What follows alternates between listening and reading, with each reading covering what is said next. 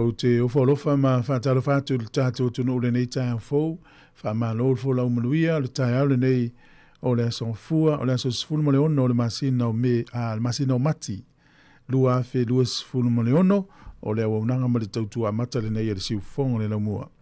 Ia ai le leo na usi mai le tātou le whaafonga, tātou taulanga whaafitai o le sauninga lotu o le tai au nei amtari e tātou whaasalaunga, saunia le sunga, le epikopo malolo, si anava, mai le ekalesia Yesu Keristo le aupa ia waso ngatai, ua rota pori rua numele lua. Ia usi mai loa le whaafonga.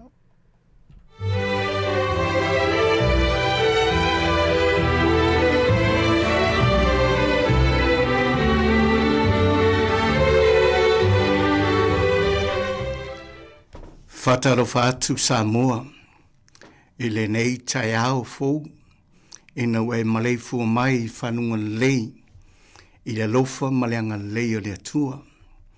E whatalo whatu foi, i le au whaingaruenga tutofi le atua, i so se whata whai taulanga, o lo whaafale le maluai, i le tautua ina o le atua malona finangalo. E whapea foi le lasilasi, o si o tātua tunu, tamali i mwhailaunga whatua mtausi, e mai se tupulanga lalvaoa o se tātou tunu. Whatalo whatu foi le ali pule o le tātou le tio le siufonga laumua ma la o tō au whainganuenga. Ia e au te wala watu ma le whaaloalo i ne nei tū la.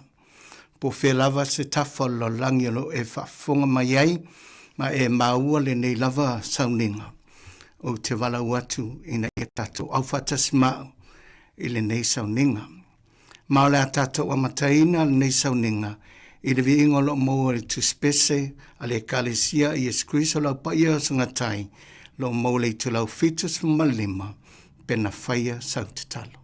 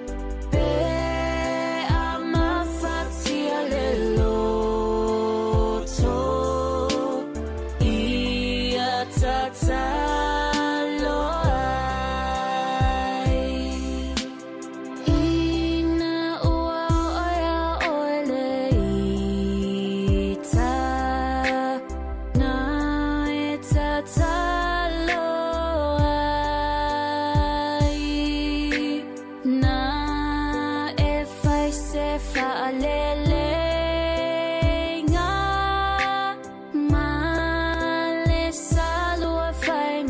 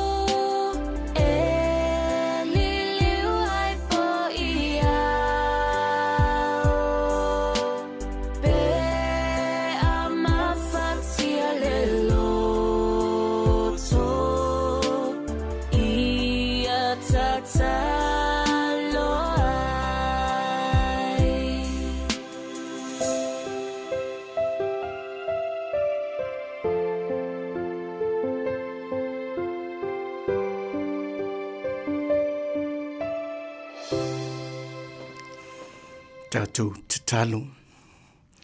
Lo mātou te mai o le langi. O mātou whaftai atu le nei lava tai au fōu mātangu fie. A wau o mātou au lia mai le nei tai au. Ua whapopo yaso le mātou wola. O mātou whaftai tene ta mā ua le pōan pō na le loa ma mautinoa i mātou. Pe mātou te au lia mai le nei aso fōu. O le amatanga nei fo i vai aso o mātou wala o tuai i nau fio. Au mātou tapena atu ni upu mai au a fionga pa ia. Tō matau i nai lo wa tunu o malau whanau nei tai au. Mātou te wala au lia lo nganga i nei mwhai ana mafuta mai e le nei sauninga. Mai e whaamanuia i mātou uma. Whaamanuia lo wa tunu o lo maua mai le nei whasalonga. Ina ia o ngā se upu mo i mātou. Ina ia mātou mana tua peolo soifua oelo mātou atua. Ta mau i langi mātou te talo lea, whata se mai nei sauninga. Ua ole mwala o tuali le loto maulalo i swafo Jesu Kristo. Amen. Ia ole a maua se tātou mawhauwhaunga whaleanganga. I le tusi whaitau ale ekalesia a Jesu Kristo lau pa ia o aso ngatai, le tusia mamuna, mai le tusia re perfecta o alema, i lona mta pe tosu marfitu, alonu fai po tosu malima, e o tosu marfitu. O upu nei a alema le perfecta nei a tautala tuai, i lona tali i whaleanganga, polona tali i o hela mana, e whaapea. Ia e manatua la uatali i. Ma o le poto i lo talavou. I oe, a o i lo talavou e tausi i polo inga a le atua. I oe, matangi atu i le atua mo mea uma e langolango ai oe. I oe, tu atu i le li i au mea uma e fai. Ma so se mea e te alu i ai, ia tu atu i le li. Ioe ia tu atu o manatu uma i le ali. Ioe ia tu atu whanau nango lo loto i le ali e whaamavau. Whiriwhiri ma le ali i iau mea uma e whai. Ma o le ai e taitai oe mo le lei. Ioe pia e ta oto i le pō. Ta oto i le ali. Ina ia mawhai o na leo leo mai o ia i o lunga au e moe. Ma a e ala mai i le tai au. Ia tumu lo loto i le whaftai i ne atua. Ma a whai i te whaia nei mea, o le asi ia e oi i lunga, i le aso ngataanga. O upu nei na tautala ai, le nei lava tamā, po le au auna le atua, i lona tali i o hela mana. O se wha malosi au fo i lea mo i tātou uma, Sāmoa i le amatanga neiva yaso i whi au mga luenga o le a whenga iei i tātou. Ai meise fo i le alo atu o tātou whanau i ala toua o onga masu esu engo na mawhawhau. E mā neia upu whala i au na tautalai le nei lava au auna. I lona tali, ina ia manatua ma o ao le poto a o talavou. E lei lava ma se senga i upu whala i au. Ale perfecta, po le apostolo Paulo inu ese. Whamai awane e ino ino i lau tau lea lea. A wafo ia o mali taimi e titoe inai. Ona e toe mo mo o lea. Tasi nā vaenga tāua, a o talavou, a o le atamai, a o le poto. Ma ia tausi i polo inga lea tua. Whamai le perfecta nei. Ioe matangi atu i le atua mo mea uma e langolango ai oe. O a mea uma o e mana o mia ai le fisosoani mai o le atua. E le ai lava se si awala e tātau o na tātou ia. O le tātou filifili ma le atua. Tātou te tui nā tuai o tātou mana o ngā uma. Whale tino, whale anganga. E le ai lava se me whaingatai le atua. Pea whai e tātou te tui nātu mea uma ia te ia. Ma e na te lango fo i ate i tātou. E pei fo ona whetalai lea li whaolo Yesu Kristo. Ma ia whape mai, o ai se ta ma e tangi atu so nā tali i se me mana o ai, i se a reto, po le alava. Ai avatu iai se ala, tulo, ia po se ngata. E whape nā lo tātou o tua. E nā te re tu ua lava se mea mo i tātou, pe a tātou uia le nei lava ala. Mai tangi atu le tua mo mea uma, whaali tino, ma le whaale anganga. Ma e le eise si me siri o na fia whaafonga mai le tua, ia te oe maau, o i tātou uma o na tali i mo na whawhine. Na te fia whaafonga mai i le tae au ma le pō, o e wala au atu. Ma e tangi atu mo lau ainga, tangi atu mo lau whanau, tangi atu mo ngaruenga o lo tātou ngaruru e ai, tangi atu mo di tausinga. Pe ona si da fia tātou tunuu, mo leo toi whaingo fia nei vai tau, mo leo toi whaingo fia nei aso, i le lofi mai o lu i tau, e ala mai te tono o tātou ainga, e ala mai o tātou whanau, o wō ma tātou tau ainga. Mo le misi so tātou whaalongolongo ma sa tātou mata i lunga o whesota inga o ala leo o televise. I tau o lo whainei. Ma wa te lea i le suinga lonlangi. O soli ngā tu la funo e o lava i le whaongaino whala au whasaina. Wa le utu vāle tātou wa ai i nei lava mea. E ono whaatama i aile mafutanga i te tonu ainga. O whaimaile nei lava perfecta.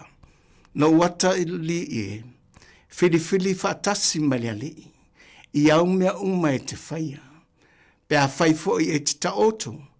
I e ta oto i le atua. Pe a e ala mai ni tai au. I a tumulo loto i le whawhetai. Tu atu i le atua mea uma tātou te whaia. Matango fia fo i le upo Paulo lana tusi i Filipi. Ina waia mautinoa le whetoto a i o le kalesia Filipi. Ma le mautonu to telo niso lau pa ia. Na ia whetala ia pesa unova pe Paulo le Filipi whafo i poeono. Awana i popole o tau se me tasi. A ia whailo atu o tau mana o i mea umalava. I le atua i le tatalo ma le whaatonga. Sāmoa ne atunu pele. A tātou ala whae mai. Ia mana tua le atua i mea oma. So se taimi lava tātou te mana tua i le atua. O le aia le tuuna i tātou e au noa malana puipuinga, malana taitainga. E se le matango fia o lea mea. Ma o le aia mana tua pia i tātou, i taimi o tātou whaingata ma whawhitauti. Aua nei pei tātou o nisi tangata, pei o le upo o le atunu, ai ulu tua nai taisi. Maua ula futi. Aua o le atua lo tātou tapu ai ai, o ia e ou le manosi. O ia na te pūlea le atu lau ma mea umaulo i ai. Na ia whitalai foi, whamai o ai ea se ise o tau na te mawhaia, I lona popole o na whaopopole umi o lona ola I se futu e tasi. E o lava I manu whelelei e la tau te le tuto ina ni whatoanga. E la tau te le sele foi. A o lau tau talo foi o revao. E la tau te le ngalulue pe milo. A e tau sia lava I la tau le atua. Pere siri ea I tātou nai lo o manu whelelei, ma lau tau talo revao. O I tātou o whanau o whiangai ngā lea tua. Na ia o siria se whiangai ngā whatasi ma tātou tamao a per amo.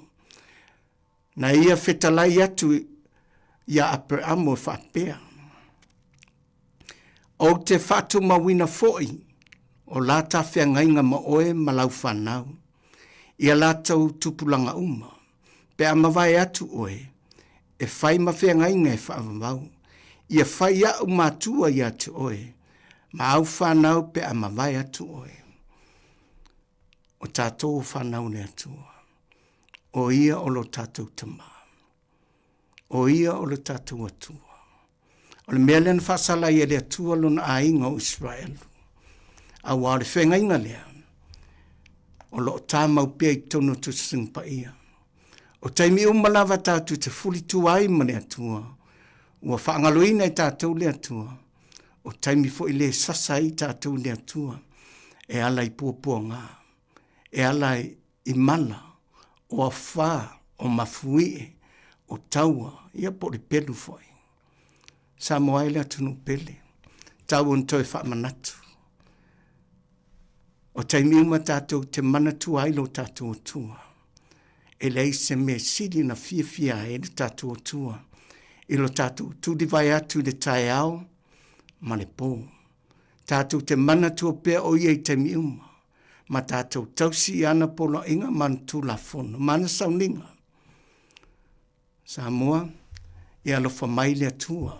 Ma whaamanuia. I fe au mangaruenga ne fo I vai aso. Mua tātou amatalia. Ai lenga te lele alo atu fo I o whanau I o lātou a onga. Ina ia malu tiro lātou soifua mo lātou ola. Ia iai whamunianga le atua I tātou atunu. Whasili whamunianga nei ta māma tina mātutua. Whata o tolia I ngasngase o tino.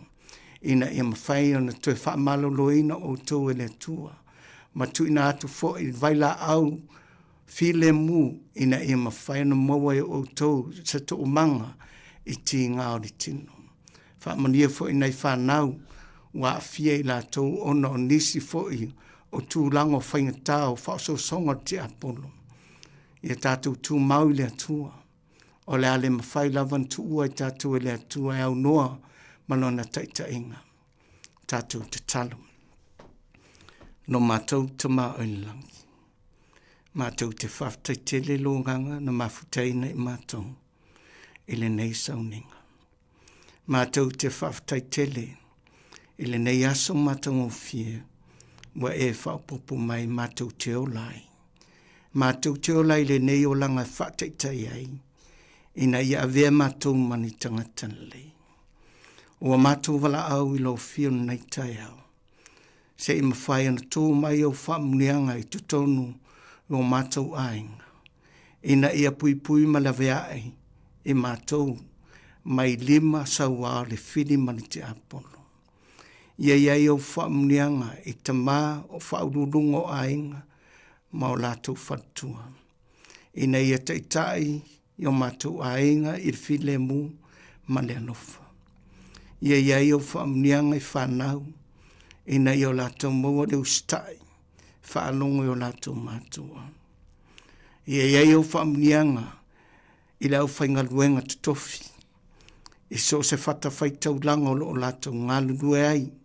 Tau isabuina o le ipo le ola. Ia o ngāle lātou taulongolongo. I lau whanau. Ina I mawhaion taitai I nei lātou I ala tonu manasao. Ma ia mātou maua sa fia le nei o langa. O mātou mana tua foi. Le nei atunu o mātou au mawai. Ia lātou whainga mālo ma lātou teitai. I nei teitai ma le tonu ma le amio sao. Ia iai o whamunianga I lātou. Ina ia mawhaion teitai atu mātou I le manuia. E whapena fo iso mātou atunu I Sāmoa. I ona teitai whana mālo ia teitai ma le amio tonu. Ai meise o mātou ainga umolo o iai Sāmoa. Mana tua mātou ta māmatina mātutua o lo o a fia o lātou soifua I mai o tino. Whamalmole I o atuailo whamalolonga I o lātou tino e sidi whamalolonga I o lātou anganga. Ia malutia I lātou I o lo whamaise fo I nei whanawiti. Ia o onga. Ia tuatu ai le saunga mui o lātou ola ma le puipuinga. Whamanuia le ali pule o nei tio malana au whainga ruenga. Whavanoi nā ai le nei avanoi tu ina tuai sa mātuk taulanga e lau o fio. Ia maua to mai e whafoi nā ai le nei au unanga au wale manuia lau tele o tangata. Whamanuia I mātou uman nei aso, marutia I mātou I o lofa. Whamangalo I mātou whanau tumu se malenga sala I o numa. O mātou ole mbalau tua tuafolu warpela o Yesu Kristo. Amen.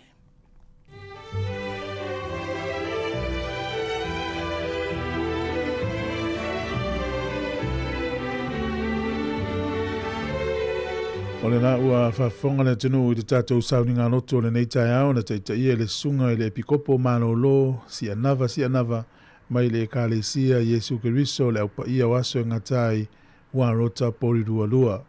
Ia o le nganga le whaftai mori atu i le sunga wha mālo tā pena whaftai mori tātou sauni ngā loto le nei tai au ia whamanui atu le tua i le sunga ia manuia ia na wasinga fuafuanga le nei aso le awhenga ia i whaftai tele.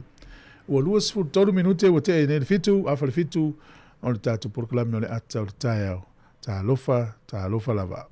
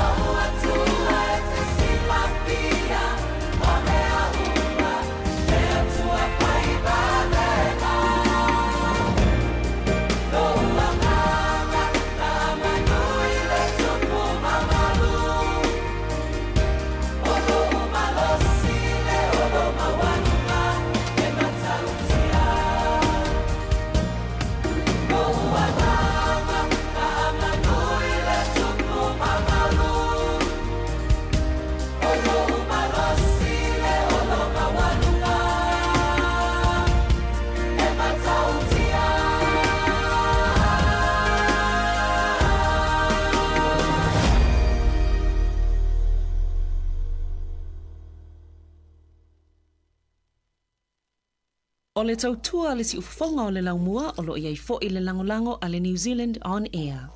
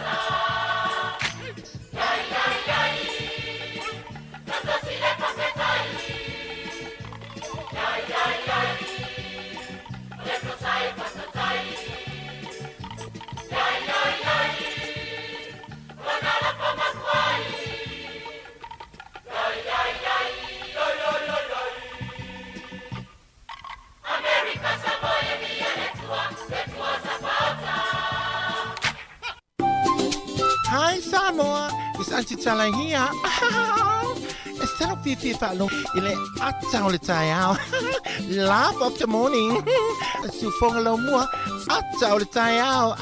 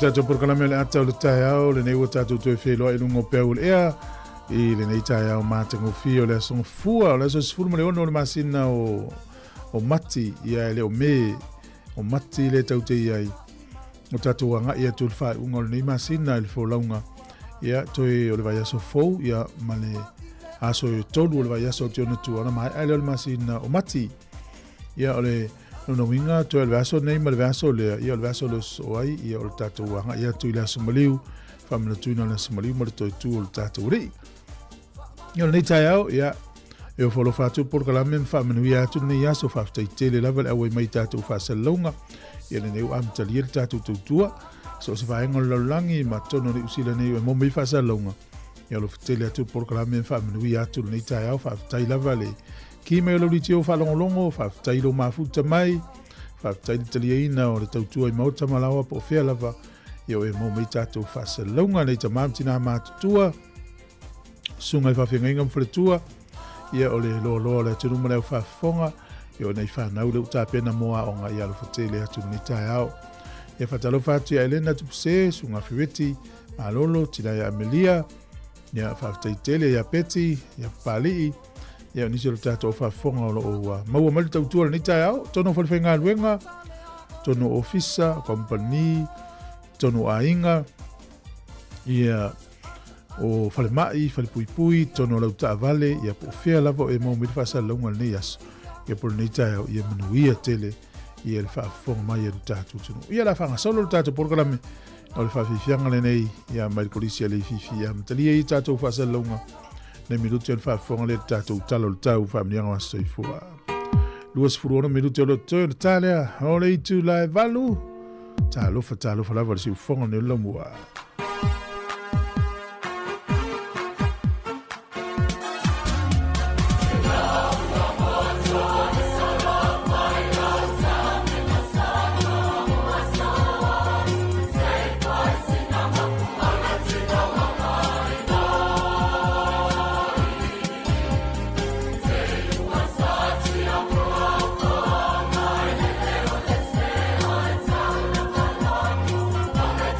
Sana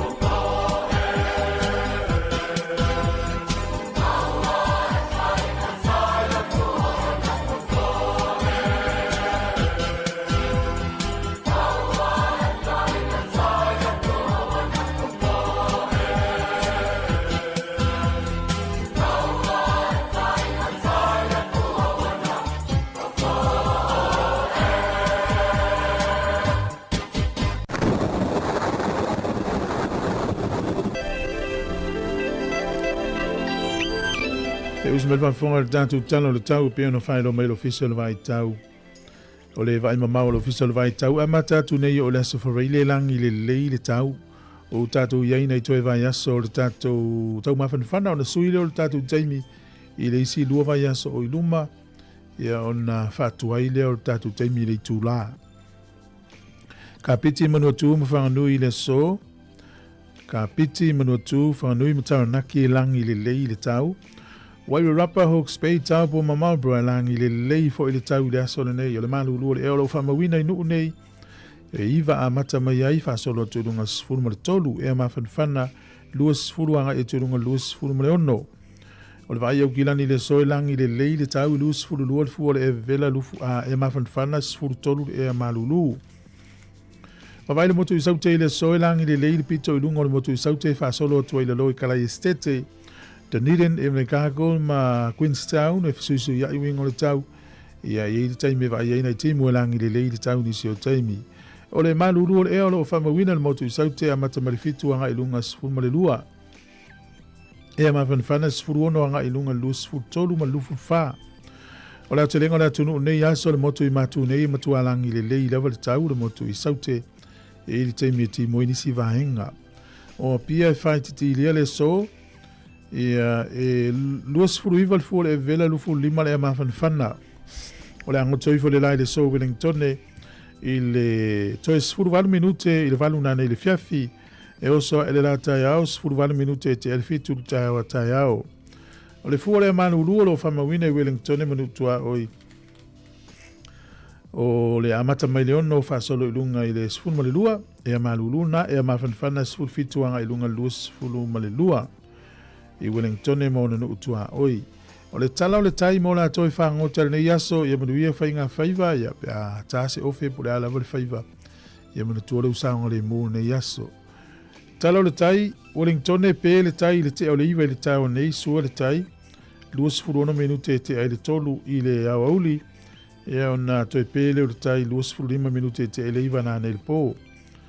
O poli lua sua le tai nei le toi ono minute le iwa le tai o nei pe le tai toi 5 minute. Toi 5 minute i le tolu le fiafi, ona toi sua leo le tai i le sifuru ono minute te i le iwa nane i le fiafi. Ia o le tala na o le tau ma le tala o le tai mo le silfia i le atunu. Ia oi lava e la folan se le ni nei taimi, ia fua lava oi aiwa maua le tupe o le folele fon whawai, ia o poroketi, ia pula oi fai o le tonu. Tasi tala ni uzila maua le tupe Sāmoa. Ia e tā la furu iwa sene o sau lalo le tatu tupe. Tā la wha iwa sene. O le tala fiti le o tala lua sifuru tolu sene o le tupe Australia e valu tas sene tala Amerika e 5 sene ia mo le pa angatonga le ua tas tesi mo le lua ono le pa angatonga i le so. Tasi tala usila maua lau tupe Sāmoa e tala furu mo le iwa sene i le aso nei. Ia, manola whaftai ia la tatou se e mai la vano wha manu yanga o aso soifua.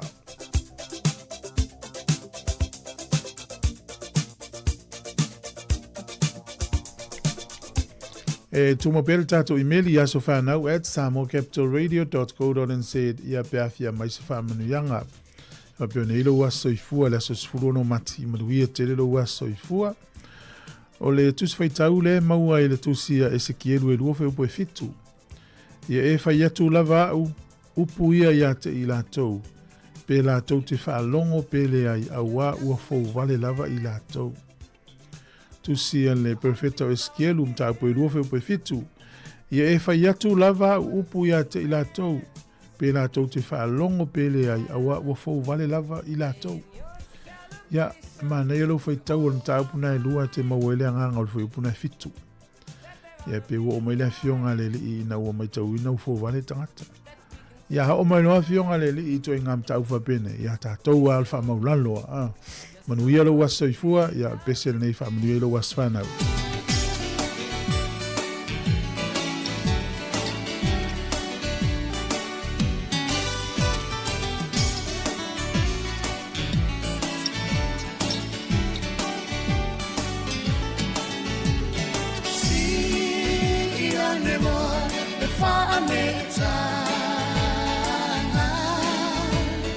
Fa a poco mai a sole ona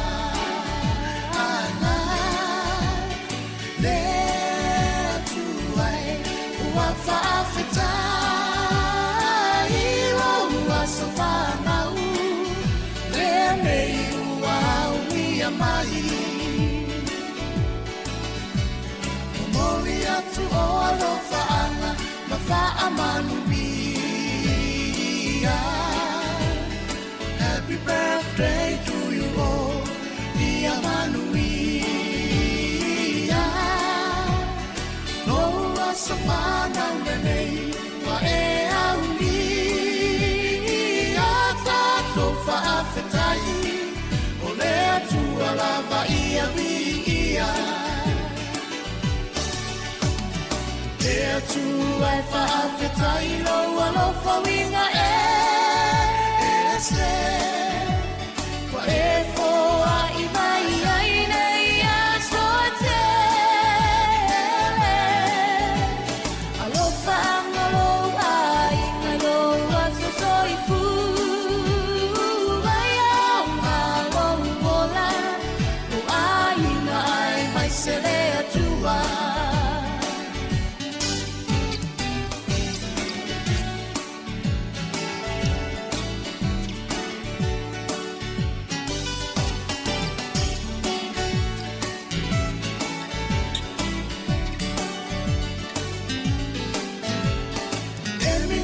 Fire e pea o matou roto E tele pea la manei aso O toe whaapopo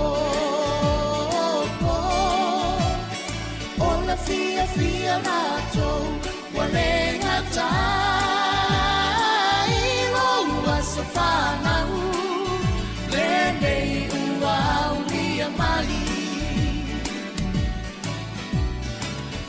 Manuia me atua I loa sa whanau Whaau ngai na lou soi fua iana whiau Toe whaau popoina pea ni si aso se te Leo whaanga mo oe E le umayo a inga pele Lea tua e whaafetai Loa lofa winga se Wa e foa i mai ai nei a soatele Alofa angaloa inga loa so soifu Ai au malou mola No aina ai mai se lea tua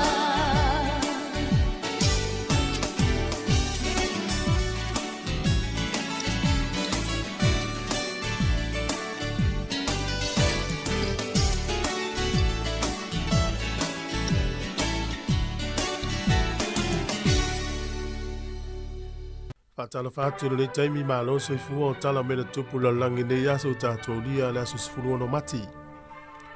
O le sol tau sanga e lima I wafitu BC o le tau nuu mai e le misia I la langi na maua le nuu leo papelunia e le ayo I Yerusalema.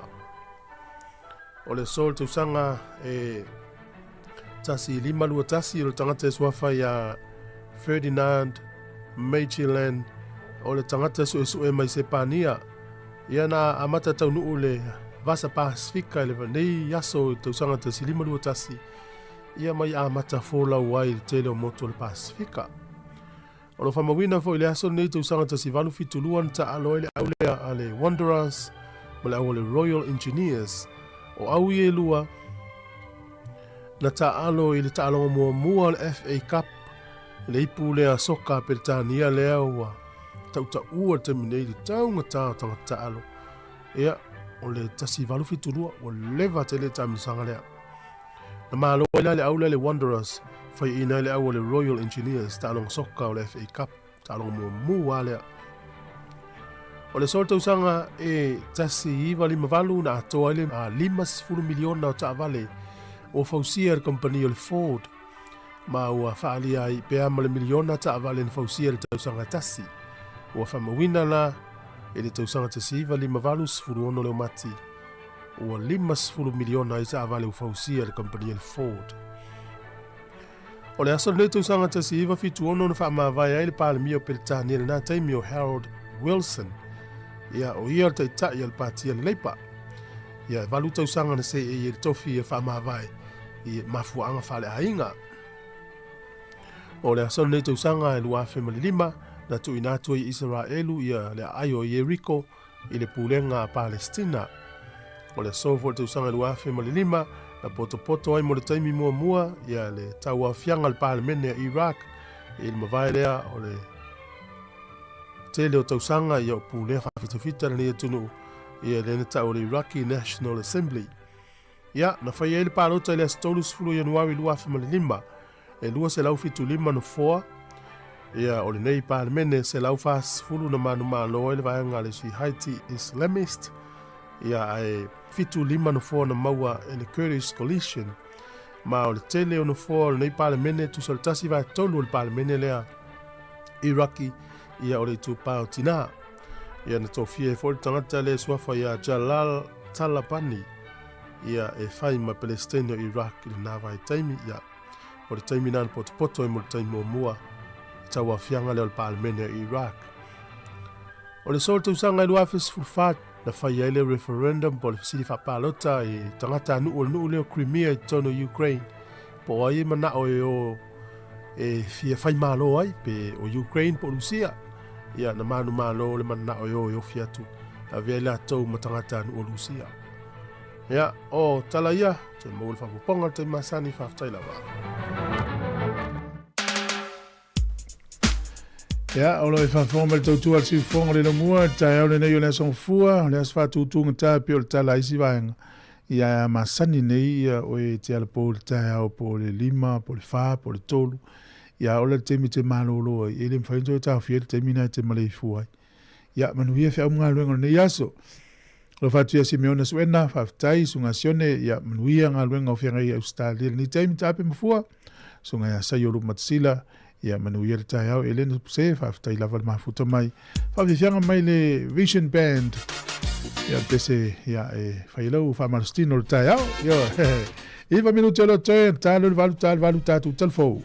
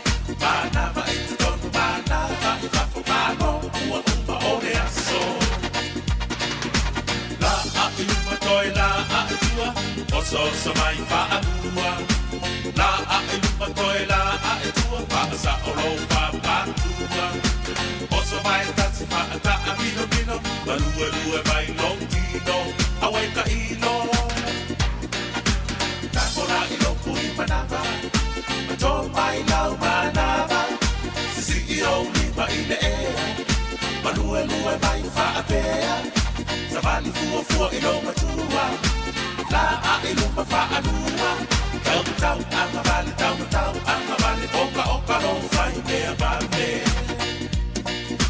La a I lupa toi la a I tua Oso oso mai fa anua La a I lupa toi la a I tua Pasa oro pa patua Oso vai tasi fa ta a milo milo Manue lue mai lo tino Awe ka ilo Paula a ilupa Toi paula i tua Lima ilupa toi lima Inanu fa a pi oro pa patua Sabali fa ta a milo milo Pa a vai vai fo ilo tino Panava i tutono panava I fa fo pano Ua uma ole aso I'm the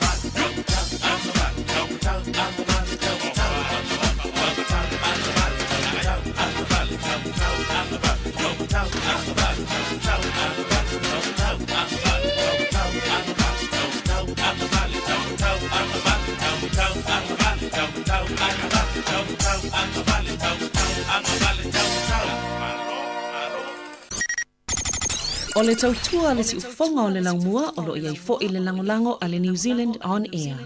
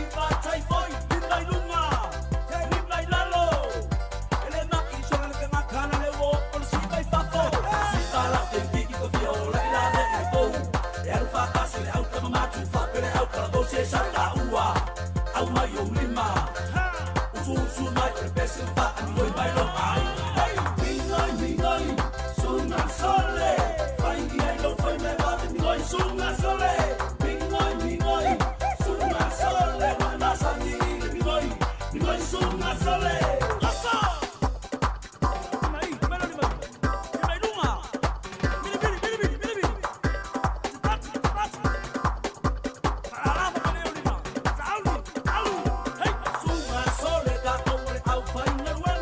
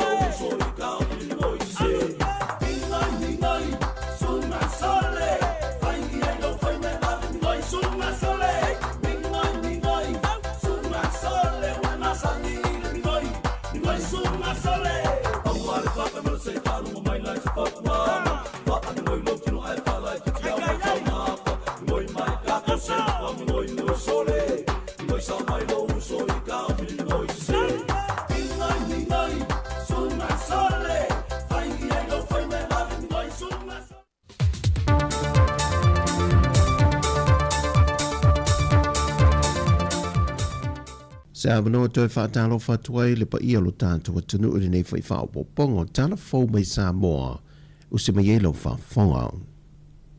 Wato ai tau nui lau ile ele lea tunu ule fionga le pāre mi o le maro ni usila, Christopher Luxon, e whaanga solo le na porkalame lea si singa e whailua ia toi le fionga le pāre mi o le maro Sāmoa, ma te tala alo ia ina aise tasi o poloketi tele sa whaatupe na mai le maro ni usila, e ala ele whiri ma ke te fau lea ia pia i savalalo, ma whaatala noa e manisio ma ta opo e tawala lana malanga mai Sāmoa, ma tua i Sāmoa e asiasia tua i tonga le nei na vaiaso.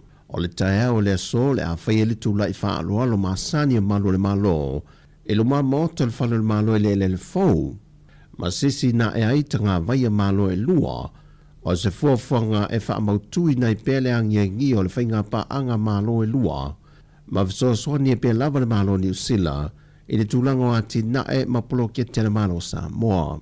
Ma i le porkalame o le taunu mai o le awhiongo le pānamio ni usila, e so o i lava ma le sauninga o le whaafotu tupu, e whae e toi le swafa tā ua o sinave maun mutotua, e fuafua e whaatino le awhio anga o pia.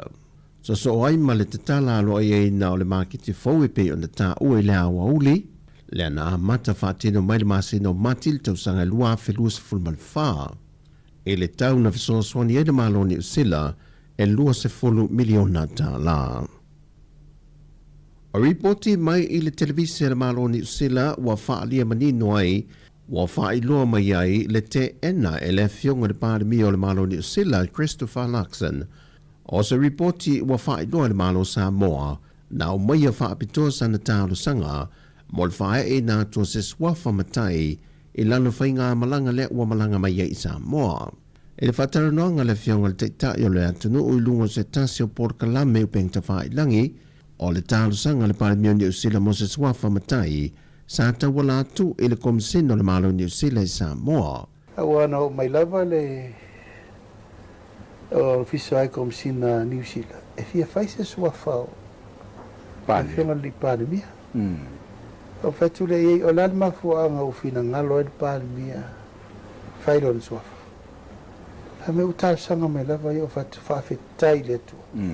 O taria tato free visa pa. Matai mai e visa matato. E wana fora kai miara jai. Moila. Ma le swafa matai wa whaalia i te pepa i lunga o peng ta whaailangi, wa tu i natu i le whaamsinonga o whanua ma swafa, e tau fie le whaonga ina o le swafa matai. Pei ta iwa whaamaunia mai au telefou, e whaatau nu lava le sauninga o le whaafotutupu i le tae au nei. Pei foi o na whaatau nui nei nisi o teitai o malo pe atau nui Sāmoa i malanga whaapea e wheiroa ia i pālemia o le tātou malo i Sāmoa. Ma whaamai ai le porkalame le so e le whaatala noi no isi mata opu mo le ati nae o malo e lunga. E ono whautasi i ua whaamaunia mai e le sui komiseno na tanga ruenga o leo leo o le teitai komiti fo i lea o le tuunga whautasi e lea tunu mo le te wila o le ato e whawhangua le nei whaanga tamalitei o whaisi omi e le ito e whaatauna wina. Na fisilingia e o telefou se tasi o whautasi lawi loit nei tuunga le Digicel senga vao mai le Don Bosco pe ono te tau vai le nei tau sanga pe ta ina whaalia le fionga le li pule tu pai fono mai tu manesua. Walona ona Sāmoa i whaatatitia mātou porkalami. Alea onga mō le tausanga. Ia ai mulia i nei longo mai ia whainga mele tai. Ia peilau i nā lea e toi tau whetu. Nā i atua mātou fofuanga. Ua le tala whea ngai. E eisia mātou whalea onga fōu o lea e atono ea matai le masina fōu. Ona ua to tele le whaitau a whai o tamaiti. O inala le ave yele matu fa mua. Sau no tupai e le fai ngofia tā penanga masani ale lau mua pe ata pene tu unga wafa pe tau sanga o mawai e o atu le silia i le lua se furuafe tā la e wha wina. Pe tai wo o atu le tāna sanga le mitanga wenga o leo le lau mua e wha no yele wha o ngā ina atua o le whautasi o foi se puni mapine la tau te awai e le tu unga le nei tau sanga. Man fai loe tu pai wa mafoi ona tu inatu a ia inga matu tu unga le wha o ngā inai pe a mo mia ma ele i toi taliane le matanga wenga. O talafou ia manuia tele le amatanga o le neva yaso si o tātou tino. Fasoi foia.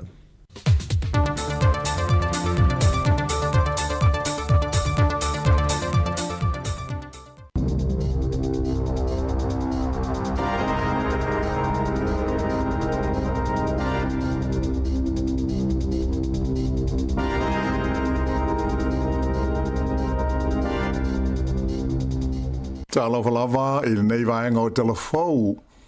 Ua iei nei i Sāmoa le Parlemio New Zealand, Christopher Luxon, mo se asi singa tau loa o le ao fi aini feilo inga, ma ta itai o le malo o Sāmoa, a o le ianga iana i tonga i le vaia so nei.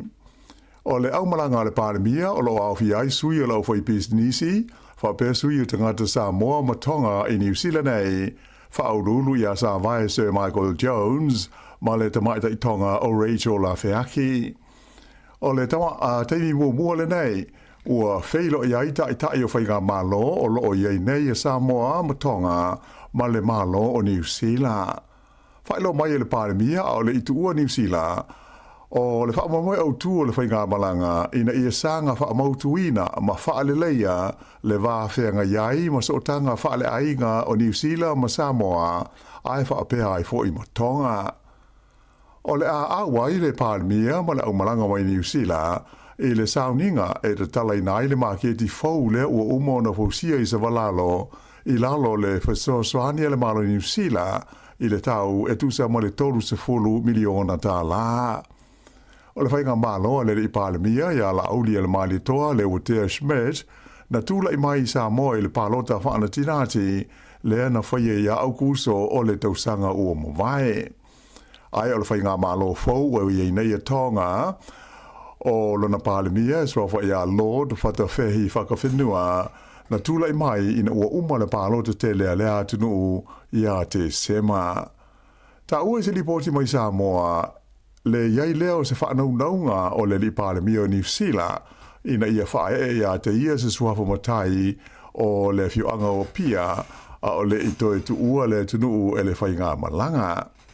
Peitai lao se whaasile silanga alo ia mai le ofisa o le Parlemia i Wellington i le fiafia le San Nafi na o la taute e na malo si a ia li poti mai Samoa e whapea sa whaatau sangaina Christopher Luxon le whaia o sona suafa matai a o iai lana malanga i Samoa.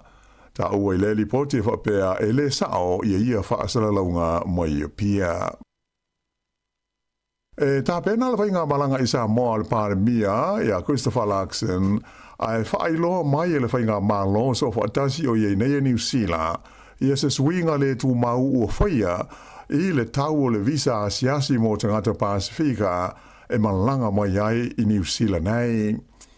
O le tau o lo iei nei i le visa asiasi po le visitor visa mo tangata Samoa ma le Pasifika e fia malanga mai i New Zealand e lua se lau se furu ono tā la New Zealand, po o le tolu se lau fitu se furu tā la Samoa. Ai o le pau le tu mau e pei ona fola mai nei le tau o le visa, o le a se lau ono tasi tā la New Zealand, po o le lua se lau fitu wha tā la Samoa. Vai a mata wha mamaru le pau i la se mua yuni o le tausanga nei lua a fe lua se furu ma le ono. E manatu le to tele o le nei fuafuanga o na o sina vaenga i siti o le talo sanga le o uma o na tu ina atu i le whainga malo ma le Parlemene o New Zealand ina ia te tala e awane i to iai ni visa asiasi mo tangata mai Samoa ma le Pasifika e fia malanga mai ai ia maua e la tau le whaatangana e tolu masina e iai pēr i le tono o New Zealand i le teimi e taunu uai i lau whanua o Aotearoa ina ia tutusai o tangata o leisi ono se fulu maonu tupu o tunu o la laulangi o lo ave ia i le avanoa pe a malanga asia si mai i New Zealand nei. O le whailoina mai o le whautuanga le nei ma le fuafuanga le main star e le vai fafo o wawasa mana i a Winston Peters sa ia ta wai e se fulu lua ma sina le umi o le a wha mamaru ai i a le paule nei le tau o le visa asiasi a le malo o New Zealand. o se vaenga o te umwhainga e sanga whaamalo si ai so tanga i le wā mātunu o le Pasifika. Ua tau fia nei mai ua ave sea mai whata o whalo loa ma supermarketi i New Zealand i le sisi e ngao sia le kompani e ngō o le Good Food Group Limited ona ua masalomia le a whaina o le tau mawha i le siama e ta ua o le listeria. O le lipoti mai le vaenga o whea ngai ma le puipuinga o le saunga le mua mea tau mawha le Food Safety New Zealand na ta wai o le sisi o loa a fia e le pepa i rua se laukalama e whaingoina o le Embok Emmentaler o lo tusi ai le whaupunga e te tau na whaongaina a o le io o i le aso 5 o Novema. O le aitu ai ngō sisi sa au maia i mai le tunu o sia mani ma e tele i a supermarketi i New Zealand e mawai ma ua whaatawina asua i tua i le tunu o. Ua whautua ina mai lau whaatau ina ia toi whaafoi le tau mawha i le whalooloa ma le supermarketi na au mai ai e maua mai ai le refund ia pe o le lafua i foi e aua le whaaunga ina. Ta o mai foi le food safety e o mai i le teimi nei e le ia se lipoti ua maua e winga inisi ua mama ai ona o le tau mawhaina o le aitu ai ngō sisi po le cheese. Ai tala mai le laulangi whafo o lea ua sa valia nei le tolu o vai aso o talu ona amata le taua i Iran ona o swainga a Amerika ma Israelu i le asto na i luas fulvalu o Februari. O le tali mai le malo Iran i o swainga i le ngata ua whaiaini la tu o swainga nga i a Israelu whapea ma ofisa ma no whanga o le military a le United States i te tonu o tunu i le whangaloa o Persia ma ua o atua i se tūlanga whaade tele i le neitawa ona ua tele atu nuu i se sae tūru tonu ia ua a fia ai le teimi nei. Wha maa maunga o pito i le tamai sa atu whaate sia le vaenga whaasara lau al AFP na ta ua i le tō tele o tangata ua maali liu ma manu nua ai tanu ona a mata le taua. O ia whainu mela pe o na whaadia mai le AFP na lātou mau mai whaasara launga mai i whainga malo whaapele fita ai mai se ofisa o le soi fua maloloina ma whaalapo tonga o ngā luenga lawe ai i le tonu o atunu ia loa a fia i le taua. O le lipoti mai i le mtanga luenga le soi fua maloloina le malo Iran na ta wai e whapea e o mai i le aso vanu o mati o si lia i le afe lua se lau le a whainga o tangata o le atunu o mari liu i le taua e au fia ai le lua se lau o tina mo ta mai tai ma le lua se lau o tamaiti i lalo le sefuru lua tau sanga le mātua, ma le siri atu i le sefuru afe la o whainga o se isi tangata na manu nua ai. I le tono o Israelu o li poti alo ia ua tu ina mai le malo ma le military i le au whaasara lau na ta awai to o sefuru tonu tangata ua mari liu i Israelu ona o se whainga o mea tau whaaton tonu arunga mao le malo Iran. Whaelo mai fo i le military, le mali waio ni fita sto lua Israelu i te tonu o le panona i saute, le fo i ua vevela i nei le tau i le vao Israelu ma le Hezbollah. Ai o isi atu nuu o le whangaloa Persia ua mali liu ma manu a tangata ona o se whainga a le malo Iran ua whaianga iana ia i ofisa o lo iai o le malo o Amerika e au fiai Kuwait o le UAE, Saudi Arabia, Qatar, Bahrain, whaapea, Iraq ma Oman. Ripoti mai foi ua la tala tatu nei i le iwa se lau le a whainga o tangata le panona ua whasiutia i o se whainga le malo Israelu ua whaia ngai ino whanga o le Hezbollah i le tonu o le atunu ai whaapea ai foi ma le tonu o le tunu o Suria whaapea i Oritana ma Iraq. Na maua le tino maliu is tangata i le Waitafe le Manawatu River i Palmerston North i le fiafiulas o na aina te nei, mai ua whaanga solo nei suenga i le mahuanga o le whaalavelave. Whailo mai i le leo o le tino maliu o le tangata le na maua i le vai e lata i le Titma Drive i Awapuni, pe tusa o le afo le fitu i le fiafiulas o na ai. Whaia nei ngā luenga masani, e whaamautua i po o i tonu le tangata na maliu. o le isi whaalawelawe le whaunga le vai aso na mali waisa tangata na tupu le mata whanga e lata il malai wa le i whanganui. Whailo mai e leo e whapea sa liputia mai le nei whaalawelawe pe tusa o le awha o le whae le whiawhio le sto nai o le tangata na mali wai na maua atu ua umano na ola i le mea na lawe ai lana wila awhi. E whaitau wafe tangata sa lolofi atu e fia mori mawina le toe te talaina leo le whale tusi tele o le lau mua i Wellington i le asto nai na te nei. Ua fitu tau sanga talo o na tāpunia le whale tusi tele le nei le Wellington Central Library ona o tūlanga sa lamati ai le saonga le mua tangata ona o ni mawhui e ono a fia ai. O le masina o mati le tau sanga luafes furuiva le ana amata tāpuni ai lea fo le tusi tele, ma whanga solo mai ai i ale ngā ruenga i le toe whaale leia, ma le sanga wha maro sia o le whale atoa, i se tau e tusa ma le lua se lau se furu ma le fitu miliona tā la. O le pule nu o Wellington e ia Andrew Little, na sao noa i le sao noa ngā autu e te tala i nai lea ngā ruenga tele, sa whatasi ai nisi sa avea ma taitai o whai ngā malo tūru tonu, ai hope ai mawhai ngā malo wha ai tū malo o Wellington e au whi ai nisi na avea mo mua mapule nuu e pei o Justin Lester ma Andy Foster.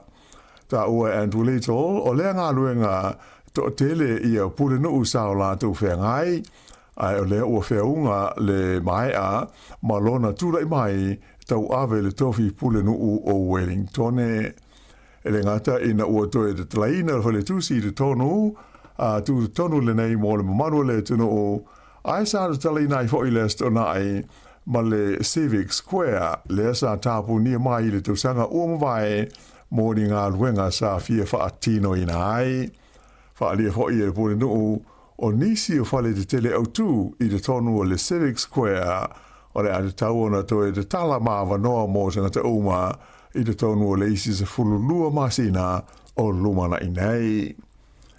I ta alonga na amata i le San Nafi ta alonga ki kiti wha le vāo malo i le vāo aua New Zealand ma au si mai a Felika i saute ia o lo oasia si mai i Aotearoa nei.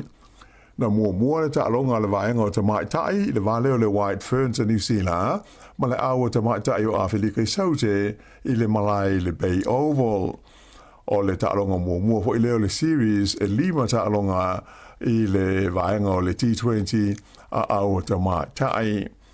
O le unga le tālonga, ma mao le malo le White Ferns, na te tāmu mo New Zealand, maua o lātou ai e se lauiva se fulu mai pe e fitu, na tui ai a Felika i saute i ai pe tai e le i maua, ma manu malo ai le White Ferns.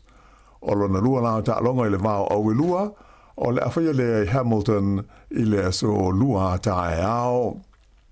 I le vaenga o li na amata fo i na poi Mount Maunganui i le series e lima i a tālonga pupu nei T20 i le vāo le Black Caps ma le Proteas a Awhelika i saute. E pei ona silsila mo mai mo i ai le TV na te tāmu mua New Zealand mai umole le ia lātou pe e na o le ivas futasi o lātou ai na maua. Na tuli ai a Awhelika i saute i ai o New Zealand mai tolu pe ai ua maua ai e ivas futolu mai oas furuono ma te ai wha. Manu malo ai a Awhelika i saute i le tālonga mua o le series i le wā o au lua. Ua se atu nei i le ausoka a li o Aukilani, le Auckland FC, le tūlanga lua le whaasalonga o awal tāmusanga o le A-League, ina ua manu malo i le lātu tālonga, ma le au o loo nume le tasi le au lea le Newcastle Chats.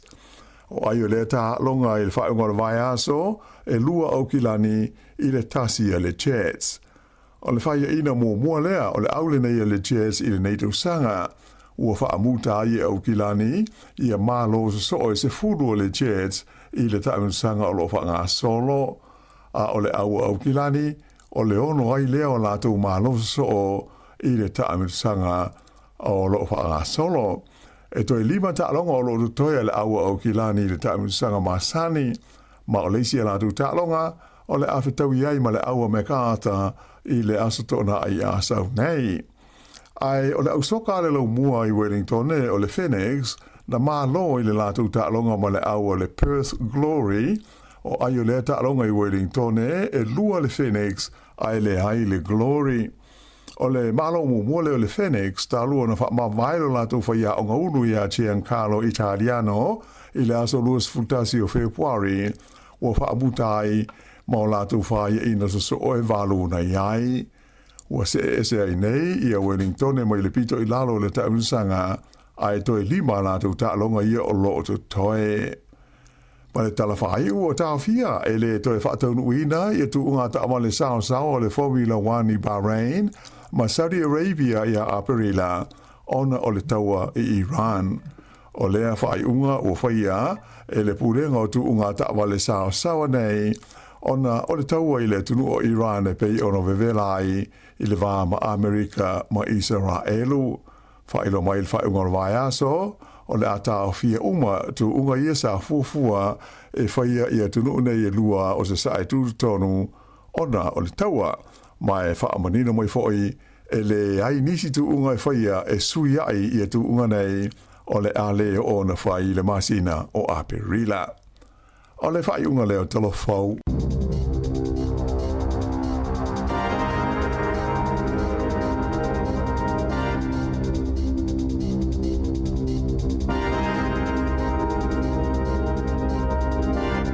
Fonga le tunu i telefo amata le nei tai ao, mai le si fonga la mo Wellington, pe on tapre ina matu na le fionga la wano ati lawa mtala mai Sāmoa, sa uni le sunga ya tase salem sem, te fa fonga le tulai wale tau nei male tulai se ful male lua i le aulia na nei luas fultasi minute te e nei le valu. Ya lewa amata ona oswa e la ni taimi, ya fo yo sa wale nei ta maiti o pu le train. Ma nei tai ao. Yo moni, malo talu tas. Alo la valu se voi. O mai le nei tai ao. Ya, manuia fa tai. Le ale ni taimi uma. Yo, sa o le a mene. Tai ele tua ele tau singa ia i tātou. Tātou ala whai mai fo ile tunu nei aso ia o lo ala mai lava maleifua mai wawa ia tu matango fia o tau, maftanga fia ma whanau, ma ainga, na ia kālesia. Ia ma whalwhenga ruenga. Ia o la tunu. Ia leo i loa ulusu whai tu lale lo pora tempa u mel pomu i isi tua. Ia la mai le taua. Ia moe le taua. Ia. Au isi atunu o langi, ia la moe fia ai, moe fia ai stangata fia ngai ma suhinga le tau. Ia tātou ne i oro mau al fia fia. Mele o moe le tu langi ne i tātou o watau mafa. Ia. Ia. Se tau o me purufana ma loketi ai tau tātou me te ron me ai. Ale fai te la tangata. Ia u te le la fale ton. Ia ma lo la velu sport nei tai fo. Ia u te manatu e le wanga ngai tu tātou le vai tau fo ile amatan sui mali el tātou taimi ia sui atu fo ile wa matau na va veona fa pulo mel pongsa. Ia sa ole le ia pe wa te falongo ina fo amatan tau malulu mel tai au. Ia ia ta pena i wa masani ata tu ia tunu nei le la tatu nga ia tau malulu. Ia mon ia me al mea fai me auto tini e desi me la malili e. Ia mna tu na o tele tau nu to tele nga luenga. Ia le sa. Ma futa mai tono fal fai nga luenga ia tatu wema. Wani sisi fai me fa ali. Ia mon. Me se lunga wala. Ia fu atu nei matu e moli nei fa na ka onga ole o te ale le val. Ia ma nei foi la tatu se atu fa fianga. Mana ia. Fa fia la ia ta vale nei sisi o le la va ia ma lo level fa malos. Ia na.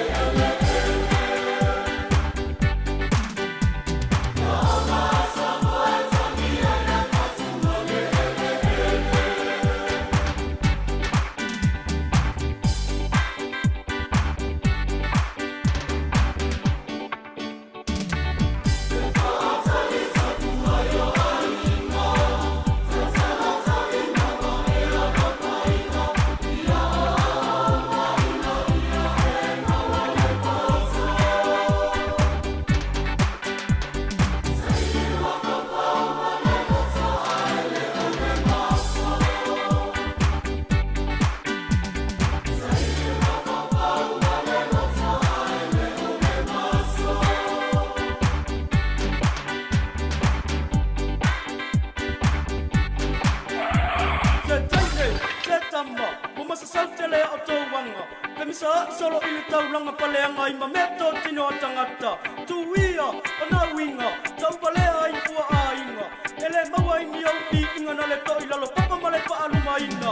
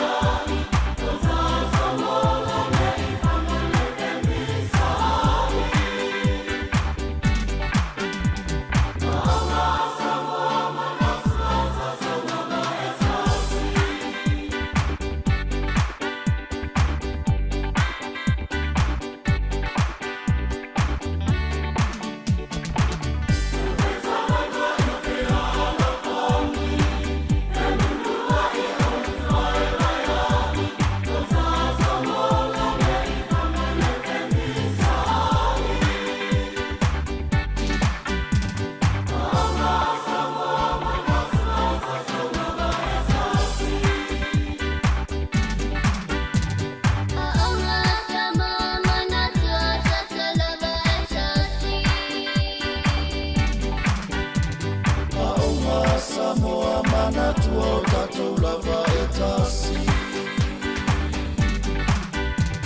Sāmoa mana tua o tātou lava e tāsi. Sāmoa mana tua o tātou lava e tāsi.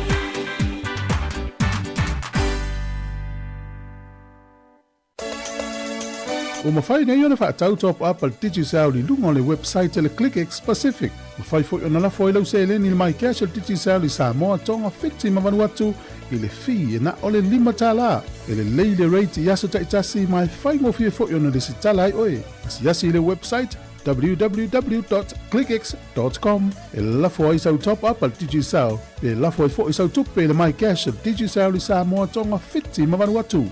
O li si whaamtalanga whaafsota i le o lua tasi, lima ono tolu tolu whawha. O lua tasi, lima ono tolu tolu whawha. Sekia, Digicel. Maro whaftai whawo pēr tātou whaasilisilanga. I o leis whaasilisilanga nei, manatua o le whamoemoele al tātou ritio. I le neiva yaso, i le ua atul whaasalonga i ate utou na i le hat i Wellingtone. Toi whamana atu le Pacific Community Outreach le maftanga al si fonga laumua ia male au whafonga. Whataruina le stofio le vai aso nei e sfuruiva le masino mati whaia le St. Anne's Hall lua wha Emmett Street i Newtown i Wellington a mata le afo lima le fiafi o le afo le fitu le fiafi i au se avanoa e whieloa i ele au whainga luenga al tātou ritio mal tātou au whafonga. Ia mo mātou whaalongolongo ni au tau whinangalo whaalia winga i Porkalame si fonga le laumua. Ia wafo ini Porkalame ti whinangalo ia e sanga whaalea atili ele tātou tautua ia o le atata i fo i malwha ili le leitio si fonga laumua po le laumua sound. a mata i le afolfa ta tonu ala tatou felo i le aso i le lofa o le tua faafetai ia tasi o le tatou faasisilanga lea mo tatou paaga uma lava i Wellington ia ma le tua le tuatusina ma le taimi ia po afalfa ia tatala tatou faaili e faatatali ai le tou taunu atu afalo 5 a mata ia tau i le ma le taimi manavaiga luega le fiafi tatou e vaina fa tatou tala malie ma tatou ua tele o taimi te faalogologo mai faafofoga mai ia e nea te mai moa mai ia la no le la tatou feloaʻi ai tatou militino ma faatalofa ma fais tatou tala fiafia lenā fiafi laulia ma le ua uma atupolulua uma mai o le pitonuna o lo hat ia tagofila tatou Wellington e faateʻi mai la le wa mafutanga ia e lua o ka semana ia se mana o le tafia alu e mo meu mafutanga foi le le fia uma tangata ia ta tele fia se mafutanga te lua tu e fa uma tangata foi le ton alu la tu val mafutanga la fa u la tu e fa spaka foi le fa fia ia e o te lo la mo vol fia ia pe o te le mafutanga le e wele o ta ape ia o maftanga mun mule le tape o le maftanga lai tina le onga le ja e ma fuara on tape maftanga va pena vuli le ona i li teria se o me ai ya mal se le ni ya tatu filo e naso vale ya e lu tonu Sāmoa malanga tatu palmia so le lopo o le sole la filo e mal tatu palmia se fai se la tala te lo mta pula volunga te lo la volunga ta no le tato se ninga lima voile na vel il palmene por la sita la vo se tu langa vo ya ora vo falo mo mel vason te ne lo tan no tum sile la e le wo me ile wo di le visa voile fa ta mo fier visa e pila fa le no la tamale le na tato sa varietà le pose me voile le se me amata te lo ilo se me tu mau ia mo no ringa fa pe ta iloi o tau matematenga ta to lo ringa le malanga laksenizamo se manuele ia se pa o visa i to tonu sfulu masina le amata po uni na vai tuita ia le pose me vole le fa mana ia el felo inga nei ia ai ta tonu ia ta sia ia langa ta to panmia ia ma fa isfu fuanga o mana onga o nae mai la to len tau la mul fa moi moi o le i fa ia vole le taua ina fai ia fa tu la fono sa ole yo o ave tu la fono o la ia Sāmoa ia marisi no uil Pasifika i le mai fuata fato yo ia ma pe ole po le mai so ova inei tau nei ni ia inga se tu la fono e fai mo la tu mo i tu masina a mi so sola tau nei ni inga fa pena ma tu asu e tu fa fo e balisia ia inga na u fa longo el tano manai i tanga na le fa pe ti o mo la no se fulu wata usanga fa sala uni to sa tu u se fulu tau zanga to no ai ita afa pe wale o le visa le na ia so ia le ise sia ke le mal fo ma ia visa ta fa ia so ia na i vutavis ama na ia la le visa le pe talia lo manat fa sia ke le ia ava pe le so ta fa na pa wan me fa sia ke le ia pe fa sia ke fo ma ia fa ta ngofi fa to visa ia so la lenta to mai ka se fa ngofi no tu sia fa nga luenga ia sa wa mai ia le umia ia to se va so talia tu o lo wa ma o visa o le visa fo la le wi nei pe sa o visa ia o fa me pe ne wa seta fe mai ia la us fa sin mai pe sa ta vale e so fa no ia na te lo le atas o te lo tat fa no za mo le fa pe pa ia sa le ia o fa no sa inga yo nga fa pe o le ofisa o le ofisa me so fa no fa e mo sa no ta lo maton o fa singa tu mat fa no la no tu nga tala na fa yi e o tama titi volele tala vo me e so fa no e so sa ta vale e so fa ia na te lo tu pulanga o tato za mo na tu right e uma matu me uma e tar sia le fa se fa si volele e fa so to lua ia wala fa ma ni la tu si ia wa va tol tu si la senjo tina po le tama fo tina le sa ia me la fa tamait o le pola le si me mana o le officiale fa ma ni ai me mai tino ale tau telo e alu lo le o la application le agent isi ofisa malanga sa mo mutino ai mo lo visa o tele lo pole al ma fua pe ai ofisa malanga pe ai ofisa malanga do to mo lo al multiple visa Ia peo le vaingana na tatau vai e te lo tangata i ui na fai ngofi e. Ia mantuala ui. Ia. E se le fi por tu pete tongi le e se foi le fi le immigration. Ia. Ai ai sa le immigration. Ia le ila se fi le foi tu be fa popo le. Ia mela na le o fe tangata. Ia le tu ai le talia. Ai le talia foi. Ai le tu vai tu mai lo tu. Oh ia. Ah, o tele. Le fetau ia na. Tau tu fa foi tu pe ale talia tal sang. Tau si el felo inga nei ia langa mta upuna ia pole foi se tala le anga ilumana. Tele nei tau tangata e fio mei ta fam toi fo. Ile sa ole. Ia o pona tia i whaingo visa. Ia o na. Ia o tele la tau le whainga luenga le ofisiale o tangata Sāmoa i Sāmoa. Ia, tau ona la tau iloa langona hui o tangata i apalai visa. E wa le umauti no o ia na i whawhianga inga le fio mai fo i maliwa la to ainga ne te ena. To teli. O le lola pole alisi me manao. Ia ofisiale. Pole ala to inga pepe mana o e vole le whamau ni ai le toi fo ia to whiwhia. Ia, ia. Si, me ia into ina Sāmoa. Me whaunga ma fo E uri whiri mai, fia ni au whai poiponga na whai. E fia ni maliu na e tanua. Fia ni au baptisonga. Ringo tuanga mena i na o susu anga na ofisiale. Fia ni was whanau. Fia sau tupe na mau i au tutu si il tau. Pare mamau me la o. Me fieni au tonga vai na mo. Fieni au sua. Ni au sua. E lisi u mato tua. Ni tar fianga ia so. Ya malo o fa vesi ta au mo pe fie. Menu fo ya onga sfa na ne ya so. Yoi, na te mai ti fa malo si ya onga. Fa malo si ta to ya onga. O ni fa vai. Ya, na e toi lua sai toi. Ia na sui lolo tatou taimi la so lima o aperila sui tatou taimi. Ia. Toi ki tatou wati tua, ia moresi tu la atoa. Ia, tatou nga ia toi lo le tau malulu. Tatou malulu. A ua fata mala tatou. Ana ia. Ia o pensini, la tu na o pensini. Lole. Ia. Ka se tala la tamai. Te o mali ia. O la tu lo tu ta vale le pamune taua. Ia. Ia, ai no vai le pensini i ia tatou. Ile lo le pamu le tau mo fiele lo. Ia. No o lu ese atu la mo rato titi le pamu va to e lu ta la to tia to ta la. O lo tu lo ta vale lo no fe le fata. To foi me. O lu o to ta la mo to hasta ma temia no o lu ese atu no pasi e lu mo pamu le se le i. Esa o le ia o si al pensini. O fa lo ta les forili. Ai an fa pen fa ino ta no mai le tani o le pensini o la ta vale tas. O tumu al temin. Te mo mole tu mo. No fa lo tala na over pe. Se foi. O le si le tani o la tablet den foi. Tongi tu pele na tu ya wa. Me umana. Ya, ele se me tau ti alo ia o pawa wa. A fianga mai o me lo tupule. Talo si ia va uma le taua la ma. Ia te lo uma fia pampensini no foi pe lunga taula pensini. Ia na pe o pampensini Australia ren fa sala la sonteni. O fa ngale taua la yo. Tu se la ya lua le pensini as fa tau. O fa ngale taua la yo. E si era to pensini.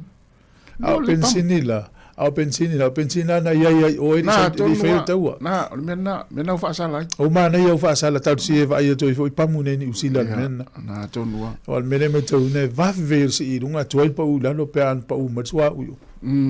Ya, mahalo. Ya. O le wa toi lus fultas minute na tale o le tula iva. Ya se fa talo va tu se va ngala sunga tone a tau ma oe manuia lava nei tai au mai o kilani. Ya fa te lava pe le ma futa mai so le mai o ngaluenga. Ya ole fatua portina ya Rachel Sifa ya olof te tu mari materi Rachel ya ole oile silia fa fatai amosa manuia lava nei tai au ma fo Eric ma lova tai atu wolo fa fianga nei ya ma te mai ya Tara au Marisulu.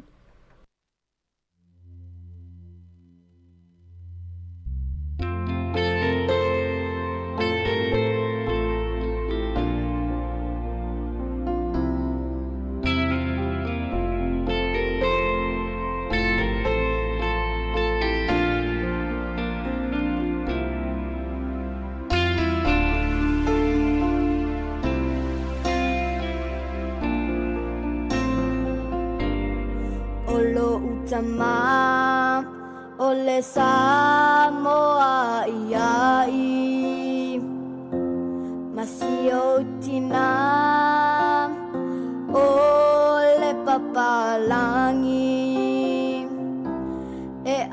tara I le whalawa whapata o te ai foi I le whali fuwhai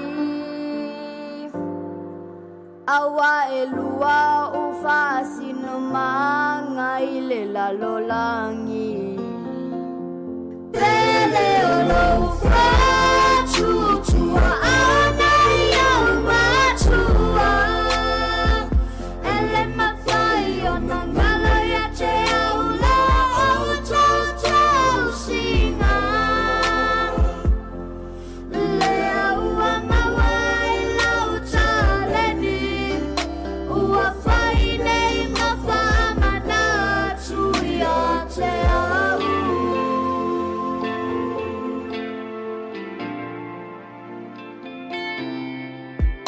O te whangota pe ai le sao Ma se I whai so tae au Pe au te ono mea Sāmoa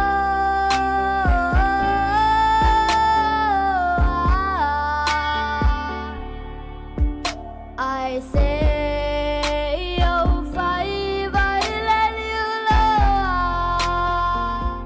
Pele o lo whachutua ana iau matua Ele mawhai o na ngala ia te au la o tau singa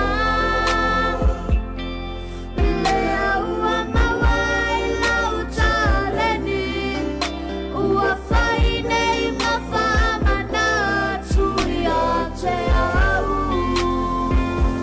Pele o lo whachutua ana iau matua Ele mawhai o na ngala ia te au la o tau singa Le aua mawai lau taleni Ua whai nei mawhamana tui a te au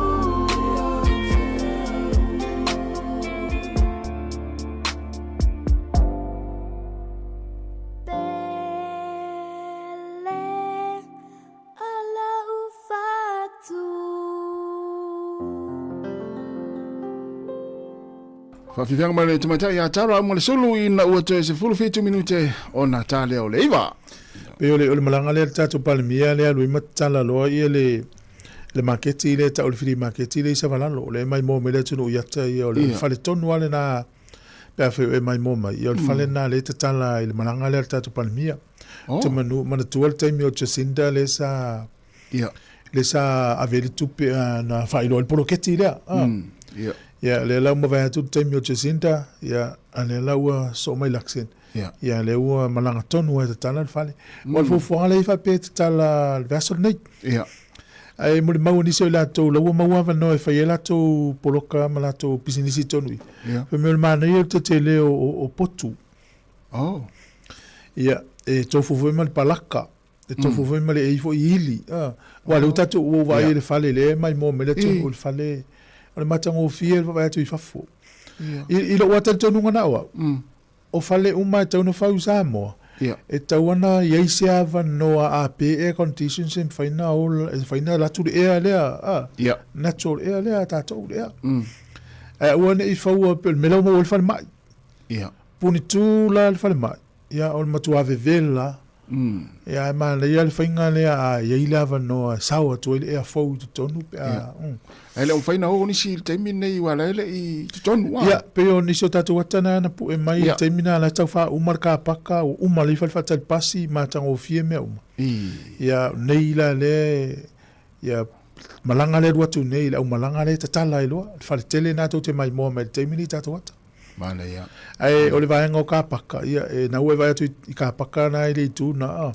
ile tele ia o te loa ia lai tala na ia ta vale paka na o na isongi ma tele vaenga paka I ta vale ia Mo fia la vaenga le au fai poloka le sa fia mo wala to poloka tonui e wale o mele sai e sa la to fanga ina ele na la ta ile e funga le market ya ele sa ngale mu ele sa ngale mu mo la to ya terminate ya ole ila ta ya le mai tau isa mo le terminate mo la to los food to sanga le to malanga sa mo tu ama tau langa ya pia ya ono le tele o tanto fainga luenga la unga lu e fa mama ia afa pela e so ani matanga la tele ia wa so se mela volta ulanga te ita si we ia kalo ne lapis afa pela ta uolena ai nita me ai ta tua tongilo tono lapis ta pepa ila male male ia vel tele na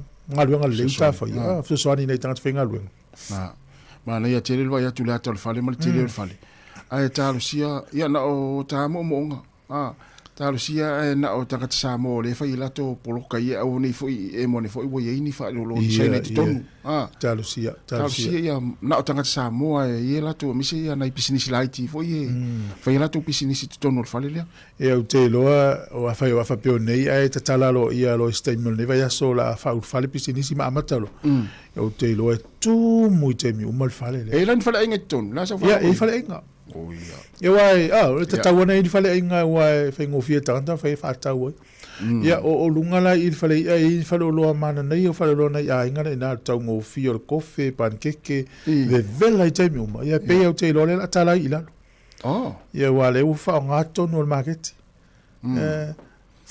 e pe o le sina ta o malanga le bo o le sina au tu o malanga le tato palmia le ne ia o te lo le tele o nei tangata la fai la tu poloka tonu io o lava io me tau lima lava pai me tau lima mai ngam fa pena mana ia wa o tele o turisi ia fatainga po fea te alu e te fia alu su eni me tau lima le na fo ia tonu sa o le ia o ile la tele na o turisi ta fa o turisi papa langi mai se tonu ia turisi Sāmoa tele ta to ia ni usila o Sāmoa ta fa ia ai ta vala au tasi ia el ta vala au le tam fai mai ta vala au ya se ko manguia ina tunga ile dia wao ya mesele sunga toina alo se fo le lu malo le a finga luenga si fonga lo mua ngita ya fo de lo pole tai ya so no mai malo se fo ya langi mai do ruasa se luan ngai vai ngoras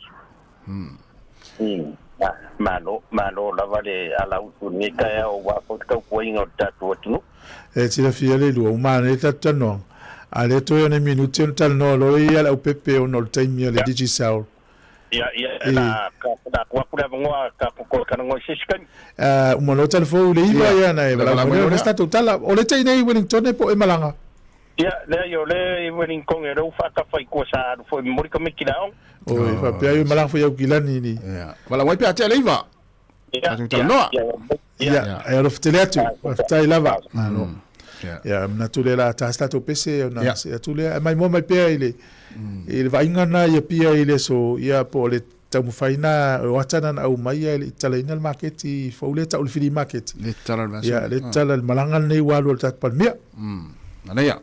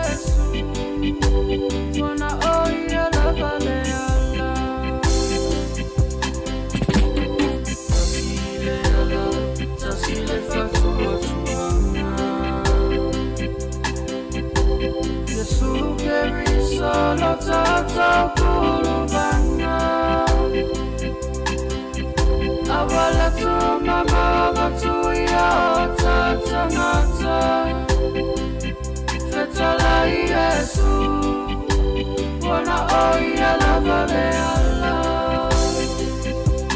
Oa avenga ua mamafa Oia natu fa'ama fana Aia le tina Nale nganga oso nei Aso wale anga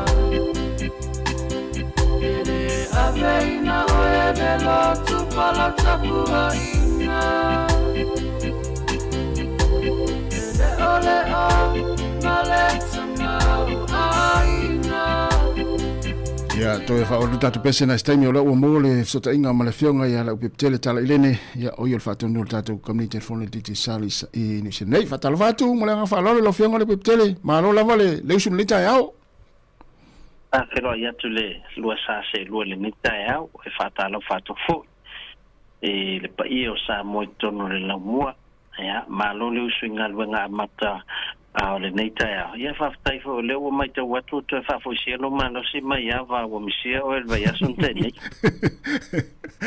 ya fa malo fo tatu tau fa fatalo fo le nei taia o le fionga e malo fo le usinga luenga ya wa mal nei taia o mal tau ya o kilani ia fa malo fo le nei aso pi fo dinga mai o la tau fo mai fo nei ti mua ia ai wa mata fo ya na tau a saule malulu ya atono o le amtanga foi le ole tau malulu tatou ya mafaso solo atu ai longa te mo se bevela pe ona ya tau sang taitas ya saule le ya wan masina fole su yel taimi tatou ya su lol taimi tatou o lol taimi tau malulu ni sila nei pai sipisio matou ya kilani nei o le wo matule Pacifica Festival le ai tele na faitai le la talata titi ya pe ngai uma ele to telefo yo nai tangata mata tu manga le tatu Pacifica ya vai ko nei le so a mata tu le so tofi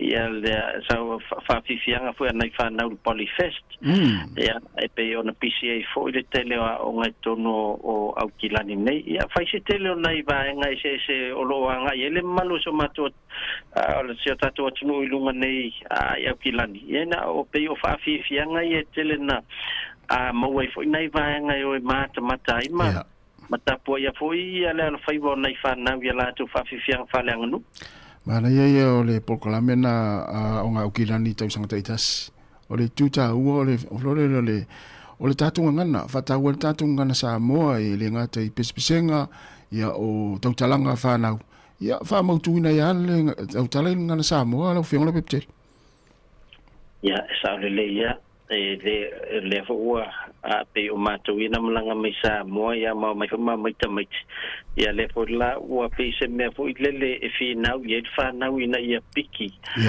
e tonu o alato au fili al Polyfest a wae e whatapula a fo inu mira ia wanga fo ni o fo ia ilato whanau New Zealand ia o tau finau uma ina ia i tonu le o whaafiafianga nei i tau sanga teitasi ia o na fo e tele na watu online ia mo mal fo la tunu ele o fafoto kilan ia la am fai on to mai mo mai ai i tau fanga fo ia whanau sio mato pito whanua ia ma loa lele tapuai li vai atua manuia se au tau tau mwhainga il to talonga le aso a tonai ia fa pena fo ise mato fo talonga na nafi e wi fo le telo la fonga fa mai le anga la foli ia ai o la mata ia la sa ia la foli ia tau fa le tono fo le disciplina al mona na sa mana ia la to fina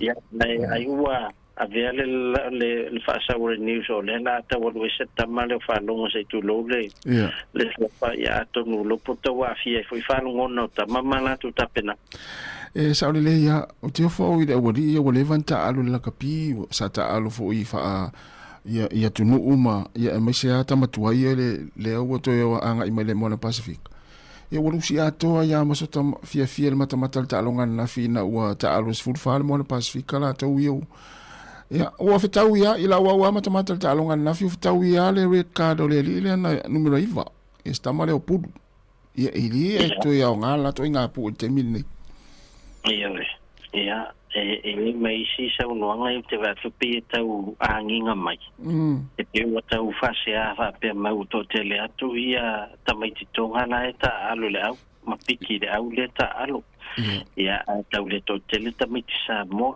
ia ai mantua a fai o ele fia onga e te pikia tangata o lai te loa tala fia ngai mo talonga ile aso mo le aso ele te si o pikia se au vuile le manano tainga e se fa tele lau tonga pe fai na pe mano ala e fa malia ina fo lava ia lava pe le tato on sai ia matatu tapo ia ono la fu la vivea isi tamatato e me sala Sāmoa mo ile le ia talo si ia isi talonga ia te toen mono ia awai ia mai tau foi le sau le tua ia le fo pai na mai le prampisi o ia mai e pe ia to al mato au la o ni sila le fai ina le ile au le tua ia ai pe o au ia ku se da ma Wellington e pe fi te le tua ia au na kana langa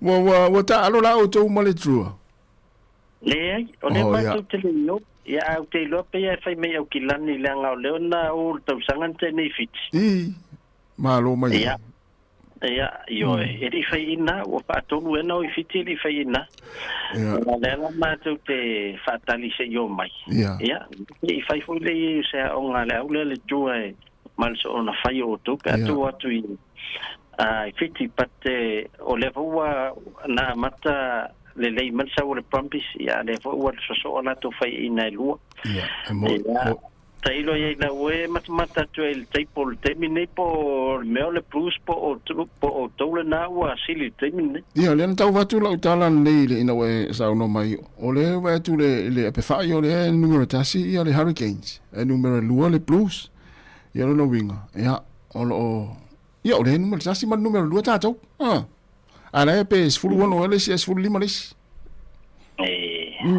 Tio man le para me Wellington numero tas ia ele a faina le ala fa numero tas fa numero tas o to le vai ia malo mata to tatu talo liki ia wa faia si man le yo ta penanga le Warriors ala lai o le te tau e te tu sa le Warriors mo le tu ta ma vodi e se fie malo la tu malai mai mauna pena mai na ma la tu malai la tu tatu ai sao le ya mo tau tia fo ia mane ta le Warriors version te nei ia tar si ia ave fa pe ia sa o e pe malo a pe mai la tu malai ai pe fo le fa le tonu pe o e se tu ma ukilan e dei si se te fa le ton se ta alo wala wo man fa ya ia ta to ka ia ia po mai lava ia fa mo tino lo tulanga ia tatu tapo ia nei vai aso ai o tulanga ia tatu ngaluenga ia sito tele o fainga malanga ia ngai Sāmoa ia ai o lo te talo ia awane iso na fa awa wina pe ia tawale Trump ma Iran awale la amata na ule o le wa cancel tele flights locally ia o ai na fa le tonu to ma malanga international ia pe fa umi tulanga le ia mo ila tolo sa ni fai malanga to sia ki le lo fainga malanga po lai okay ia po me wa cancel awa tulanga ia tau so tainga ia nai mua tatu whaongal tatu isim awa nanga tatu isim leo whaingo fion whaonga Ia, whaingofia fo, nala fo ino se le ni whaonga e tātou click X, le mai tau atu lato rate, ia olo le fo le rate le nei aso. Olo tā lali ma palu la iai, ia pia mana fo ia la fo se le ni, ia le fo le so ta i mai lava pia mana mia lava le so soani, e le tele o tātou au na kaulo whanga solo nei vai taimi o tātou numera o lua tasi. 5 ono. Tolu fafa o lua tasi 5 ono. Tolu fafa ya ai longa wa umalau tau samila dua umalau talo nan sa mo fenga malanga le no mai Sāmoa mai ya ole tu tono dai sa ya manuia lava nei aso le piptele lo viong la piptele tatu to e talo le stofi fa te tele lava dai ya so fu e se mai fa fonga e tatu tala mai Sāmoa.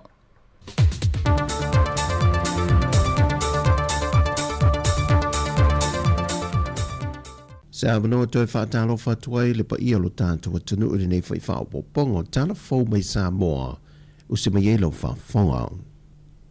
Wato ai tau nui lau ele ele o lea tunu o le whionga le pāre mi o le maroni usila, Christopher Luxon, e whanga solo le na polkalame lea si singa e whailo ai atoi le whionga le pāre mi o le maro Sāmoa, ma te tala alo ia ina ai se tasi o polo keti tele sa whaatupe na mai le maroni usila, e ala ele whiri ma kia te fau lea ia pia i savalalo. Ma whaatara noa e manisio ma tā opo e tawale lana malanga mai Sāmoa, ma tua i Sāmoa a siasia tua i tonga le neina vai aso. O le tae o le aso le a whai ele tūla i wha aloa lo ma sani o malo le malo, e lo ma mota le whalo le malo e le fau. Ma sisi na e aita ngā vai a malo e lua, o se fuafuanga e wha mautui na i pele angia ngi o le whainga pa anga malo e lua, ma visoasoni e pia lava le malo ni usila, i le tūlango ati nae ma polo kia tele malo Sāmoa. Ma i polo kalame, o le taunu mai o le awhiongo le pāre mio ni usila, e so o i lava ma le sauningo le whaafotu tupu, e whae e atoe le swafa tā ua o sinave maun matotua, e fuafua e whaatino le awhio anga o pia. So ai ma le tatala alo ai e na o le makiti fau e pe o na tā ua i le awa uli, le ana mata whaatino mai le masino matil tau sanga lua whelua se fulmal wha. E le tau na visoswani e le maloni usila e lua se fulu miliona tā la.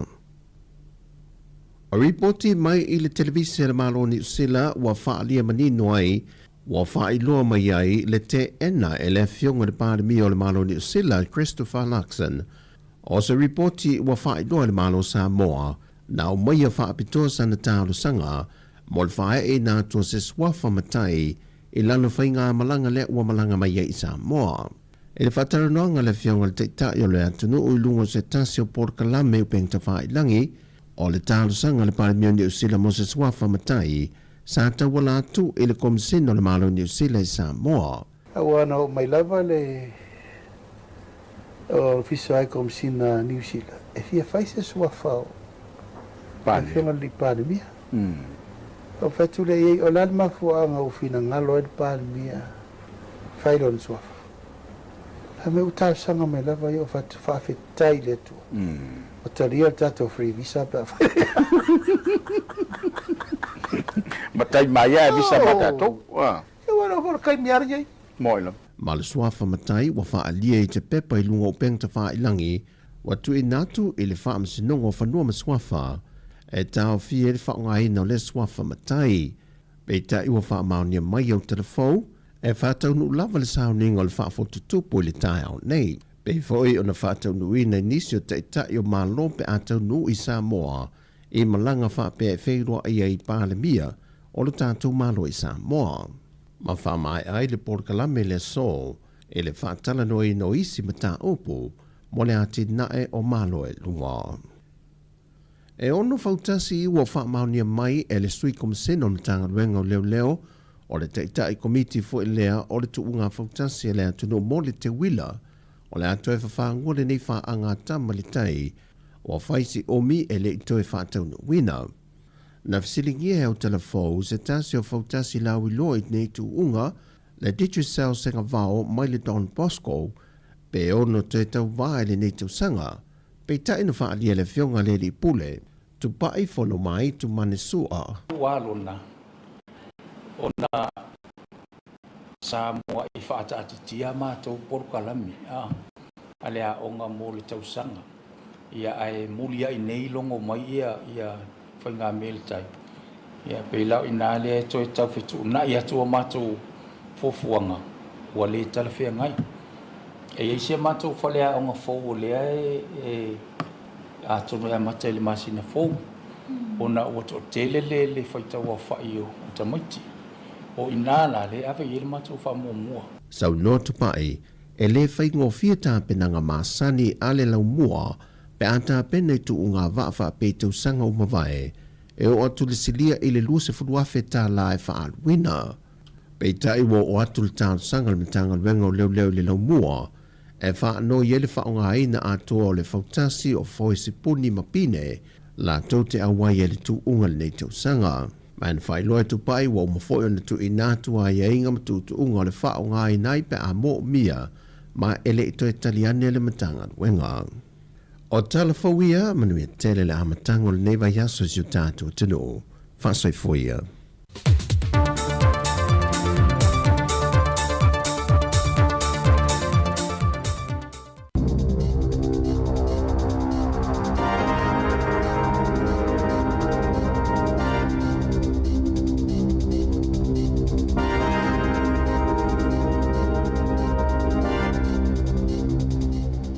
Lava i le nei vaenga o telefou. E to tele te ngata sa awai i le sauninga sa whaiela sa nafi e whaamanatu ai le atoanga o le hitu o tausanga talu le whaalewe lave le nos fo i ai te ngata ta pua i Mosalame a o whaiela tu sauninga i o atu whale lotu i le ai o kalai estete. E pei ona si le fia o le whaalewe lave matutia i le asus furulimo mati lua o tasi iwa, na marili wai te ngata to olima se formaltasi i o se whainga sa whaatino e se li mai Australia ingo i a Brenton Tarrant i le Al Noor Mosque whapea i ma le Linwood Islamic Centre a o whaia la tu tāpua ingo le wauli. I se whaase launga i lunga o fisota inga te le wawawe a le palemia i a Christopher Luxon a o le itu ua le tunu umo Sāmoa matonga na ia tāwai le tāua o le sauninga whaamanatu e manatuai i la tau e to limas fultasi na whano ai le soifua ai maise o la tau au ainga. O amata ona wa ia tūlanga whaapopoleina o lau whaita avale i le taunga tā ma le ono motu sia o le supply o le pensini ma le suau i le tonu o le tunu.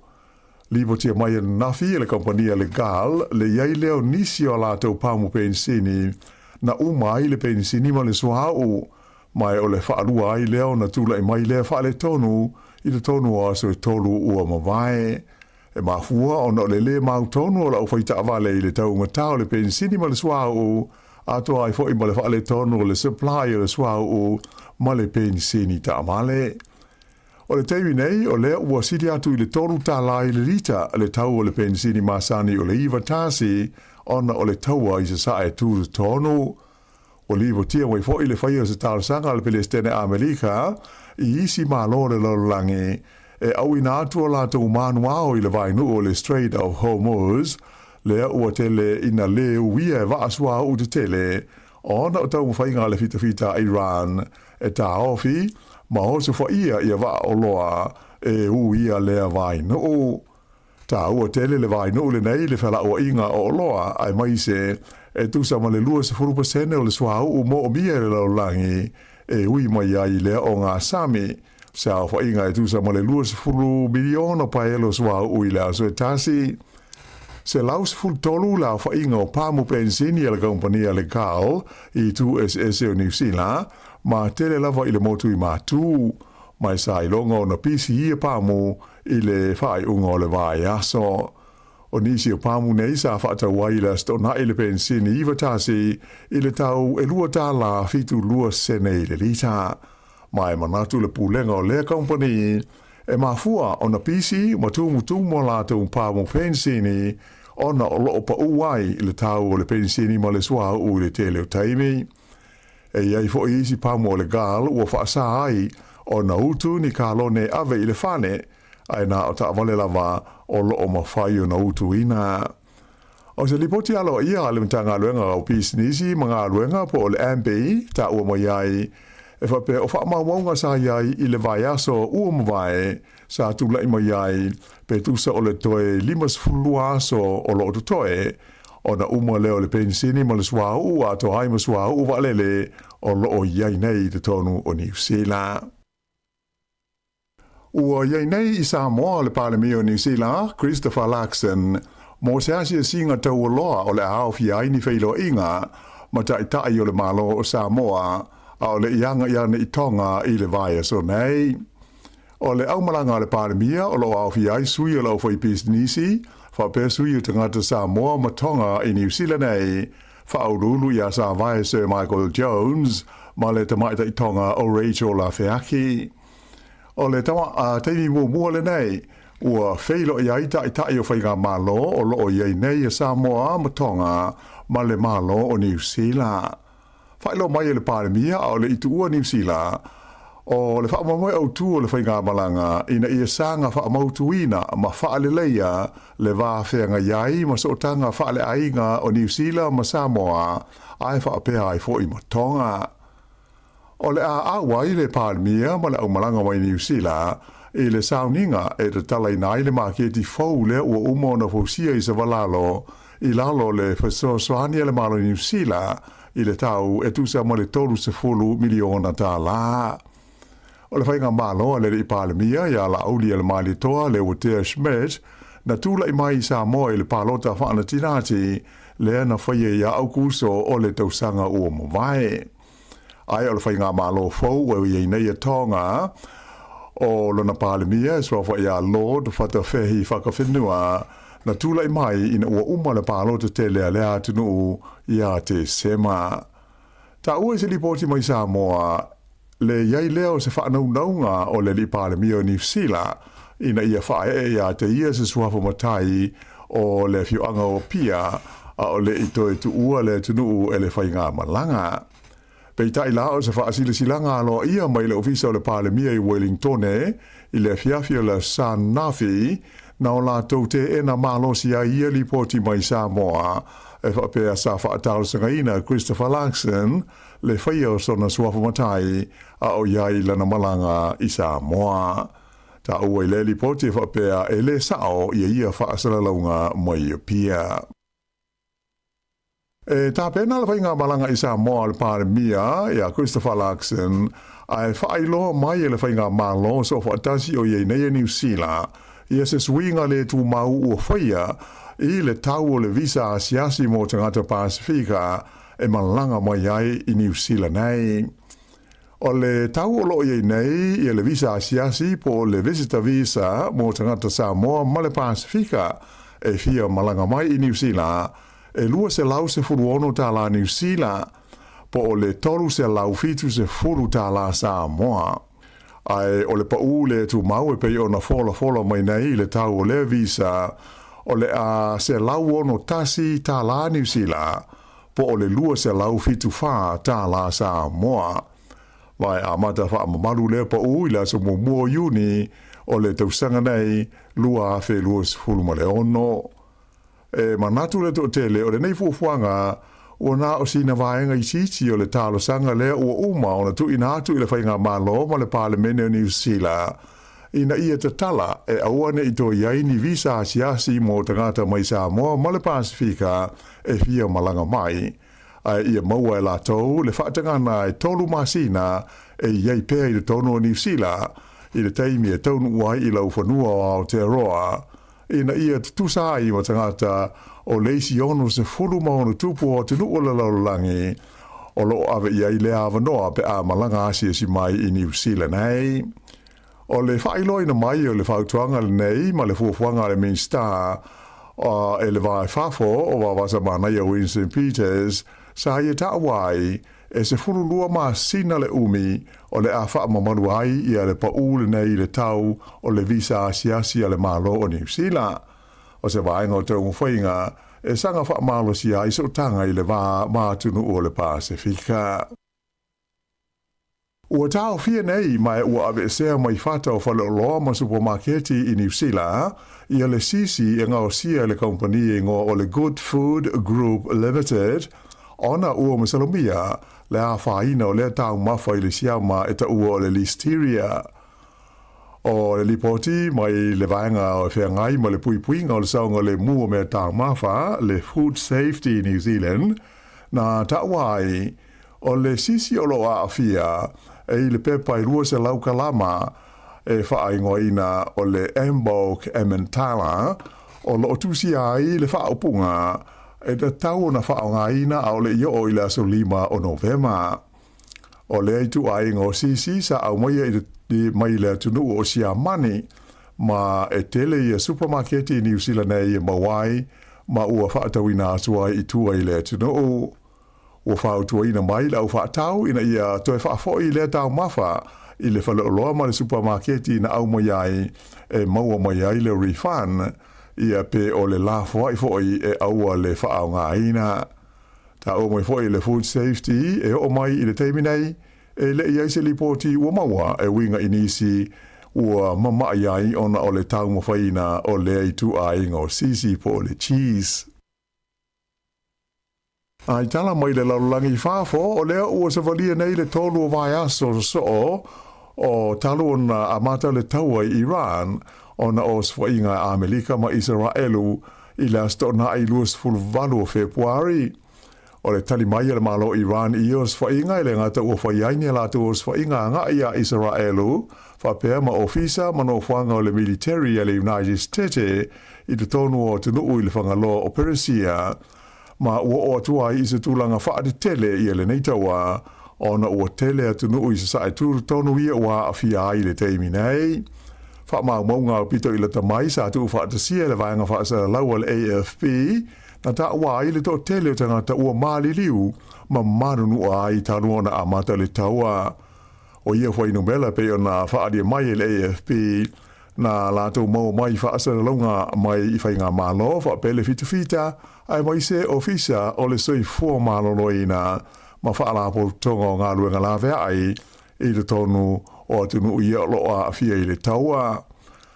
O le lipoti mai I le mtanga luenga le soi fua maloloina le malo Iran na ta wai e whapea e o mai I le aso valu o mati o si lia I le afe lua se lau le a whainga o tangata o le atunu o mari liu I le taua e au fia ai le lua se lau o tina mo tama itai ma le lua se lau o tamaiti I lalo le sefulu lua te usanga le mātua, ma le siri atu le sefulu afe la whainga o te isi tangata na manunu ai. I le tonu o Israelu o li poti alo ia ua tu ina mai le malo ma le military I le au whaasana lau, na ta awai to o sefulu tonu tangata ua mari liwi Israelu, o na o whainga o mea tau whaaton tonu arunga mao le malo Iran. Whaelo mai fo I le military, le mali ni waio ni fita sto lua Israelu, I te tonu o le panona I saute, le fo I ua vevela I nei le tau I le vao Israelu ma le Hezbollah. Ai o isi atu nu o le whangaloa Persia ua mali liu ma manu a tangata, ona o se whainga a le malo Iran, ua whaianga iana ia I ofisa o lo iai, o le malo o Amerika, e au fiai Kuwait, o le UAE, Saudi Arabia, Qatar, Bahrain, whaapea, Iraq, ma Oman. Ripoti mai foi ua la telata atu nei I le iwa se lau, le a whainga o tangata le panona ua whasiutia, I o se whainga le malo Israelu ua whaia ngai I no whanga o le Hezbollah I te tonu o le atu no, ai whaapea ai foi ma te tonu o le tunu o Suria, whaapea I Oritana ma Iraq. Na maua le tino maliu o stangata I le vaitafe le Manawatu River I Palmerston North I le fiafio la stona aina te nei, mai ua whaanga solo nei suenga I le mahuanga o le whaalawe lawe. Whailo mai I le leo o le tino maliu o le tangata le na maua I le vai e lata I le Titma Drive I Awapuni, pe tusa o le afo le fitu I le fiafio la stona ai. Whaia nei ngā luenga masani, e whaamautua I po o I tonu le tangata na maliu. O le isi whaalawe le whaunga le vai aso na maliu ai se tangata, na tupu le matawhanga e lata I le malai waalele I whanganui. whaelo mai e leo e whapea sa lipo tia mai le nei whaale lawe pe tusa o le a wha o le wha i le whiawhio le sto nai o le tangata na maliwai na maua atu ua umalo na ola i le mea na lawe ai la na wila awhi. E whaitau wafe tangata sa lolofi atu e fia mori mawina le toe te talaina leo le whale tusi tele o le lau mua i Wellingtone i le asto nai na te nei. Ua fitu tausanga talo na tāpunia le whale tusi tele le nei le Wellington Central Library ona o tūlanga sa lamati ai le saonga le mua tangata ona o ni mahui e ono a fia ai. O le masina o mati le tausanga luafes furuiva le ana amata tāpuni ai lea whale tūsi tele, ma whanga solo mai ai i ale ngā ruenga i le toe whaale leia, ma le sanga whaamaro sia o le whale atoa, i se tau e tūsa ma le lua se lau se furu ma le fitu miliona tā la. O le pule nu o Wellington e ia Andrew Little, na sao noa i le sao noa ngā autu e te tala i nai lea ngā ruenga tele, sa whatasi ai nisi sa avea ma te itai o whai ngā malo tūru tonu, ai hope ai mawhai ngā malo wha ai tū malo o Wellington e au whi ai nisi na avea mo mua mapule nuu e pei o Justin Lester ma Andy Foster.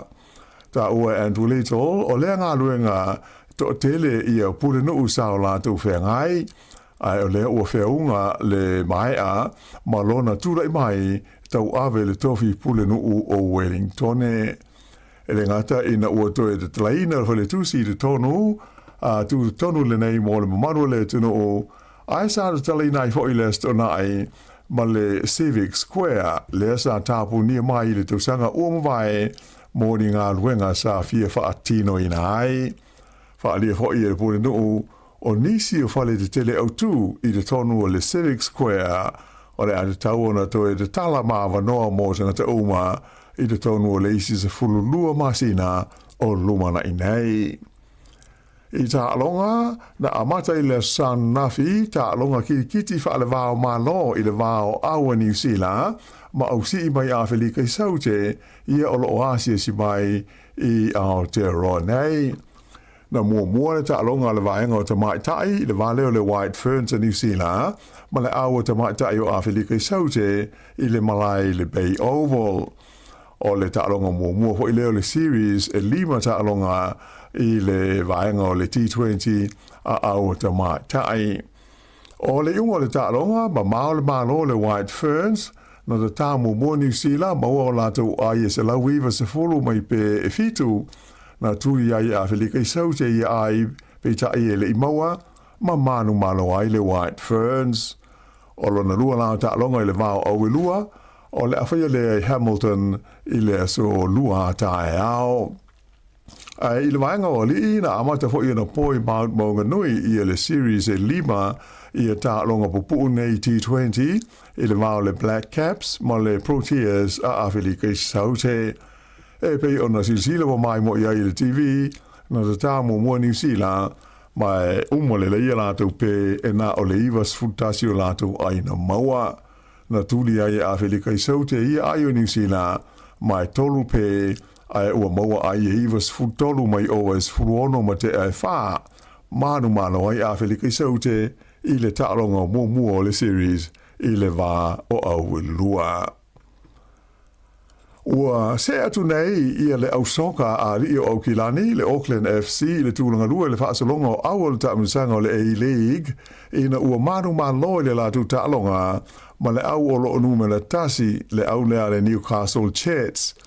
O ai o le tā longa i le whaunga le vai aso, e lua Aukilani i le tasi a le Chats. O le whaia ina mua lea, o le aule nei a le Chats i le neito sanga, ua whaamuta i Aukilani, i a mālo so e se furu o le Chats i le tāunu sanga o lo whanga solo, a o le au Aukilani, o le ono ai lea o lātou mālo so i le tāunu sanga o lo whanga solo. E toi lima tālonga o lo toia le aua Aukilani le tāmu sanga masani, ma o leisi a lātu tālonga, o le awhetau iai ma le aua mekāta i le asotona ai asau nei. Ai o le ausoka le lau mua i Wellington o le Phoenix, na mālo i le lātu tālonga ma le aua le Perth Glory, o ai o le tālonga i Wellington e lua le Phoenix ai le Glory. O le malo mo le Phoenix, ta lua na ma vailo la tu fa ya o ngulu ya Giancarlo Italiano, i le aso luas futasi o Februari, o fa abutai ma la tu fa ya ina so o e valu na yai, o se ai nei, ia Wellington e mai le pito i lalo le ta unsanga, ai toi lima la tu ta longa ia o lo tu toe. Ma le talawhai ua tāwhia e le toi whaataunu uina i tu unga ta ama le sao le Formula 1 i Bahrain ma Saudi Arabia ia aperila ona o le taua i Iran. O lea whai unga o whaia e le purenga o tu unga ta ama le sao nei ona o le taua i le tunu o Iran e pei ono vevelai i le vā ma Amerika ma Israelu. Whailo mai il whai unga vai aso o le ata o fia tu unga ia sa fufua e whaia ia tunu nei e lua o se sae tu tonu ona o le taua mai wha amanina mai foi e le ai nisi tu unga e whaia e sui ai ia tu unga nei o le ale o na whai le masina o aperila. O le whai unga leo telefau.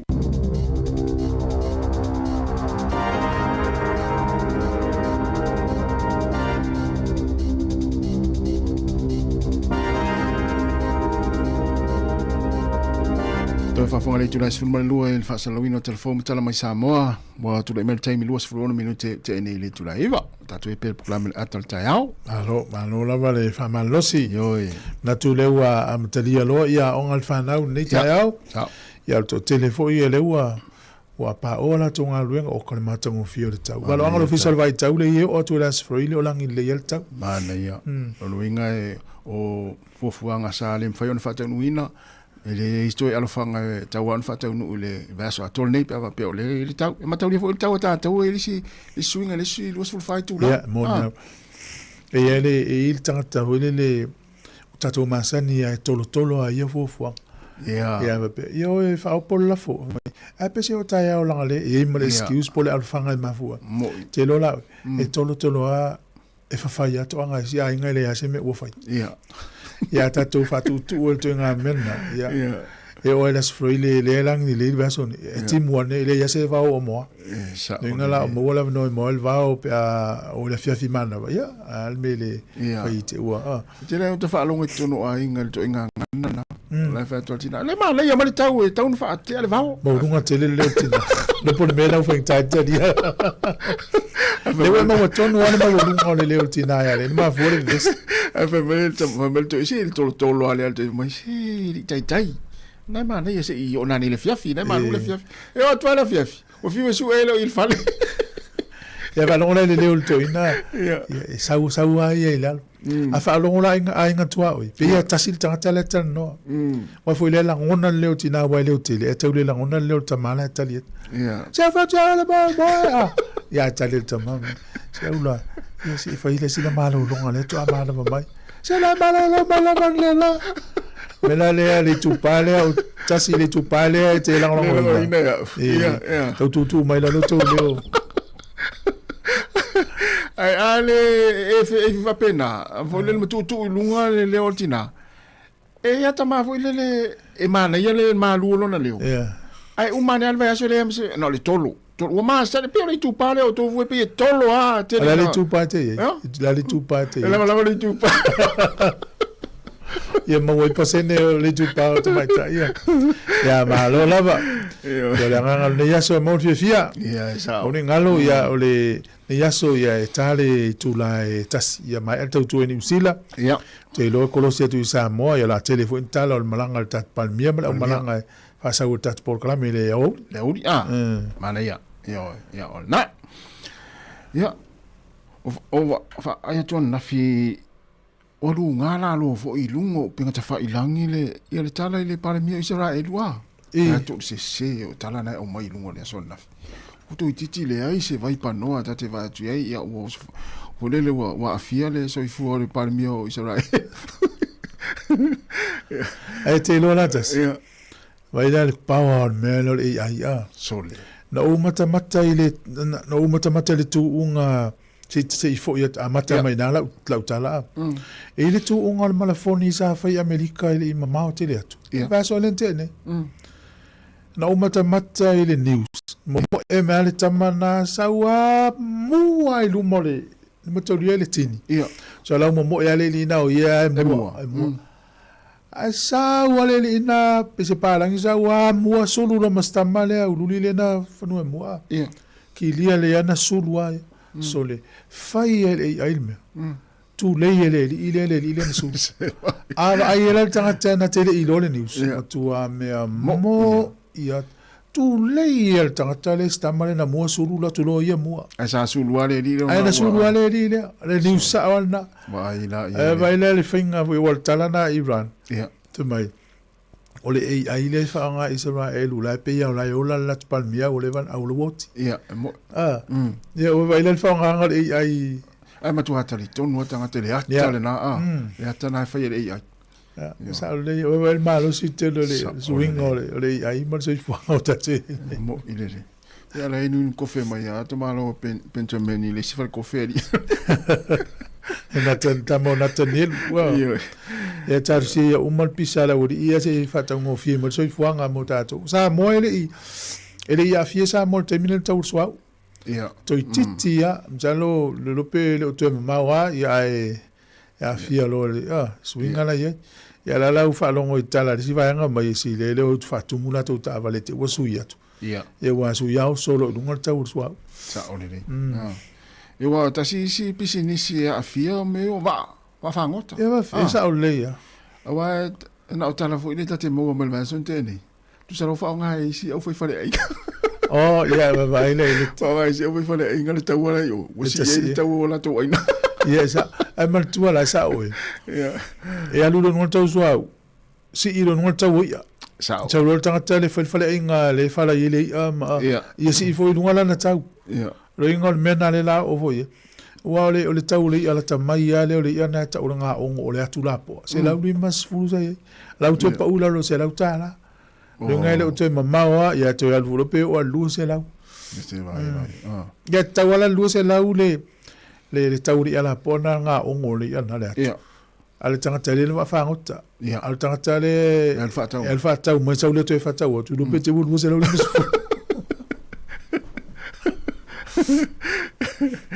e mo tau tia ya mala ya la io fa ilo miti ele ni tau ti polo pe ala fa ilo ya le ona i ai se vai nga tfia fa so mal tato leina yo o fa tol vol limero fa tas mana ya tal tato leina tato e vale o te a faliva ya ai alvatu le talvatu sunga pen he ya mafuta mai nai taranaki manuia lava le ta fa tai lava le mafuta mai ya o le sunga ya asovalu ta fafo manuia le ta ya asovalu fa te le lava ya o le sunga ngafo pula salu te le muas mai na sini Australia ta ngafo manuia le ta ya sunga visinia ya manuia lava le ta fa tai lava le mafuta mai ya o pili tapasu ya talvatu tupai manuia lava le ta ya fa tuanga wafi le pepe ya manuia lava le ta fa tai lava le mafuta mai sainga se ngari ka peli ya ole mafuta mai o me pone Australia woi finga te malo se uri manuia le so se ya sunga fish manuia lava le ta ya sunga nila tofa te lava se ngari sulpeni manuia le ta ya o sunga saulo semfa ea te lava le mafuta mai ya ma Aaron Sila Msunga testiva mai nai Canberra i Australia la tatu is fa fia ngai vai foi o to luas ful 2 minuti na tale o le tula e se fulu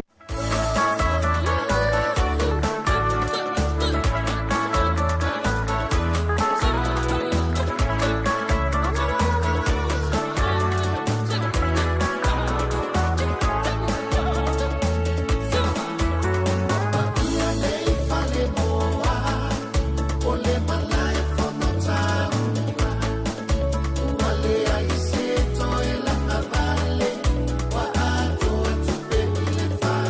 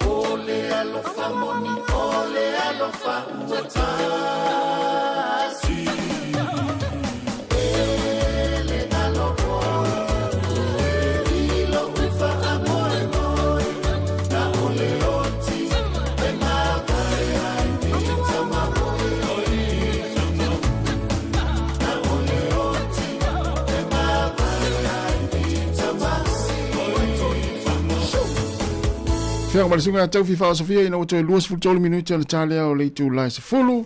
O lo fa o pea ia le mai o ngā luenga. Mai tau tu vason te nei le company foi le na te fai apa me ai. Ya le la to loko foi apa me ai o le. What is? Tolu se lau lima se fulu ngā luenga le afia. Yes. Mai daniren ia o fea. Kalistete ia ma aukiran. No fai tau le news po le amatanga o le tausanga nei o ta ua ia le tele o loa ia mai fafoi tau wā ma o loa le what is. Ia. E pe fea tu pei al mafuanga na tau ngofi o loa ia mai fafoi statu wala utas. Ia, le tatu wala ui. Ia, so i fua minu ia le nei tai au ta alo falava. Ia, malari se fua ia ki o lua, alo lava ngā lue. Malari se fua, set. Hai, tai lava. Wā, Ia, manuia whaftai. Hai lava. Ia. O manuia matai au. Ia, manuia whaftai. Malo, ngā lue. Tau me fa so pal mele fa il so fa makai le pal mele so le o. O ya u ya so le mo ko. Ile ya sa mo pola mo ki fa ye mi. Oh. O ko ko ya me. O le ba ko ka ka eche mo fa makai. Ma o ke la o wa. Ai me se la o le fe le me. O le ai ka la ye ka ku ku sa mo a ko fa mai ka fi so fa makai le a. Ia mo. Ale aku ka ngaka ia para langi ia aku ave ia iso fa makai. Ole le fea la ngale me. Au ka ngaka ngi ole ka ku aku fa mai ka ofia ma fa mai. Ia. Ale pa ka ngi le au i suli ele au i. Ai va ku fa so fa makai. Ka ka ofia mo le me. Ele vi for so fa makai fa ka u ele ko mo me fa ia la. Ele o ka funti kilo sambo ele me ele se ya u ya mala kilo ele mali ele ma ka mo fi vo mai ele le sa so fa ai no me singa me porque ai nga fa malu ai nga ale wa ave ka tangi ele o ka ku ele ko mo la ye no o fa por kiki ai me fa por kiki me fa por kiki e ka wa la ko o me nga e ka wa ma helpless malo ele vende fa va malo me la pela de fa lo ave sofa makai le o makai o me pakingo ya sa mo ele pakingo ni ka ese o ye ia pale mio ia ma o Winston Peter mo inga o sofa makai ya sa mo ta o wa ka ofi sa mo me va vai foi pale mio ka ofi e sa ola ke le o ifo le o ko ma o ka ofi sofa makai le awa fa ile ka lo sanga ku le pale bi fe fa son po fa mpai ale fo mai la ko fisa de ile ke me fe mele i se ko me va pe ale sa wol pan bi sa mo len ka sanga ku le ala ku la ko comme si le ko ile sa ala ki lo i ngande para o kere ro ya i finga lo ku ala ko ye ngande o ko ka fi e tire a oi o ke le ka yo o ye le nda langa o ya o pa ki lo yo me o sua fangi o me e tau ia ai. E vesi ai ma. Ala pa pe sua fa foi le fatu. Fatu foi le sua fa la to a faua te merna. Ele lo. Ya, ala me la ko fe nga me se va penga ai ngai ka. Ko sala nga ka ko fa me. Lembe mo sua fa ku vonga le mo ko pe peno la ngai ka.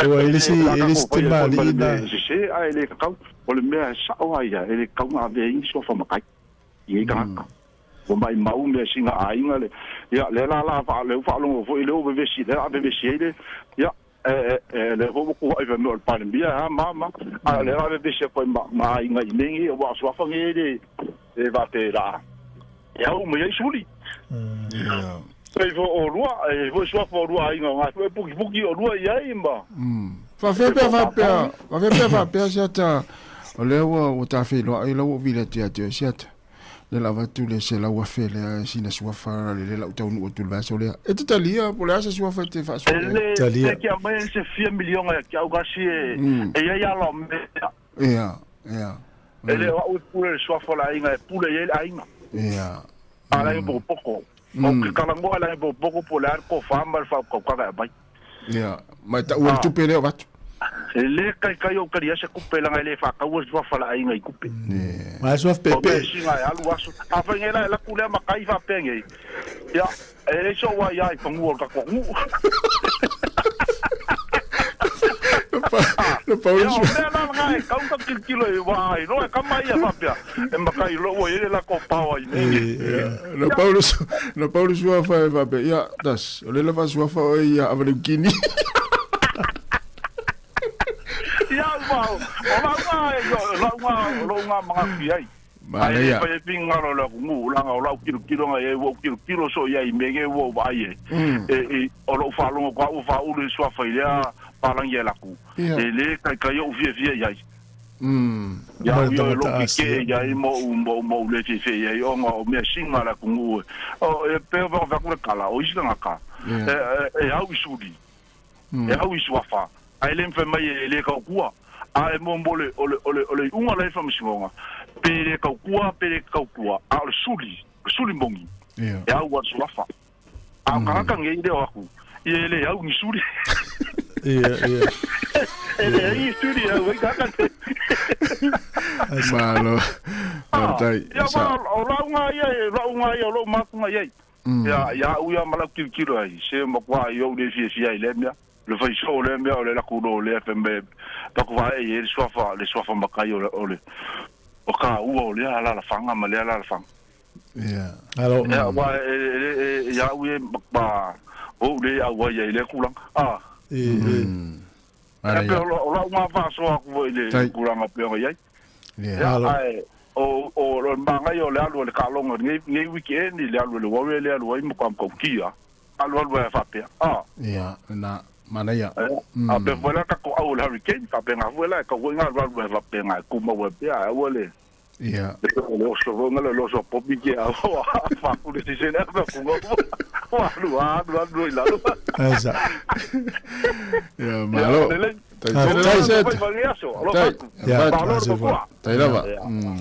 te lon ta bule sa sini mai stese o fana ya on po me la so lo ya ile ngom tai le o la fam tai ile pan mio New Zealand yo la feita u te meti tala la fe mai ya Sāmoa ya sa tat sanga tu pan mia ya la official commissioner se mutai ya le fe mai le official ne ile ai fe tu ya tai ilo mana tua u tangta mo moni fana u Sāmoa pila ave me ya la ta umama ina tatu suafa ya tatu lo le ya foi tau le tunu o le pule o tautua ya tautua tangata le wa fulan tautua le ainga te au fa mtai lo le ainga ya mena ta o matai sao ya to nga mela le o tu ave fa lo fa pe ele ase tu Sāmoa me vole a tu Sāmoa sai ni le chesi ele manu Sāmoa por to Sāmoa ma se ta no paru ava ma se to ma se fue e o lava ma to na fa me alo fa ye o me alo fa na Sāmoa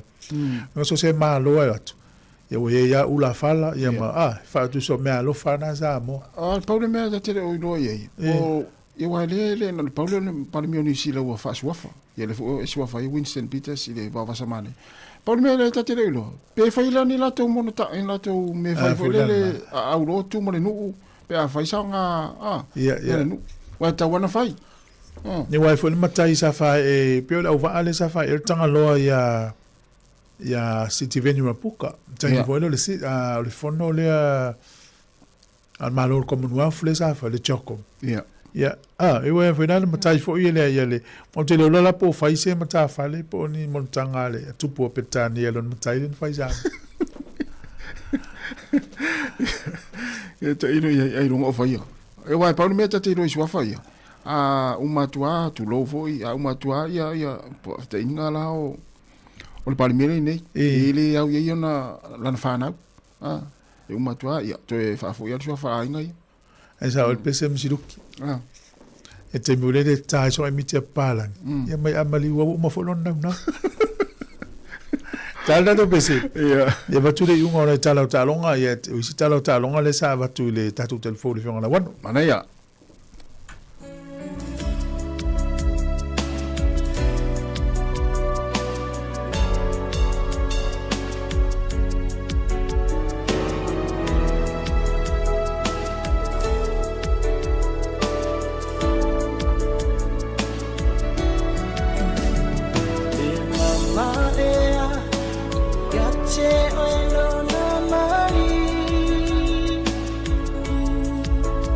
Bye.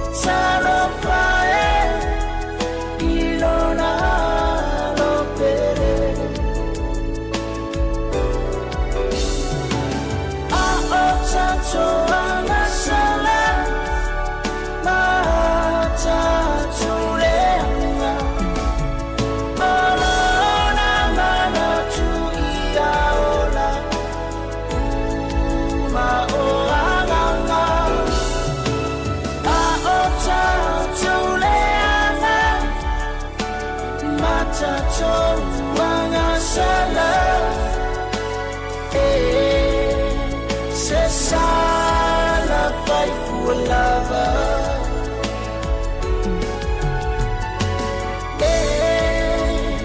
Se sala fai fuolava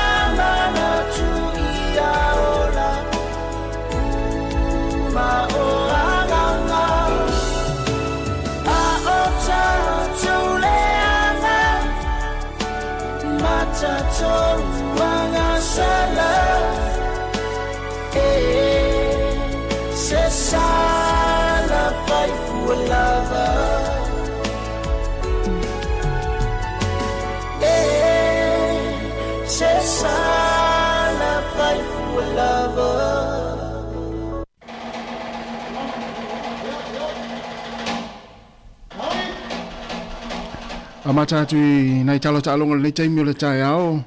O le alo fa sa le taimi le talonga le final le va fiti ma Africa Sauti le to fiti New York. I le tai ao nei. O le ua lo fanga ia le afa mua ia o le alo fitu ai o Africa Sauti e le ai ia fiti ia le afa mua le suengo champini na New York le to fiti o le langi. Taimi nei. Oh ia mana ia. Tasi o le whaiunga lea o le tātou o tālonga fōi na i le whaiunga le vaiaso i au te loa le ua maua le tō tele a monisi le i maua.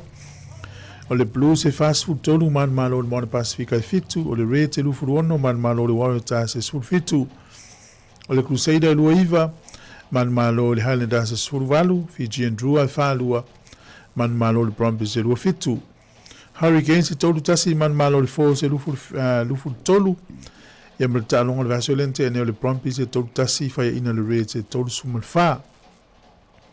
Sauela le tatou apwhai le i te mine i lo mua Hurricanes, lua Brumbies tolu le Blues, wha Chiefs, lima le Reds, ono le Waratahs, fitu le Highlanders, valu, e Crusaders, iwa le Drua, full force, futasi le Moana Pasifika. Tu se tele o tālonga ne mon ale lakpi super lakpi ta tele I mata ia. Ia. E pena o tālonga le tatu. Ia. Pena o tālonga le tatu o le Hurricanes e te turituria ia uia e umaloa ia umaloa fo. Ia se vangana le tālonga le Moana Pasifika. Ele uma tālonga le nafi au talefi mata. O le mea na tupu. Ia. O le toinga te ko vile le lava tua I lunga e sala ai ia e o mea le discipline Ia. Au tangata ia o tamiti o levanta alu lakapi o te ofo o le malama tu la fon. Ia na uma ta si ala uma te o te alu sulfa. Ala le levana mata talong. Oi, ia se fulufa mai ana e tau ai le fai unga. Papela u e sui mai le si player le uma 2 minuti. O te le rola le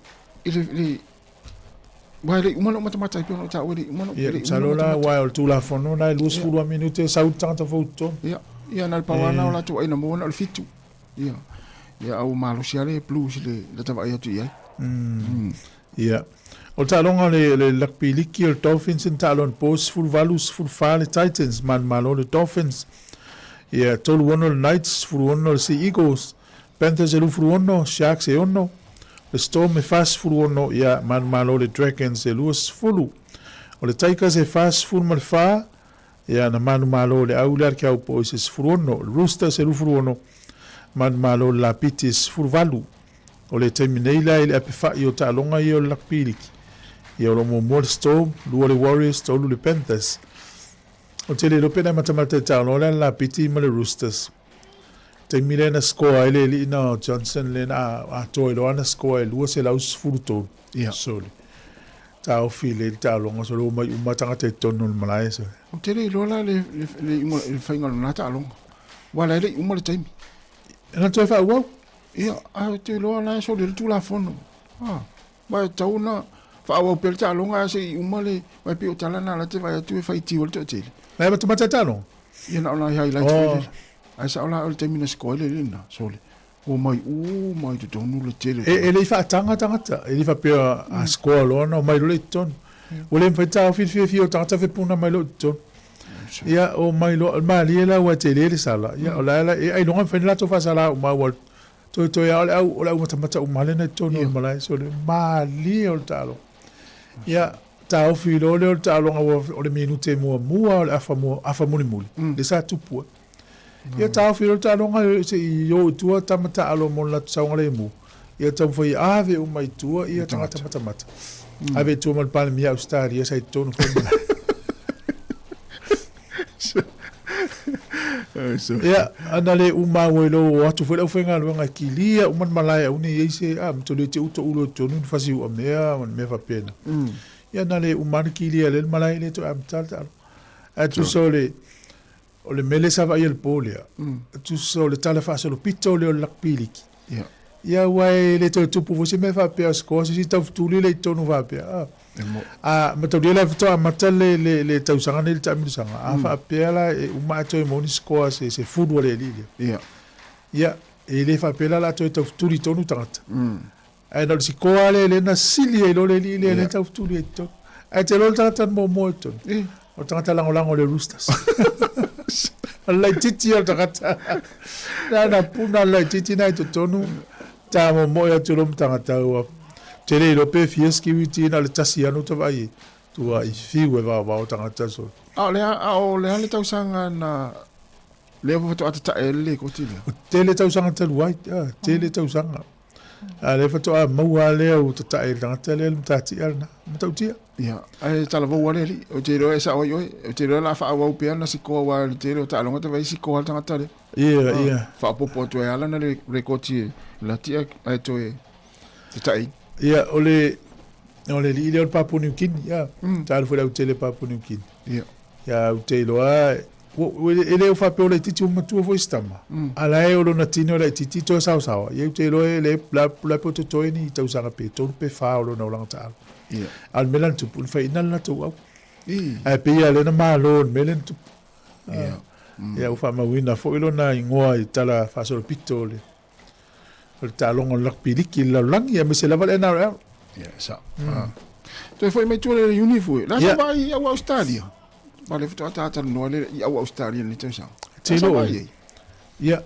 O te le I longa no mata super kapio ni tsa. Por ta mi sanga tolu ele wal pol fa.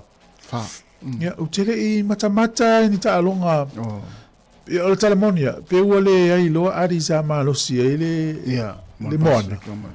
Ia, ua pe ua faa pasi a vole le ia me fai le fiafi ua le mfai na ki ele te le situ. Pe ele au tangata le leita aloa na te tosoa le tangata e fia matamata. Pe ele au moana pe ola ta aua le o vai tau fale tonu moana ta te aua ia.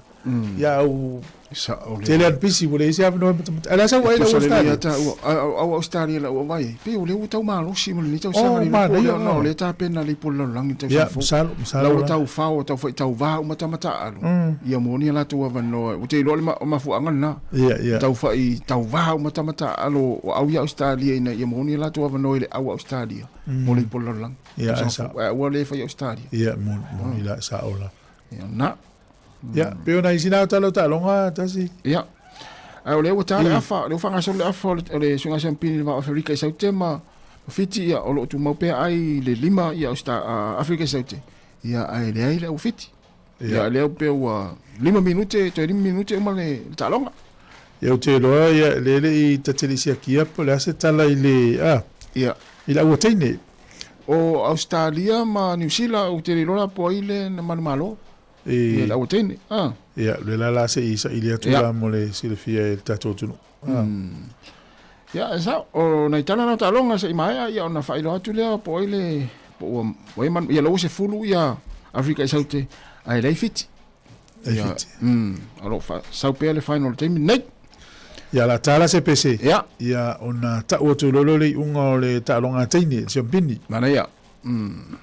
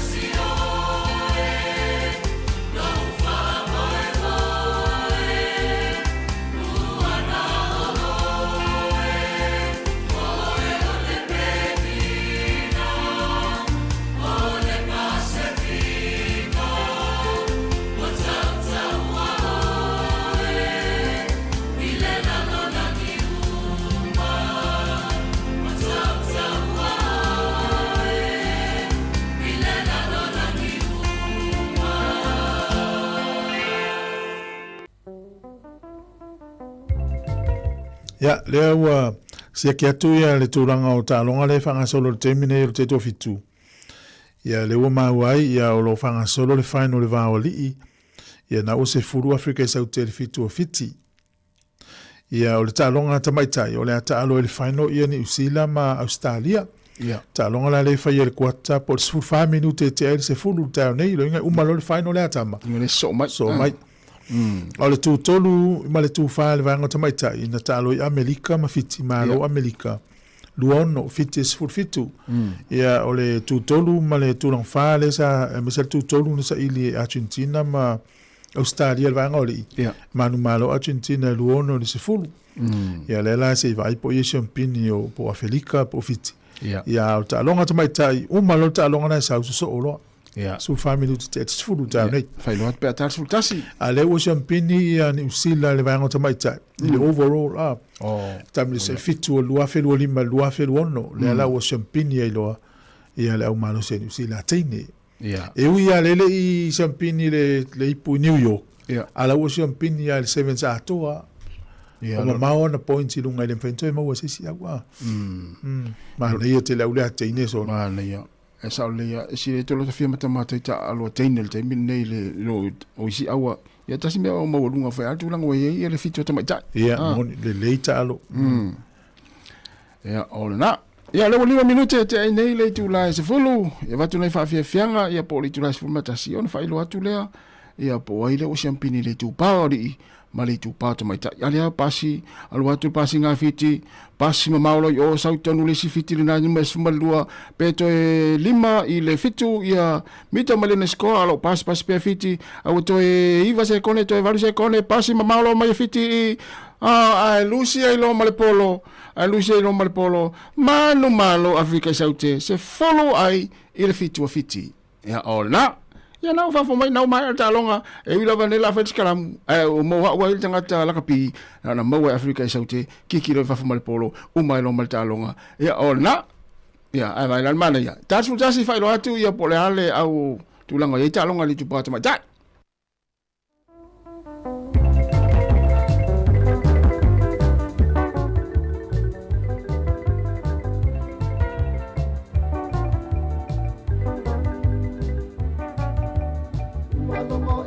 Se fa mea vili te o mana tu ile nei vai tai ni la tanga nu ua ese ai tau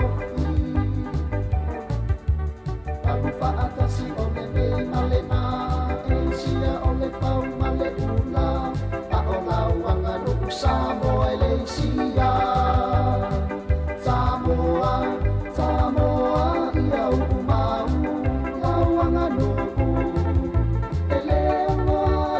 se manu e a te whatu o whainga moni male mamalu sa tau whau e si anga na toto o le whatu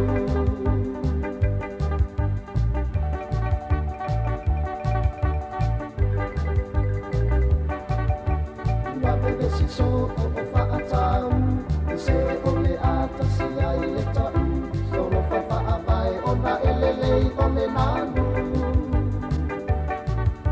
e miu Sāmoa ua mai a ona whai ona tātu langa i le whetala i e whaia o le launga Sāmoa lau whaalo alo i loa i lau ta alo a whita no whongoa i lalo e launga i a lafo se tamama tua pula pula la moto e la mona soifua i loai oe o me pule na e tau tua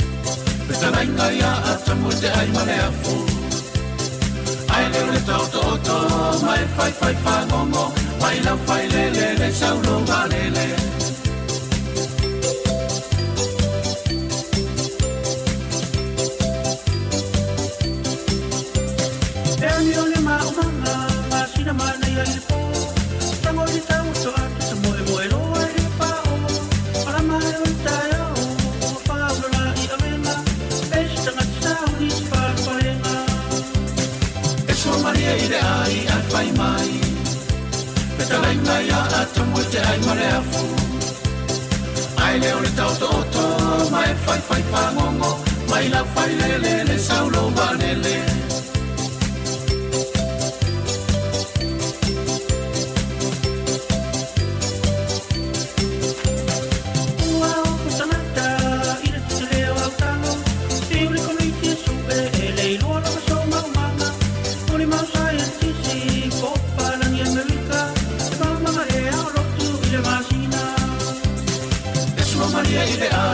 Ai mai, peta raina ia a tamu te ai mare afu. Ai leo le tau toto, mai fai fai whangongo, mai lau fai lele le saulo warele.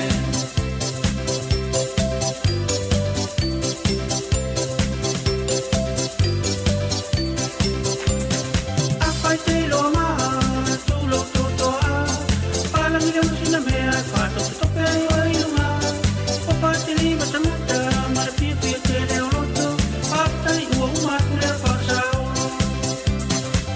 Maria ile ai a fai mai, peta raina ia a tamu te ai male afu. Ai leo le tau toto, mai fai fai whangongo, mai lau fai lele le saulo warele.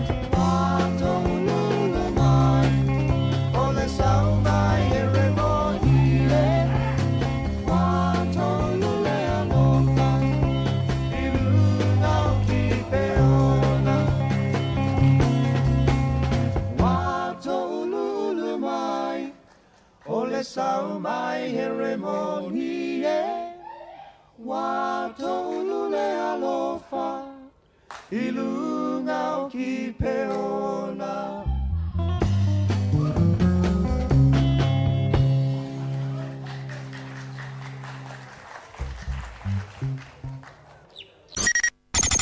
O le tautua le si ufonga o le laumua o lo iai fo i le langolango a le New Zealand On Air.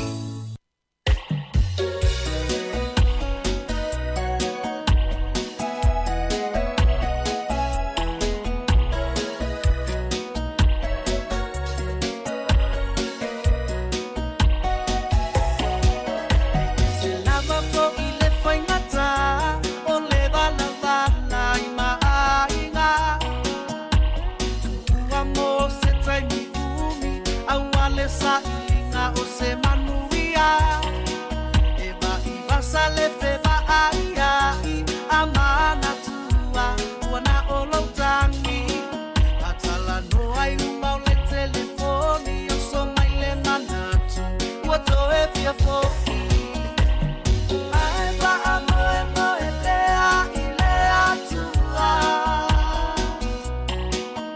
maleta pua I ngana I matua e no foto talo au au na lea tua e manu I fai wawhana a Sāmoa.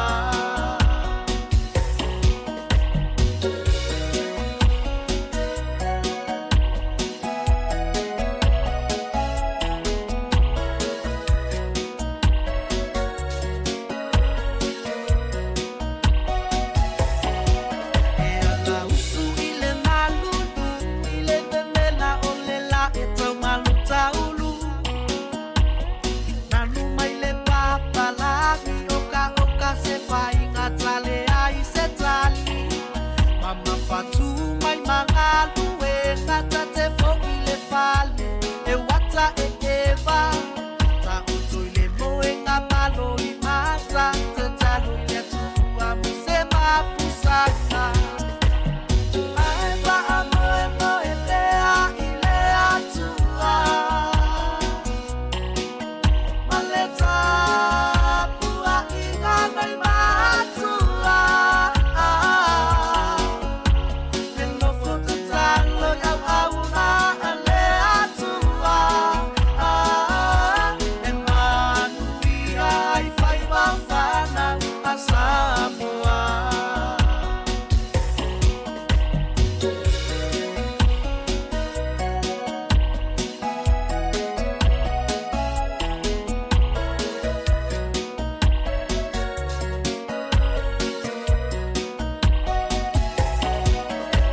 E hui lava I le whai ngata ai o te tatalo atu Sāmoa.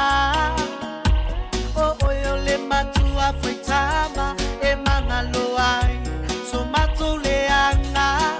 I me wane tau I lau sila sila tutupu I au se tali a po onu sila.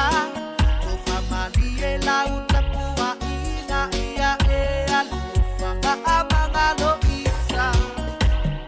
Ai ba amoe moe lea I lea tua. Maleta pua I ngana I matua e no foto talo au au na lea tua e manu I fai wawhana a Sāmoa. Ai ba amoe moe lea I lea tua. Maleta pua I ngana I matua e no foto talo au au na lea tua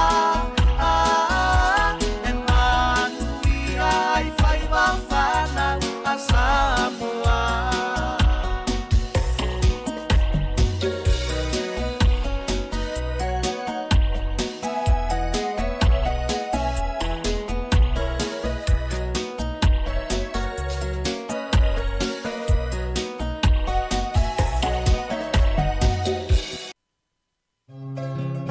Moso oi sili sili le manongi ta utino mai lo ta ofi mausalino fa amaoni tu ma pe se io o ile oti ta la la la afio oe ai aluita tu ye ova inotama tofa ina soifua Nanga alip sili le sasana itu e fa o Samoana e fa atosina yo anganga ya te o e sumalete ine tausala La ula fala wa avea talua yo e sungale mana mea Be a fai ua elekea sia mea e ta whea.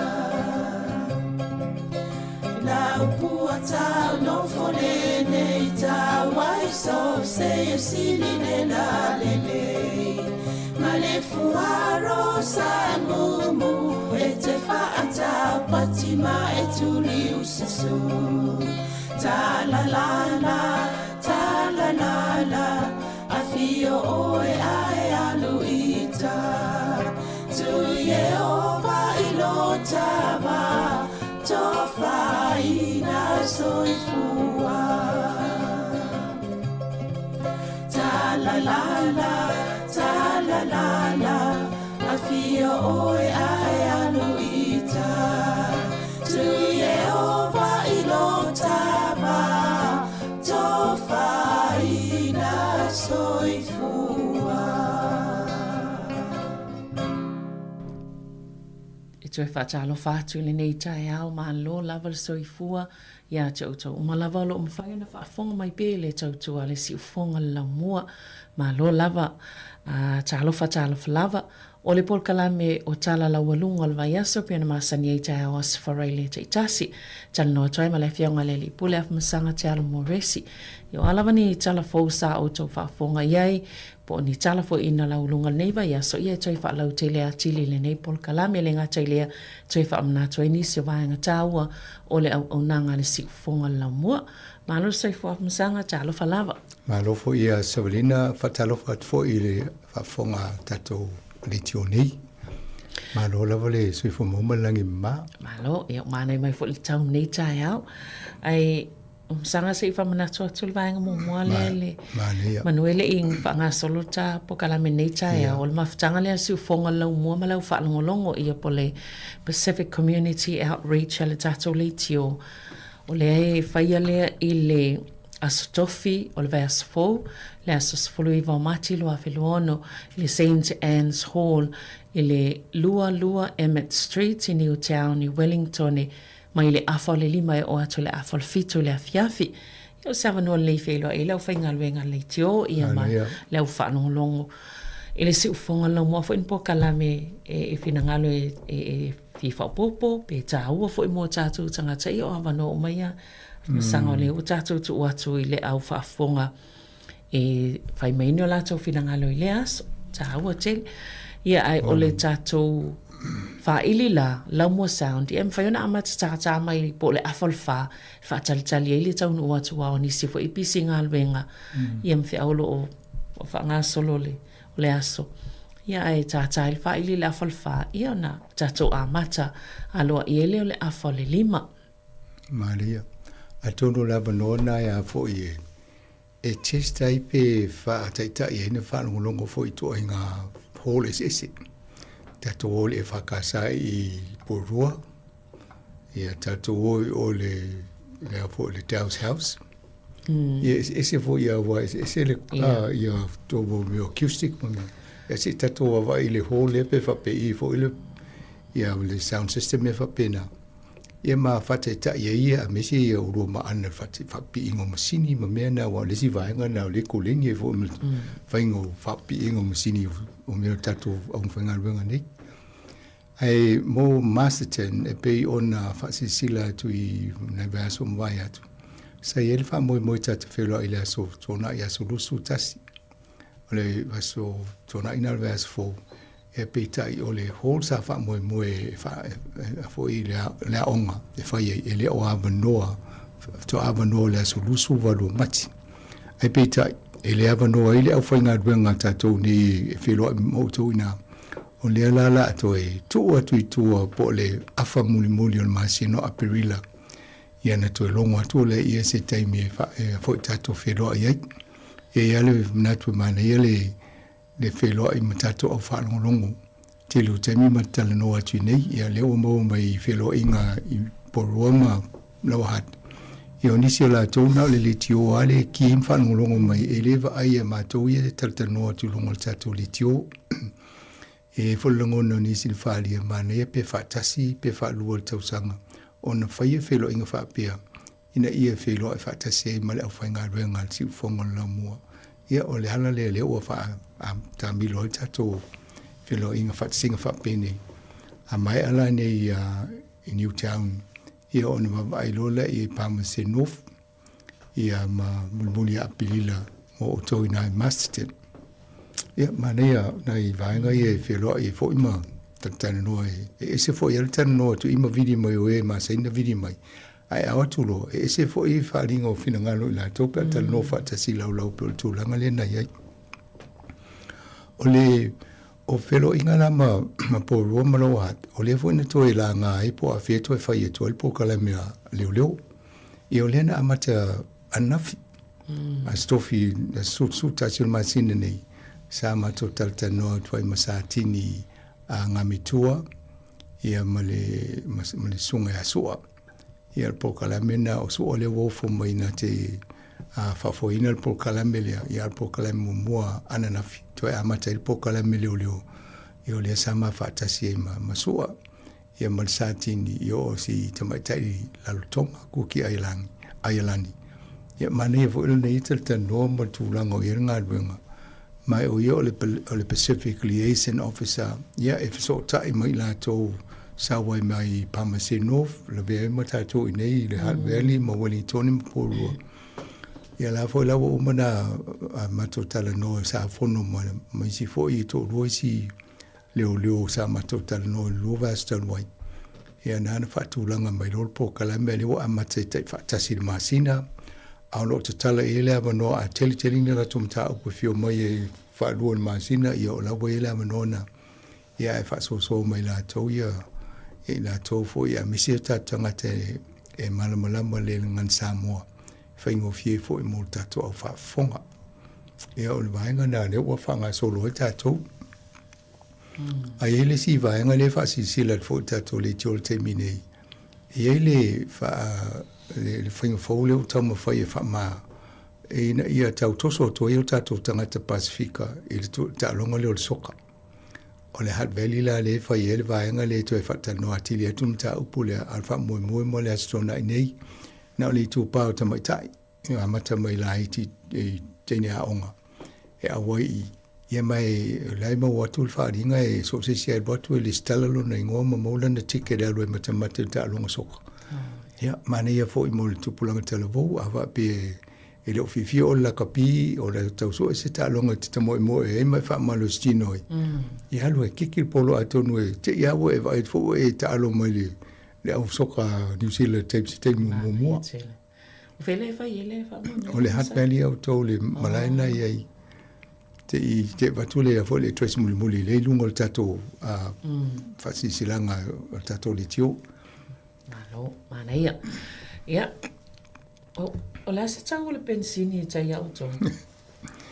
Ta te mo ini o ta mata pe o to pam pensini o tau ta se avia le fa lo mo tala i sa lungo le tio o vol to tala ai misia le iva lima le o fa tau ta tele le iva lima ia o lo ia o le kau ia mana i pam pensini ia le nei foi por le si pam pensini na MPT e pula lengo e tango fi al pensini na ia vava ia la tona te tu ia wala so le le po fia ia o nai fa tawa e pe vai fo ia fa tawa fa le oloa a alu New World e va tu lovely city la toi ma nai sene na wa o la discount per fa tawa mai pumping sini e fa penale pack and save na fo e mo ia New World io vava ia le city na e wale fa tawa sa va di se le ai le mai lovely city wai mo tu ma le city na e ma world discount afa pe fo o le se ta vale ai ni se o tanga to ai ngai ta vale ia mai pe lo li city maru avia atonu au ngai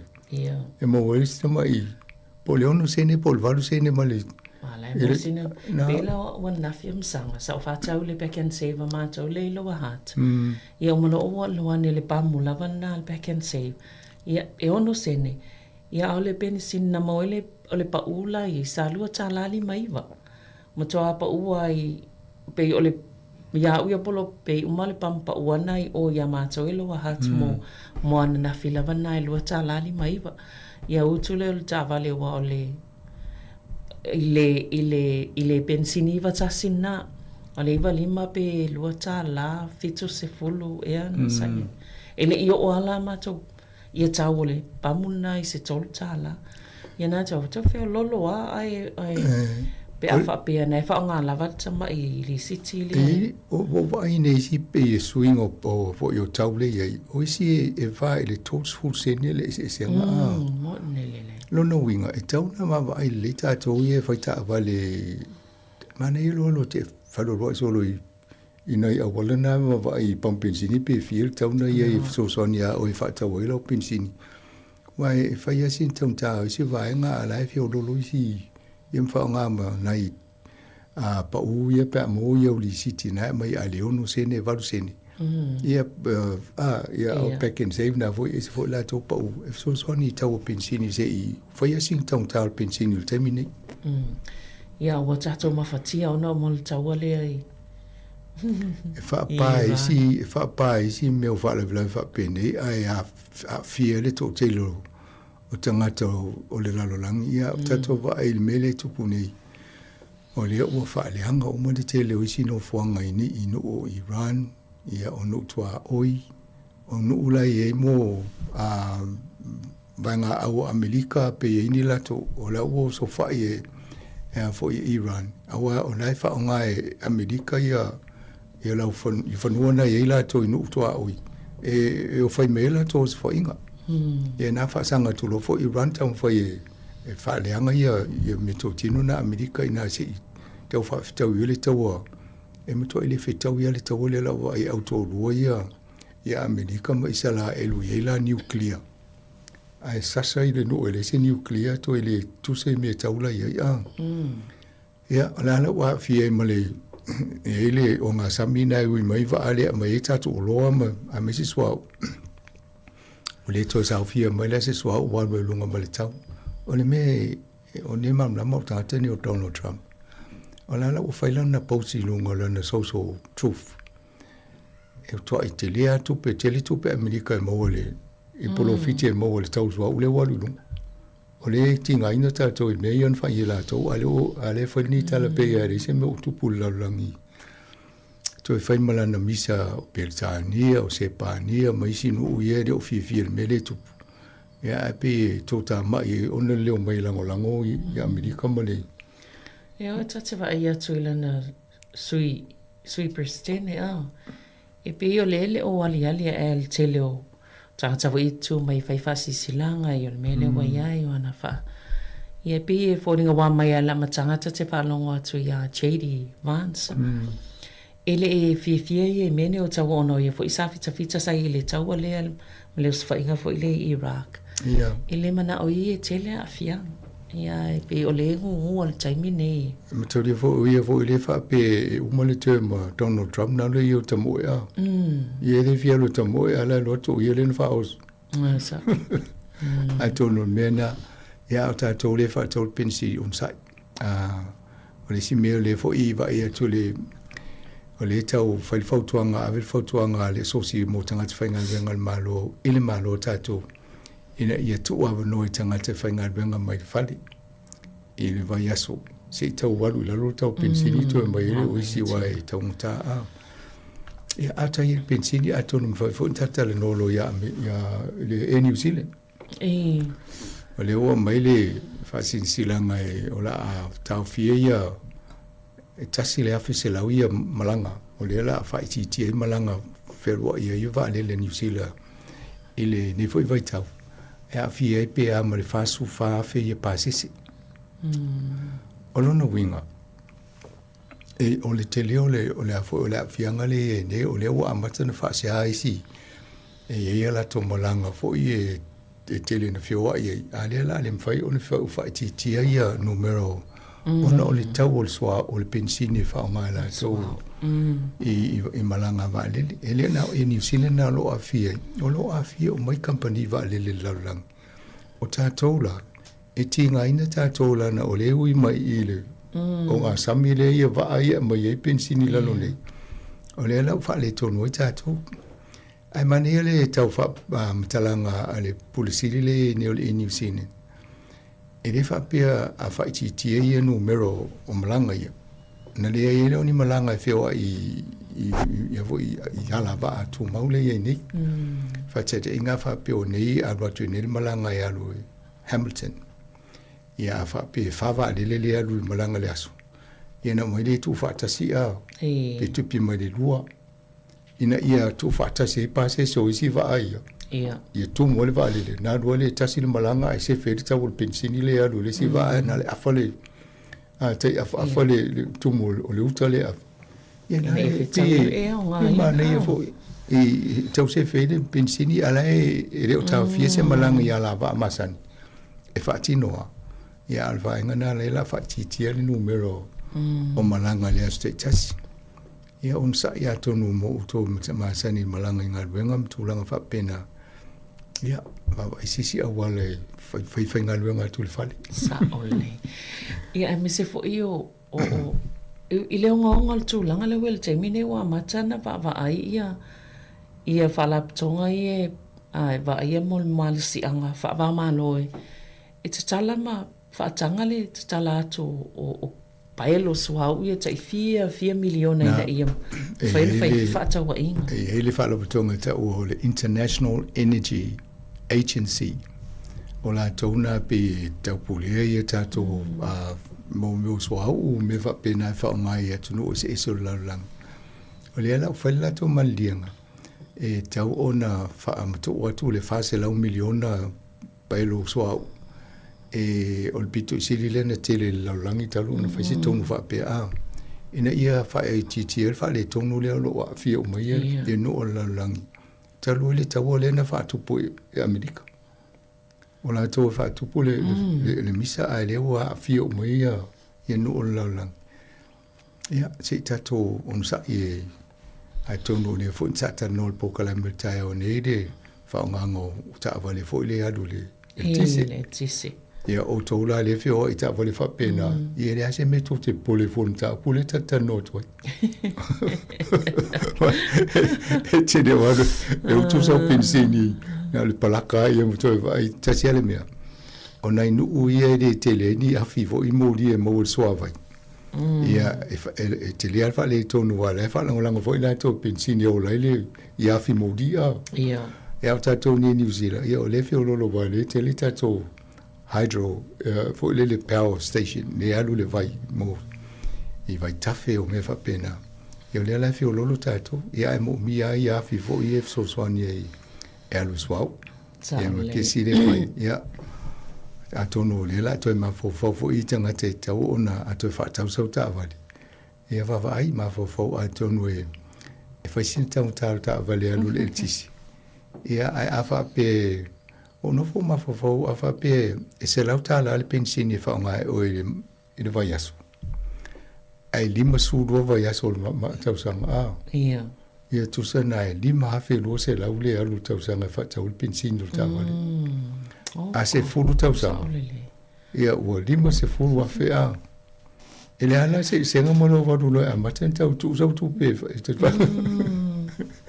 wa ave fa tau le ivi e le aru si tu per pensini ai uma se fulu tau sango tau square oe ia na mata le molo por fiti walela e le aru si tu pe to o mo tongi la ai ta la fu ba musta va le limes fu waf ma nei fu fa tu manatu mai fa foi no me fa pena fa tu manatu le stangat ia pa me yo tato talo ia va vina uma le tau wa le tele la wa fianga ile nga tsaina yo o tau mafa maisi vai ngole o le soifuanga o matua afia i me se ana tanga te mali li wa i le me tupu ne pa wana no te vai o e o tanga te fo le o ele ia me sana me na fai ate e wala me ai fo ma afia ma li wa i tu inga o se fa inga fa pene le tupu la lang e se tato tonu le tato talo so ani fo i ma fo fongo la to le fa tu fa le e te le lo o isela e lo le fa fa elo yo monatu fo i tato por kalam de lo por finangalo e ne le tu le fa mo le no le tu a me tu pu e se o le o fa misa solo mali di o le fa tau afe ma afe tamata ya le ai fa ya ta o le ya ia ai pe tawala le tarsiet taliel taw sangan na ina ia tele ni whaingaluenga mai tanga tala whale wala whaingo fiena. O te tonu le tau whatali le malo, o tonu e mwhai ana whai e pule o mtangaluenga na whai a, e mwhai na e whai lau o whaingaluenga vai. Mare i a tangata e te iroa e rea whaina pia whainganua mai whade. A tangata i tauna e le ofisa o tangata na e tau ana mai pia. Te mi whapene i whaonga e le pule lo na ia, you know, e do ene me taunu whai. Moni le. Ia, pe wala atu e fo i tua Chamber Goviti le, so i fuanga le taimine i ta. O mea na le tupu nei i le, ia tatou le taimine. Na wata wala Goviti a tonu whailon tata no le vai Goviti a Severin. O lea na toi whaide su e ngā, a le si fo isu su e ngā komisina le Royal Commission. Whaite e lona, su e ngā lona lua lea. Ia, wa whaatonu le malole nei toi wa i pe le italia le la tole whai unga le o su e ngā momoa. Ia leo toi mai. Ia, ele hai whai e moni e nei vai ngā sa tau o na whawai le ia a le te le ana na wha a vere wha sa o le mele na whai a e nei vai ngā tau toi whai mo le anga i luma. So se mata upua whapia. A tato toi mawa whau tō le lua whilu se fulu. E le tupu mo se whamai whapea i le laulang. O atan tato wa ilunga le TV, le tele o tangata le medita o body bags. E vo i tono tanga i o mtata mali liu mai vanga se o laulang. O le matua i mawa e a le mena tupu. O isi wo le ropo whemera a veitangata o whaunga whaingo fie pai solo e au ta whole mai ma me whapena. Yo isi wa edi lo te telefone le atanu fata se tino ma di o tangata ne. Na ma ile o tata le mena tupu nei le fai unga na fai e Jacinda ma fai nga malona ye. Ia ana ye ma Winston Peters le taimina na o fata se o mai tau sa o fai. E pe lai fo ringa ma susu ngalo na lua le talia le ume uma na fai. I le taimo mua, au le vaenga lo na lua le na toi whai mata ofi, mata punie au kilani. Pe o nala na whaasea e le whaingore o tonu o le vaenga na. E whaaranga me whapea, i te li loa po le alme ono tupu pe an whapea le whai o ina tau whinga a. Pe whientanga te ono mali liu. Wai i te li loa ia tūranga o me whapea nei. Ia leo umatoi suasua ia a tonu e o ngā fo i e taitai li mina inisi fufuanga. O ni whala flave o na tupu whapene i mo le anga i luma. Ia au te minei, o le fo uto e pesi lea fo le COVID. I nei New Zealand. Ia, mo tātou ia le i whaiento tui pui pui. Ma nea le mawhawhau e to e anga i to e whailo booster. E whailo tui pui pui. E sili ale pui pui e lo tautong fitia. E le ae tata longo to amato e pokala me soi fo maloloina. E mamatu fo ina i tu o lalo ia mo tato au whaarangolongo. Ia ele ngata i nei laumua, ia whapena ia New Zealand atoa, ia manu fo i whafo, o tau whaarangolongo mai whafo. Ia atoro na fo ia awhia o tau le COVID, manisi fo tu ai ngā whaamai o pisi na. Ia wawa ia whaile tui pui pui e... Le pusta. Io e. O le tūlanga na lo ia o le fo a maile a vea ia le whanmai. Ina ia whaamanatu atu ia tatou umalawa. O lo whaanga solo le immunization o momeo vaccination po tui pui pui ia. Ia alu e tatano lo fo mai e whaingo fia to tele e whaipu e le utongi al temine. Manto le o whaino Marian au mai pitolata mai lava le seifo malalo ina New Zealand. Sei to limas futanga tan tau fi whalmai. Ile vai aso ai a le wa tuana. Limas futanga tan tau fi whalmai ona o le COVID. E se fulu i vai a tangata mali liu. Ona e so tanga na anga i le COVID. Me lana le utoe wha manatu mai pia a whai e whai sau pusta. Ia, o le e maua fo ilawa no e maua le tui e le se tutongi. E whai e po le pusta mai lau fo mai, e po le o nanga soi fo malolo ina na e te anga iai. E po le pharmacy fo whale talamai. Mane, yo, lo e tato o nanga Pacifica, e Pacific Health Plus i Cannons Creek. Ia ma Kapiti Coast. Ia o le Pacific Health Service i Hutt Valley. Ia o vaenga sina vaenga mwhai ona tanoi. Amo uto wele o Pacific Health Service au se unanga maoli po a parang. E mawhai au na e vini whai o e whia whai sau poster po le ale le COVID ia po se si foi. Ia mai alo e whatino wai te leo lai whai fua. Ia. Ai me se ia sona taipela stofi. E a stofi ma solua isi a so lai whai e isi au unanga. Lea Pacific se fo maloloina. E wha popola toi tō la.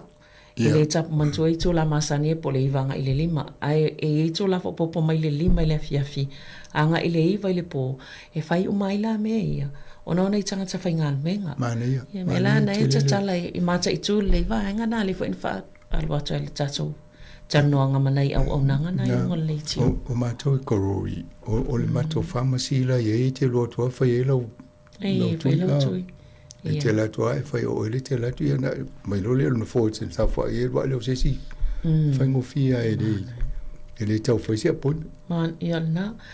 O le tui fo i la le fulu, man tue ia tangata i la tau lunga o le ono lima, tau sanga o la Sāmoa mo a perila nai, whapia nai tatalai, amata whaina whai atu bookings, mo ila le Pacific Health Service Office le mantua, whawhela tangata fo i le anga wa aile, tui le o le fulu e le tstongi e le se tau. Mai o atu pia, e tartanua e atonu e se awala mwhaiona ona whai fo i la tonu. So soni nei tangata e tstongi le tau o le tui pui pui o le fulu. Mane ia, o le o lotua i malvainga o le sui fōma lolo ina le tapo kalamena vainga mua. Wai mane ia le tartanua atu o nai te ele o ngase o tau i mai whapene o le fautua ina. O lo iai fsoswani o lo tu ina mai so fo malo lo ina mo tatou e pawal me fai oi o lo vidi fai lo opon mai alo fai le tu ia na e fo le o lo na o mona pui pui oi mo le a me se fo le la tatou anga ia tu le taimi o le tau malu e tele na ve ai tati a fie tatou i fa mai ese tunu ne fo ia tunu ia me se fo tu pui pui oi si mai na e ma o mai lava o le fu o le ala yo so sto nga mai a me se apola nga se na te mo wo foi va mo le to vai se tu pui pui ia na ia se fai sina malo longa pupu ia to fa wa wai le fa tai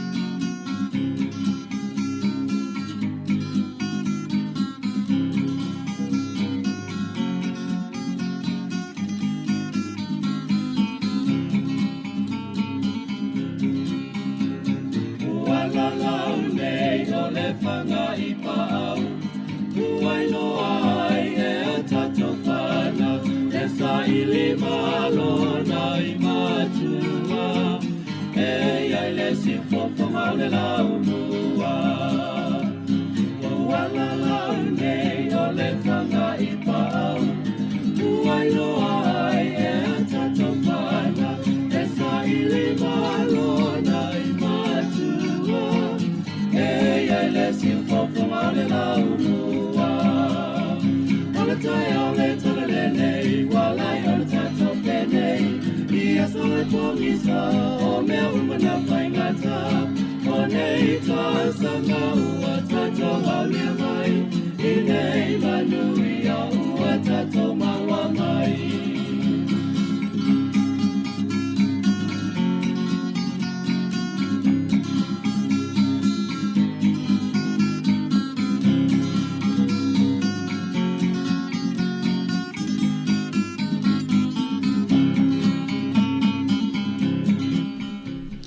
Vaenga luone o le tala la walunga o le vaiaso ni first Friday. Tele angal wenga a fies company le fo I wa va a ya tole a le a tapunia ni si o la tau la la. Mane a tateri o le vaenga na mane ya sotala no to le vaenga le o ne le tau no tato new siptai o ne le valuma le iva. Mol fa fonga le tu fa malulu tu langa le ya o ye fo se sita inga o le awhai news o le mau e le vaenga le ia o le telo mata upo e watu le news o le matata no to le te mini tai au ia le toi whai atu mo tu tato talafou I le taimi o le sifurulua a tūlanga na o le tamu whai e watu le pokala me nei telo vaenga e tauna watu le news e tai o nei le lau e ta o le Heinz Wattis ia o le si vaenga fo le o le ua ta punia wa i te punia la tu la a pe tolu e vaenga o New Zealand le la vea io au kilani kala stete ma Dunedin. Ia a tolo la to lo whainga luenga I company el te mine au kilani kala stete ma Dunedin. Oisi o ngā tupuranga o ainga. Whainga luenga I company nei a. Ia. Pawai o ngā luenga I lo la to whai mai peia o la to ainga e o ngā company I to ainga whapea. E le tinana na wa I lungo le interview. Mo tua I le lo I po lala na mea la whai nei. Wo fia tau sanga o ngā lua I. Ai, ia o le fōwhanga o le taua o le o amai luma le whaaringa a le Wattis. Wa whaisina tau ngō fia te leo si meia e tau la tau o le dam. E o e mai sei nei si me ai tau mawhapene mai sinu. Wa le mawhai e o na tau wala tau I o tau o lo whapene le tau ngō fia. A te toa ai le tongi pito I maulalo I nei New Zealand. Le o le losfu tolu ta la lima sfuru le tūla. Lo inga so tangata o mai whainga luanga o tua ngā tupela lai tongi la tō a. E le whaina whatus tu sa lia I tu tongi lai maua I stanga te nu uia pa vai la tu tongi maulalo lai e. E na mai lole o la tō loa. E la tongu fia le ngau singa.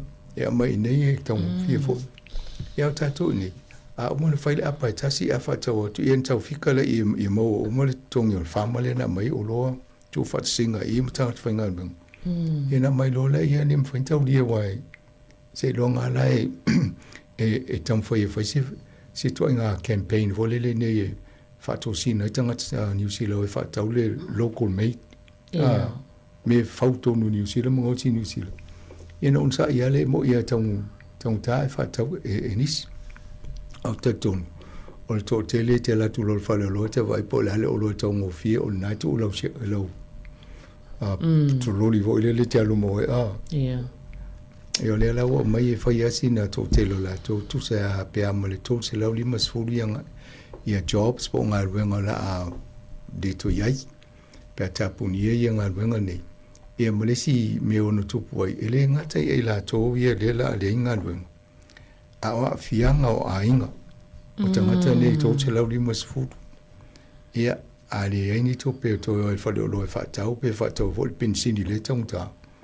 Ia, o la awhia e vo mga ruenga I la tō nei kampisinisi a, mo hospitalities. A ruenga whale ainga. Ia, o whale vo I masaini whatau e nei tangata. Ia, o la titi vo la tō pe moa. Lona winga, e ono vai ai vo tangata. Whainga ruenga I whale o loa nama. Sa'olele.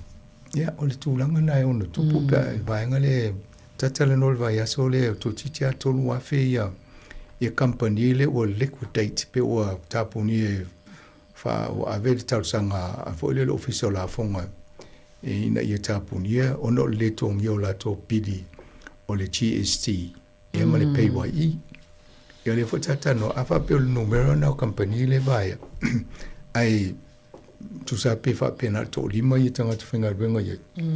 Le average. O le metua to telefo na tanga te whinga ruenga na la o lusi ngā ruenga. Ia le mau matupe, a ti dea te leo la fianga o tātou. Ia le ua maua e nei le wharinga talua e nei ia. Sa ia le whamtalanga le malo o le ua whaasolo in whaiti tia tangata le eni ngā luenga. Ia le maua e nei, o alu nungonu mea o le alu i lalo.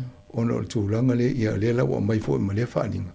Ia luenga whapopo e ma le tol se lau lima sfulu le tangata le eni ngā luenga le whaingo le tausanga. Ia. O lau titi lau tu isi to inga o loa ia e ngā o si le company lia a le whapea le ale to inga o sina. Ia te wa ie ai o loa mwhena ma sanu na ta latu whaatau ma le supermarket. No inga a whai o leo whaamutai i ia. O le ale to wa ia fo i la ia to inga o loa ia. Te loa ia e whai mai si vai ngon lau lang. Eo e. Ai o saina. Ia whai mai Australia le si pe lai tele ia apa whape Australia ie. Te le lo isi maa loa pon me a wala mai tango fiena mai le to lato le po lai whaatau mai tato. O mai te lo isi fo i oloa, ta te alwa tilo. Te se whiwhi ata i tei i oloa inga osi to tono ni si le pe ta te tali tonu ina. Masa, ia te te loa le tau pe tala whea ngai, ia ma wai whapena. Ia e saole le ia, whanua noa te le. Avo i temio, ten tau sanga mwasa tata noa isi, whainga vo i isi company, te peo le manuka hani. E le whai e New Zealand, ai ofa pe ele leipo la tō, whanguia nga osi isi atunu, ai tō ai made in New Zealand. Ia. Ia nā rua leo tangata fie pa i vo i o loa watu i New Zealand.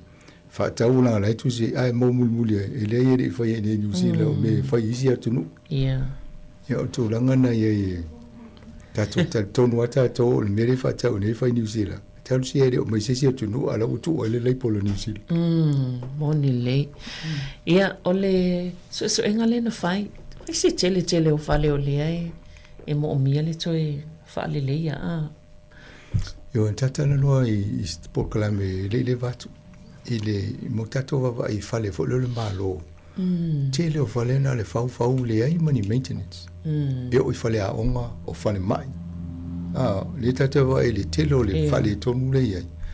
Wai na le pisa su o le 4 milion le fau se whale mai. O malo le whale le Port Kalame e whale le whale matau se le whale le mo tau sanga lumuna. Le lau toi sua e deni tupe toi whale le ia. E o te le whale ton, la vele mwhale a onga. E la vei matato a inga. Ta pela li poti le o mai. Pea ma le iwa 10% o whale o a inga. I nei New Zealand. E le o lo mo mia le whainga o toi whale le ia. Ona o le le o tau singa o whale a. A tonu, o mere o te vai na isi a inga o le. Ma nei e vai tu fulu mal ta vale. Ai ta tele vai tu fulu mal fale.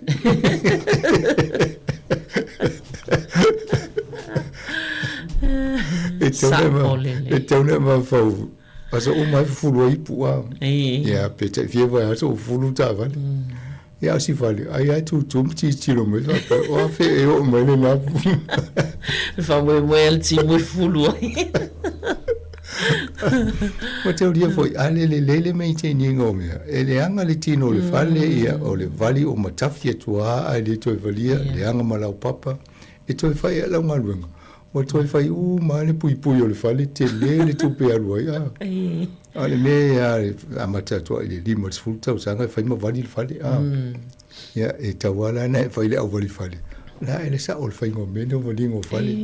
Ia na ta o toale e vape, ia whai lole o lau paketi. Lima tau sanga na whapulputu tupe uma, lima tau sanga weri tupe whaile vani ele whati. Lima tau sanga leo lima sfu. Ia oisi e uma lima sfu tau sanga le asa vati. Ai, whalwa i nei New Zealand, a me se fo i moto Pasifika pia le, ia manu fo i whafo palang i Europa.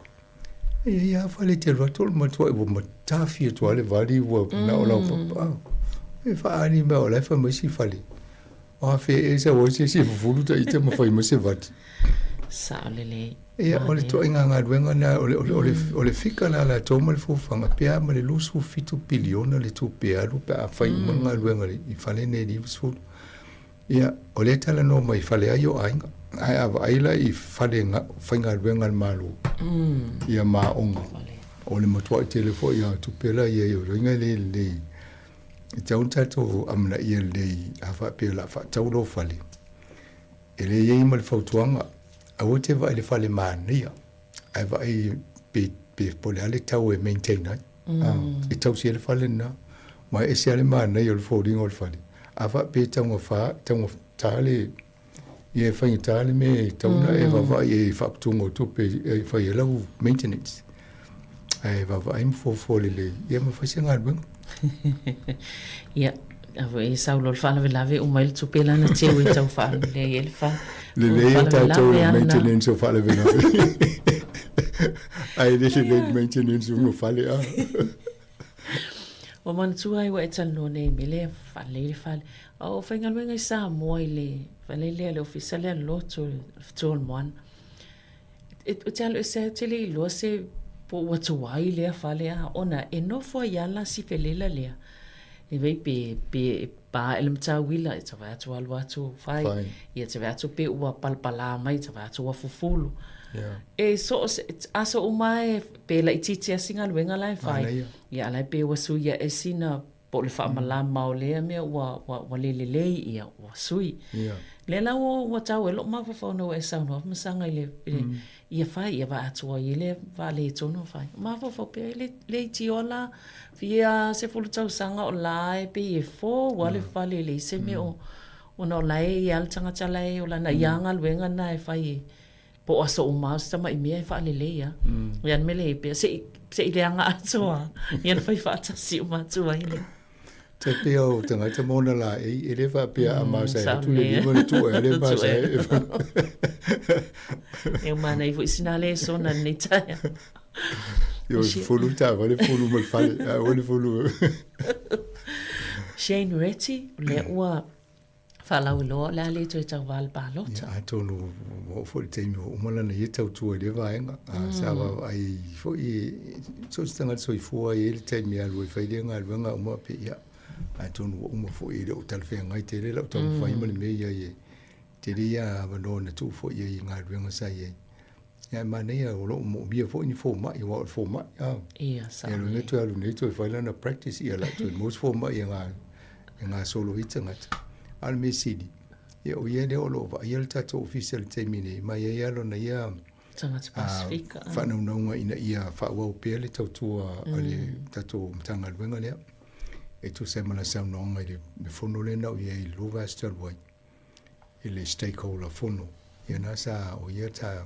penanza no anga ye male komisino o e for public service ye na fa fo mala nei sa no fam ta tan no ele mita to pacific ye atonu le ye le fo fo ngai e fo i vala o dia sa o ta no ta to ai de fa ye pa lot malo ya ole Peo le pa ai mio aso mai le uma nentala no ai fo ie tulanga yo tanga tfenga luenga mai fale o nau tawal pensine ma e peo ie se la pata inga mo falfainga luenga ile fa onganga male venga o aso mai o o tanga tfainga luenga yo ma taulia fo yo o ie inga mo tanga luenga malo e fava ya so tele amate fava ya so yo aso malolo leave ia ai dima pese fulu ya so mai tau sanga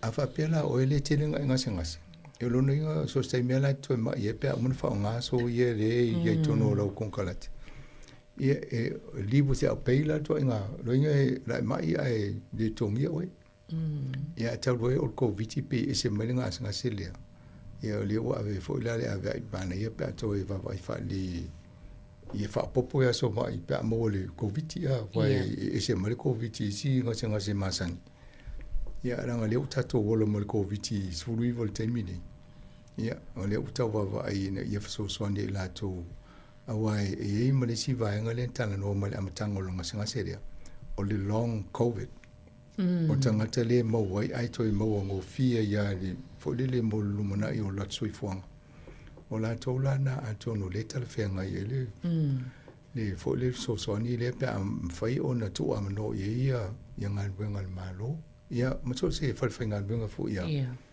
o te tonu i inga singa se fa pe o fa ma ni o ina o mo le long covid E mani alo walu fai fo mai tusi mea se pepana se avilo falfanga benga. Na elu le tala no ia. O tele o mata pula wai loa ai tala no ilo pule ma tala no mata pule ia. Ia mfai ana fai ala to se fo fanga tala fea ngai. Ai no fo le tala no ai mai no fo fale a wole ni o so ma. Ia lo ia mai tongi ava pe Sāmoa le afeta la le lo va yaso. Ia mai wole se lo af o se afeta la a mai pe na se vai ngo o le tongi yaso na ia. Ai afa pe uma lo va yaso. O uma na fa nga uma wa so mai.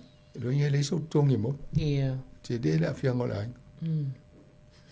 Me na fa mana to le pusta. Ia. Fa tu pui. Ta ua tele.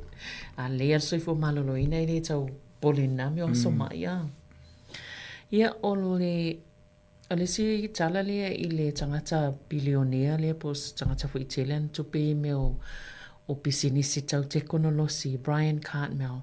Ia le fa pe tele i o fai tau wafe tupe na ia fo ai. Il fai ngā malo so vata sile ia i vai ngā wha upwhai nei tonu ina. Ia malesi vai ngā wha upwhai leo le Opportunity Party.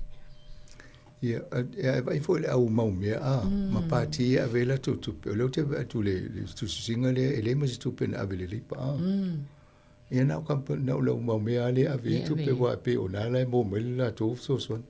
Pe o le lipa, so son i le au leini tupe le tata matitiva.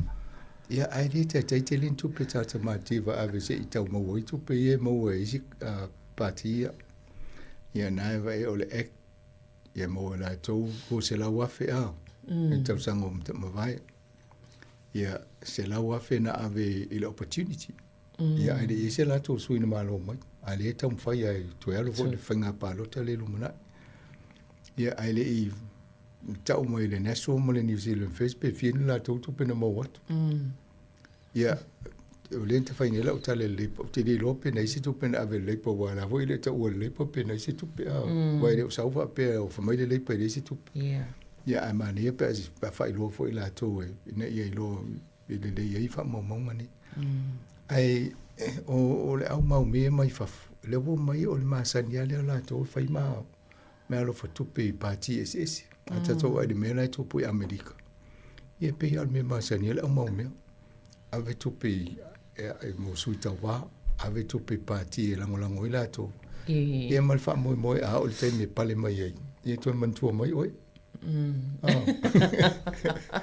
ai vo se mete manatu ye na ero le ye tel no ye e ma fa se fo tal fe ngai i tu langa na ya e pe o tangata nei na amata mai ile falptonga ta o internet entertainment group na amata mai le vaenga le o le streaming ai vai le fa ngai ta to le te mine a o po e mai mo asia vai nga fo le se fa singa faina live stream ia o le me tonu ana sa amata mai le pisini sil tangata nei o Cartmel i le tau sanga tasi vai o levo ia o na le na tele amata ina tele no ia te o ama mano na ita mau ainga ia o no le to mai fo ina ia ma so sanga nga ia na matai le na va nga le foi mo la ia malo no inga le tu fo ai fo mo le sfinga palo tale no mane yo I don't know ele Maori party o le green o le se vai poi pola le tani mai tanga te fa pe ala tu o le super code card mo meo pa ui e wha ngai le card e anai tangata mātua i whaloloa le pe whaitiongai o le manui ala isi ai pe wha face pitono e ina isi tangata e le o wha mani e ina ia fo i wha mani a ngā whalolo po supermarketi mane pe asu mai se si o le ofi o le seniors le whatonga le wa ia tātou senior tangata senior e tala noi me fa pe la te lo le ia e ingo me nei wa lai va ia la to ai pe le o mo mai e fale o lo le new world o lo fa nga ia call card fa pito pe o so lo nei po lo le te vai pe o le so lo nei fa nga ai fa ta ia ma Woolworth e te lo to ata o ia le call card ia na mai lo le i o le pa u o lo fa tonga ai mani fo se fa sta tonga lo nga fa su nga na tu le lungo ta to website e fai i o aso i e pa ua i tau o loa i whale o loa nei mo tatou a loto i whale nei. E so so ni tatou tangata lau tele. Ia na e wa ai ale o pengo i tatou website. Ia mai alu whai lau whatau i aso na e maua le pa ua. Ia whao ngai le, le fwoi manuia. O le aso lua le aso nei, no wano wa ia tu le wal whata i ta ila le code card alo tinai i le Woolworth o te vato le aso lua e pa ua. Ia ai tu ngali tai tu tono vato le tine whawhena mai nao lau tango ai pile i le masine. Ia mai pe lua ta lama sene le si pa una e mau e me la te whata unga atua. Me nai mau asina lua ta lama sene pa ua ai. Ai a masalo a tele se whata unga luna winga i whio lolo fo isina pa ua mau. Nai ka wailau parking. Whapea nā tungi le mita o le paka ia. O nā ua mau mare kou kāti. Le mo isa tai puko ve. O le mene le e o nā ma whaina wha o ngā e o e le kāta lo tua. A tono le si mea wa o isi pe whapea nā o e a ona le kāta me whaina rot wha o ngā a. E mane o nā tu awa no whapea nā wai e tau wa e le ma whai e roti nā sa ue whatau. O le tuli mai a ue whailana whatau. Pa wale me ia whao ngā mo whaataunga i o le tau sia i tangata matua le. O le teknolosi. E tangata su e o le computer po le masini computer e ngā osi mai i mo meo sele i o le whai ai o le tangata. E roi ne me poni me e aile me le tawa wai e tui i te ua mau o le tātala i le me le ai. Ava pa wale mele ta telo. O ngai o i matanga soifua. O le tama fai ina ia fai e masini. Ma to le vo masini le pe tato una fauele i vaenga e so tato tino i ale utam foltanga te ina ia fau masini te pe tanga soifua. Ia o te lo e le fai ana ato to la ngai. E tawana i se maintaining a masini au. Ia. E le mwhan masini to e maintaini o tangata ola tauna wa ia. Sao le ia. Ia o le sao na o le mawhawhau o le tangata le o ile. O teknolosi ia. A lai tawa waila to e whaitani masini fo le taipei o le tangata ma mawhawhau mga yoinga e tala no tu e tala no mai fo. Ia. O te minela umwhai e masini whaita ngā nuenga na. Ai vidi atu a tali mai whapea o tangata ola la tanoi ai leo masini la te lo tanoi. Nā. Ia, ta alonga msanga po. Tau te lera watu peini tala o te le lope mo inei tala lea na mai whapea o lea masala sistemi o iluma wha iloa le whaiaonga. Le si whaiaonga langolango leo le peleki. Ia te ilopo meona ni tala wuia wheawea i tala santua le mautinoa. E lo la uri e fai tala tātou sports po o mo se la wha mo ni tala e fai ape ia o nā voi wa e atua lai tā ua ma tala tana umanga au. Mānei awa pe o e wha mo ni e mānei al tō rua nai mo e temi pēr ngā lue whata se i nei Wellingtoni. Lea mai o le temi mō mua lea o lea la wa e en tangata Pasifika le au le wo tō te lei Pasifika. Ia, wane le. Ia o le ole e ale upule ta uri fa Britania vo le mo nei New Zealand. The browning of New Zealand. Yo le wo mai o peliki.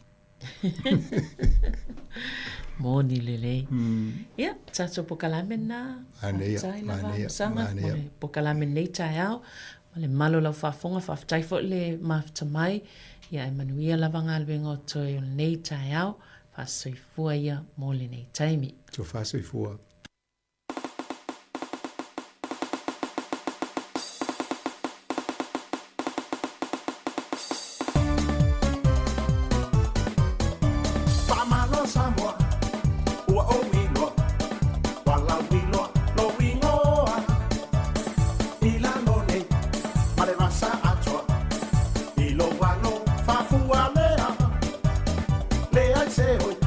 Le ai se popo le a umai fai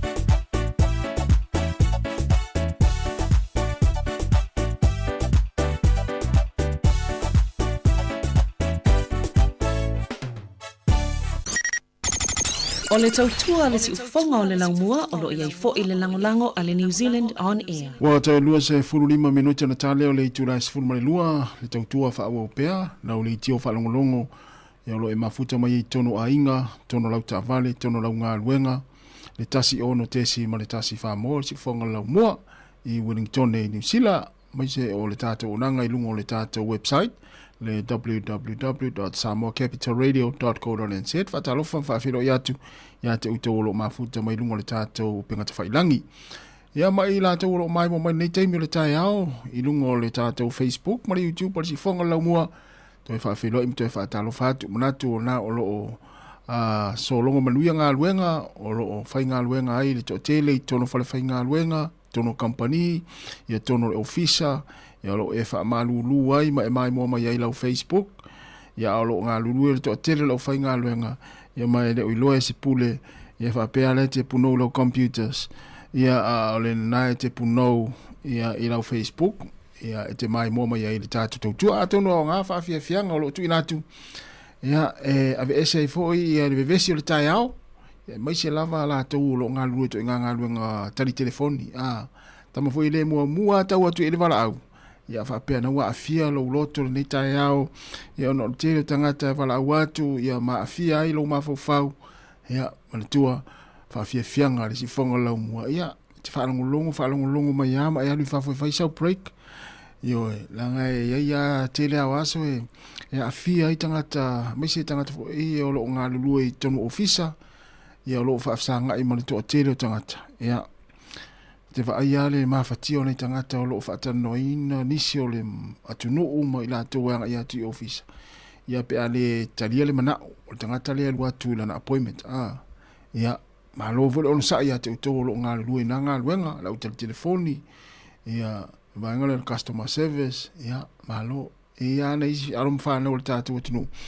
Ia, o lo o ma na ia il whaatinoina o la tō ngā luenga, i le eito e ngā luenga, ia ai mo tato umalava ia oro a fia la ngona ni taimi le tai ao ia fai mai ali fa foi ma na vasina ia fo to sa foi la ia tono to fai la nga luenga ia o na wa sui wa to mo lo fia ai o te no fo ia pe to nga la ngona na ni taimi le tai ao pe a fai wa fia lo la ngona ia ona o tu langalo i la nga luenga ni taimi ia i le bevesi ia o le sa te le atau maftanga nafi o le sa ia peila o la ua tu ngā luenga ia la ili mea lai whaare tonu ngā luenga tu atu e male la vale i le alu le tau mafan nafi ia o na ai māloa le ona sai tonu ainga na e tātou matua tausia mai se la tō lo o tausia na i mātua ia māloa lava le tausi matua māloa fo i le ia le ona sai ia mai se o la tō lo ngā lua i mauta o tangata mātua mauta ngase ngase ia mai la tu o mafuta mai ai ia ilungo tata o penga tawai langi leo to 2 minute ona ta leo le tu la 2 ona fa fonga le tata o telefone tala mai sa mo musika leo le 2 ta le tas ia ona taliu leo tata o fa sala longa pe ona masani ia son fu mas tofi il tata ofisa ina ile lawaya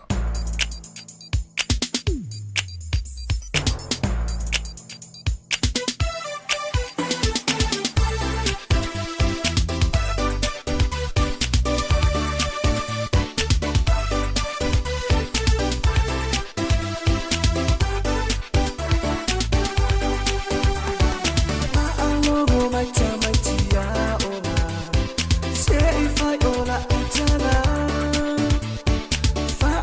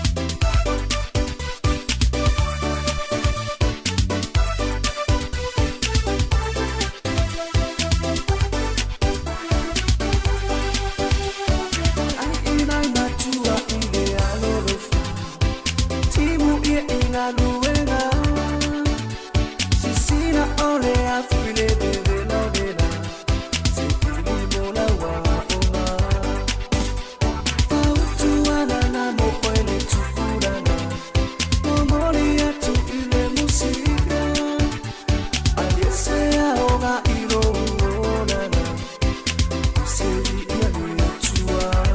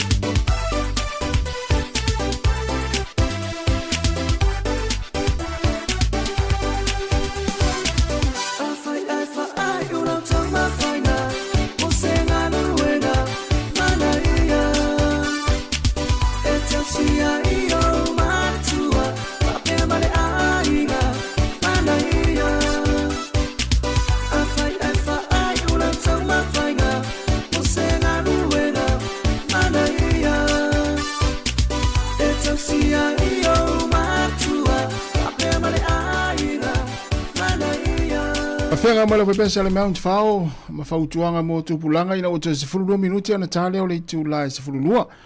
Ia, o le ana, tūna tūtātu pukalame le afo le 10 o le lalo langi o aso nei. Oi, sauri o le tala urunga vai aso. Ia, o lo sauri taimini nāle ta alonga i le suinga sampini i le vai o le tamisanga te tōwhite o le lalo langi i tūpā o li imata mai tai i New York. Na o le ta alonga la li tūpā o li le final.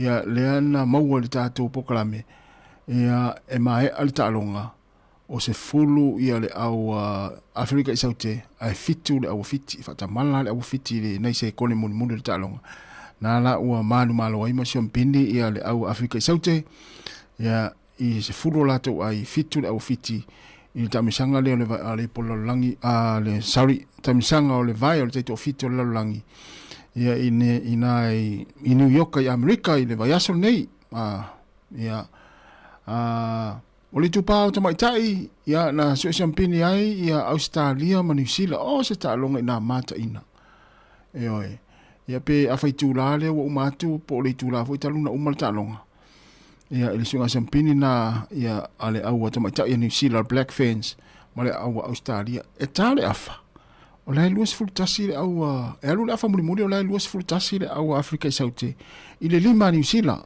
peita iane ma alosi alo se whaia New Zealand i le ta'alonga lea e umane le ta'alonga wa uma le taimi mo lua se fulu lua New Zealand i le lua se fulu ma le tasi a Afrika i saute nona winga i le tupata maitai o lea ua toe si a mupini ai ia le au ta maitai i New Zealand ia po le Black Ferns ale au lea tawa ai o le laiti o le nini i o te ni ti le e ta'alo le au New Zealand ale popoto e ta'alo ia to e fit lava le manava ma nei e te le ta'alonga o ta'alonga tau whao ia o tūlanga nao ai o ta'alonga luas fulu New Zealand ia ai se luas fulu maletasi ia le au se tālia ia o lea la ua champini ai ia New Zealand i le vai lea i whailele i New York ia i le tae ona li la ia ai tūlua le au se tālia i le tūpā tamaitai ia o le tūpā o li inana manu malo ai Afrika i saute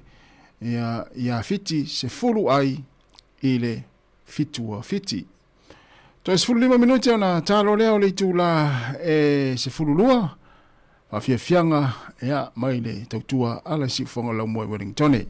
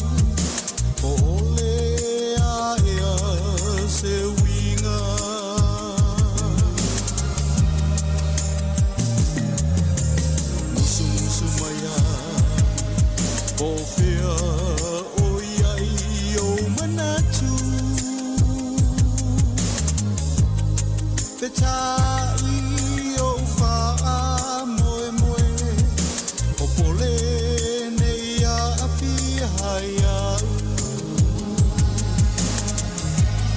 e o wha nau nau ngā ua mati vai nei o ma fau fau ngā o a pai fo isi o loto ma fesiringi ai so foto ai le ma fatu sa tu salia lola lele na o sa ilia la mate mate na yo winga o te tu atuai ai lia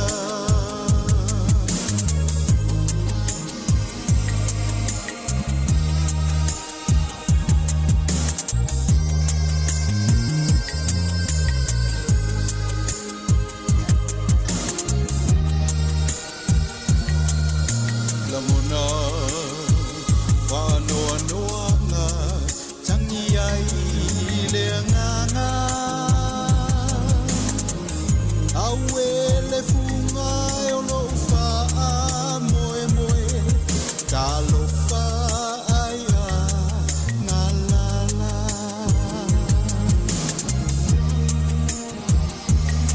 te le i tau ina mai ai ua le lilo i le vai oi manatu na tia e o le loto ua se vai e o ona i lo toto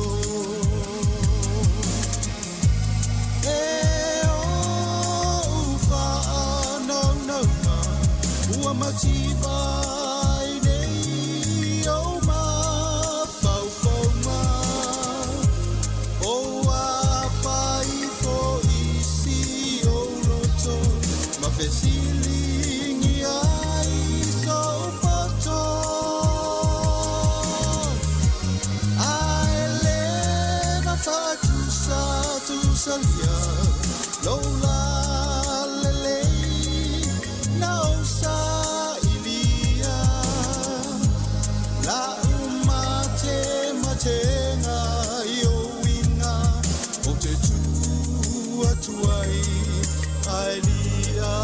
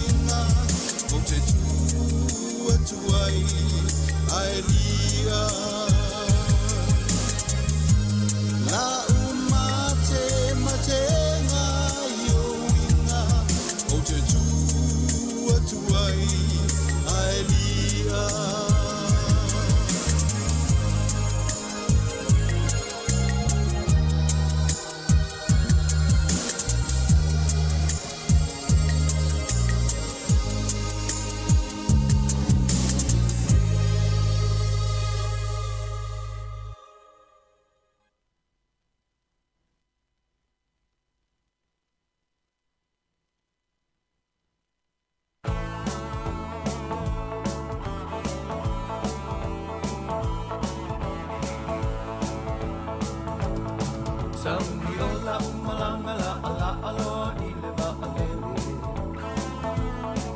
Sei fai se suinga vese mai male ele ele. Se ie mai vatasi I pe au o le e whata pe atu ai alu I se isi mea Se I ai o se aso o na uto e po I mai lea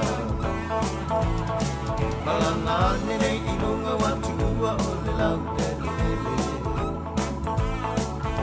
Uali alota tina tau o se mai fo I lo fefe Mala ia le malanga pe ana whaapu Tau o se fo I le niniva o le ulu whai lo sina moi Muli muli ane ua tau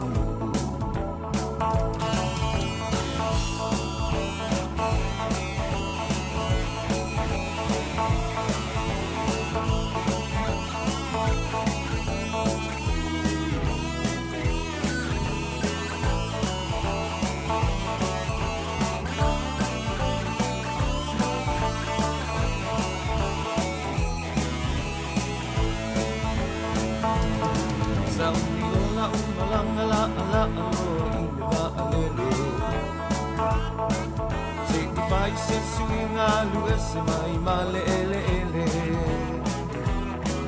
Se ie mai vatasi pe au o le vata pe atu ai alu I se isi me Te ia I o se aso na oto e pui mai lea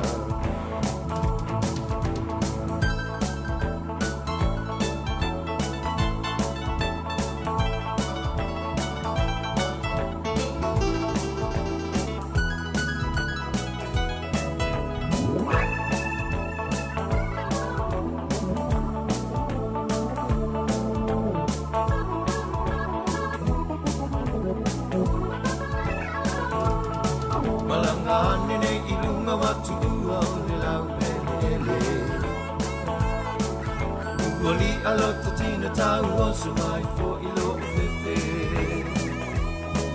Mana ia le malanga pe ana whaapu Ua tau o se fo I le niniva o le ulu Whai leo sina moe muli muli ane ua tau lu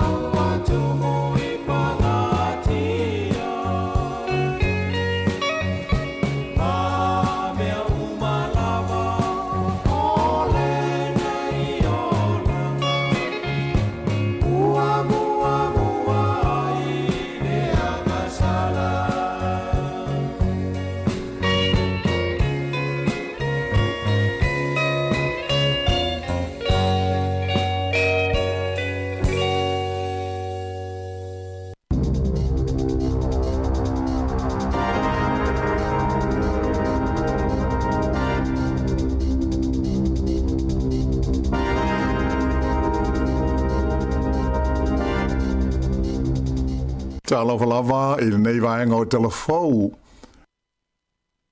E to tele te ngata sa awai i le sauninga sa whaiela sa nafi e whaamanatu ai le atoanga o le hitu o tausanga talu le whaalewe lave le nos fo i ai te ngata ta pua i Mosalame a o whaiela tau sauninga i o ato whale lotu i le ai o karai estete. E pei ona sila fia o le whaalewe lave matautia i le asus furuli mo mati lua o tasi iwa na marili wai te ngata to o lima se fumal tasi i o se whainga sa whaatino e se li mai Australia ingo i a Brenton Tarrant i le Al Noor Mosque whapea i ma le Linwood Islamic Centre a o whaia la tau tāpua ingo le awauli. I se whaasa launga i lunga o fisota inga te le vavave a le palemia i a Christopher Luxon a o le itu ua le tunu umo Sāmoa matonga na i a taua ai le tāua o le sauninga whaamanatu e manatua ai la tau e te o limas fultasi na whano ai le soifua ai maise o la tau au ainga. Ua amata ona vai e tūlanga whaapopoleina o lau whaita avale i le taunga tā ma le ono motu sia o le supply o le pensini ma le suau i le tonu o le tunu. Libo tia mai nafi le kompania legal le iai leo nisi o la tau pamu pensini na umai le pensini ma le suau mai o le whaalua ai leo na tula i mai lea whaale tonu i le tonu o aso e tolu ua mawai. E mahua o na le mau tonu o la ufaita avale i le taunga tau le pensini ma le suau ato ai fo i ma le whaale tonu o le supply o le suau ma le pensini ta amale. O le tewi nei o lea ua siri atu i le toru tā lai le rita le tau o le pensini masani o le iwa tāsi ona o le taua i se sae tūru tonu. O livo tia wai fo i le whaia se tālasanga le Pelestene Amerika i isi malo le lololangi e au ina atu o la tau manuao i le vainu o le Strait of Hormuz lea ua tele ina le uia e vaasua u te tele ona o tau mwhainga le fita Iran e tā ofi ma o se whaia ia wa o loa e ia lea vainu o. Tā ua tele le vainu le nei le whala o inga o loa ai mai se e tusa ma le lua se 4% o le suau o mo o mia le laulangi e ui mai ai lea o ngā Sami. Sa o whainga e tusa ma le lua se 4 miliona pa e lo suau ui lea so e tasi. Se lau se ful tolu la whainga o pamu pensini ala kompania le kao i tu SS o New Zealand ma tele lava i le motu i mātū, mai sa i longa o na pisi i pamu i le whai unga o le vai aso. O nisi o pamu nei sa whata waila stona i le pensini i watasi i le tau e lua tā la fitu lua sene i le lita. Mai manatu le pulenga o le company e mafua o na pisi ma tūmutu mo la tau pamu pensini ona o loo pa uai i le tau o le pensini ma le sua u le tele o taimi. E iai fo isi pamu o le gal ua whaasa ai o na utu ni kalone ave i le whane ai na o ta avale lava o loo mawhai o na utu ina. O se lipoti alo ia ale mtanga luenga o pisnisi mga luenga po o le ambi ta ua mo iai e whape o whaamawaunga sa iai i le vai aso ua mawai sa tula i mo iai pe tusa o le toe 5 aso o lo toe o na uma leo le pensini ma le suau a to ai ma suau valele o lo o iai nei te tonu o New Zealand. Ua iai nei i Sāmoa le palemia o New Zealand, Christopher Luxon, mo se asia singa tau loa o le ao fi ai ni feilo inga, ma tai tai o le malo o Sāmoa, a o le ianga iana i tonga i le vai so nei.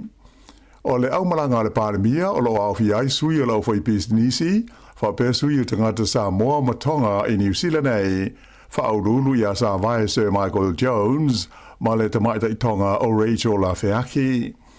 O le tawa teimi mua le nei, ua feilo i aita i tai o whaiga malo o loo iei nei e Sāmoa ma tonga ma le malo o New Zealand.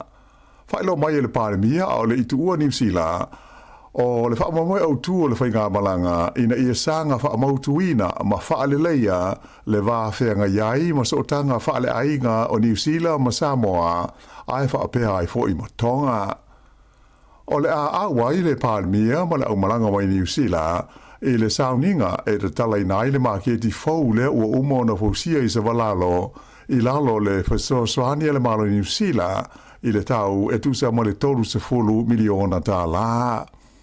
O le whainga māloa le i pālemia ia la auli le maali toa le Watea Schmidt na tūla i mai Sāmoa i le pālota whaana tirati le ana whaia ia au kuso o le tausanga ua mawai. Ai o le whainga māloa fau e i nei e tonga o lona pālemia e swafa ia Lord whatawhehi whakawhenua na tūla i mai ina ua uma le pālota te lea lea tunu ia te sema. Ta ua se lipoti mai Sāmoa le iai leo se whaanaunga o le li pālemia o New Zealand ina ia whae ia te ia se swafa matai o le whioanga o pia a o le itoe tu ua le tunu e le whainga malanga. Pei tai la o se whaasile silanga alo ia mai le ofisa o le pālemia i Wellington i le fiafia le San Nafi na o la taute e na malosi a ia li poti mai Sāmoa e whapea sa whaatalo sangaina Christopher Larkson le whaia o sona swafa matai a o iai lana malanga i Sāmoa. Ta ua i le li poti e whapea e le sao ia whaasalaunga mai pia. E tā pēnā le whainga malanga i Sāmoa le pālemia ia Christopher Larkson ai whaailoa mai e le whainga malo so whaatasi o iei nei New Zealand ia se swinga le tu mau ua whaia i le tau o le visa asiasi mo tangata Pasifika e malanga mai ai i New Zealand nei.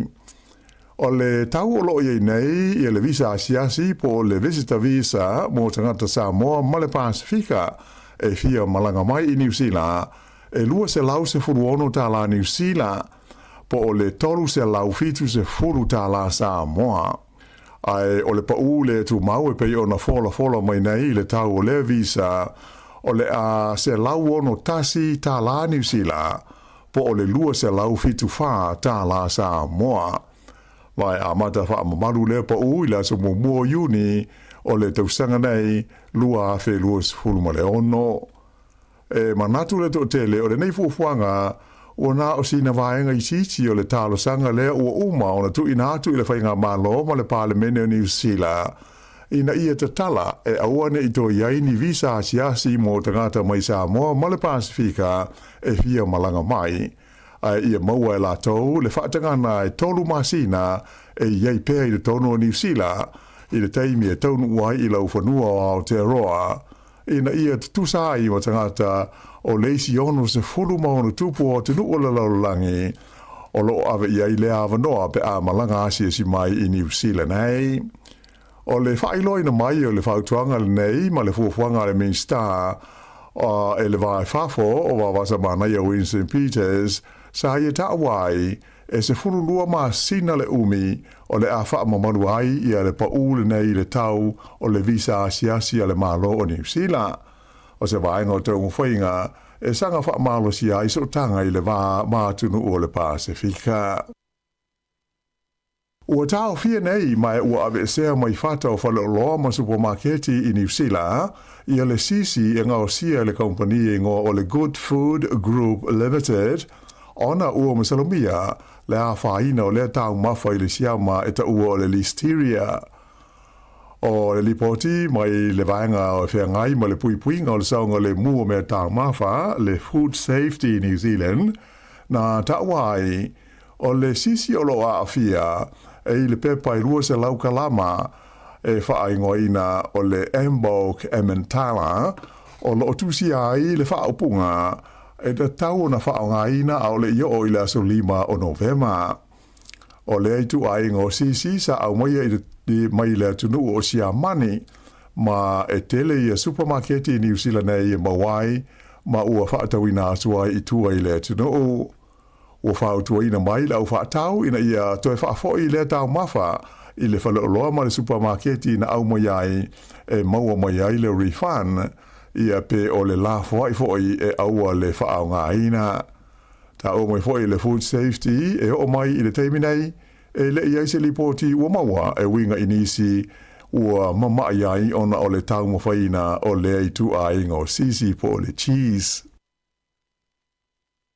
Ai tala mai le laulangi whafo o lea ua sa valia nei le tolu o vai aso so o talu ona amata le taua i Iran ona o swainga a Amerika ma Israelu i la stona ai luas fulvalu o Februari. O le tali mai le malo Iran i os whainga i le ngata ua whaiaini la tu os whainga nga ia Israelu, whapea ma ofisa mano whanga o le military a le United States i te tonu o te nuu i le whangaloa o Perisia, ma ua o atua i se tūlanga whaade tele i le neitaua, ona ua tele atu nuu i se sae tonu ia ua a fia i le teimi nei. Wha maunga o pito i le tamai sa tu whaatasia le vaenga whaasara lau al AFP, na ta ua i le to tele o tangata ua maali liu, ma manu nua i tanu ona a mata le taua. O ia whai numela pe o na whaadia mai le AFP, na lato mau mai whaasara launga mai i whai ngā malo, whaapele fita, ai mai se ofisa o le soi fua malo loina, ma whaalapo tonga o ngā ruenga lawe ai, i le tonu o atunu ia loa a fia i le taua. O le lipoti mai i le mtanga ruenga le soi fua malo loina le malo Iran, na ta ua ai whapea, e o mai i le aso valu o mati, o si lia i le afe lua se lau, le a whainga o tangata o le atunu o maari liu i le taua, e au fiai le lua se lau o tina mo ta maa itai, ma le lua se lau o tamaiti i lalo le sefuru lua te usanga le mātua, ma le siri atu i le sefuru afe, la o whainga o se isi tangata na manunu ai.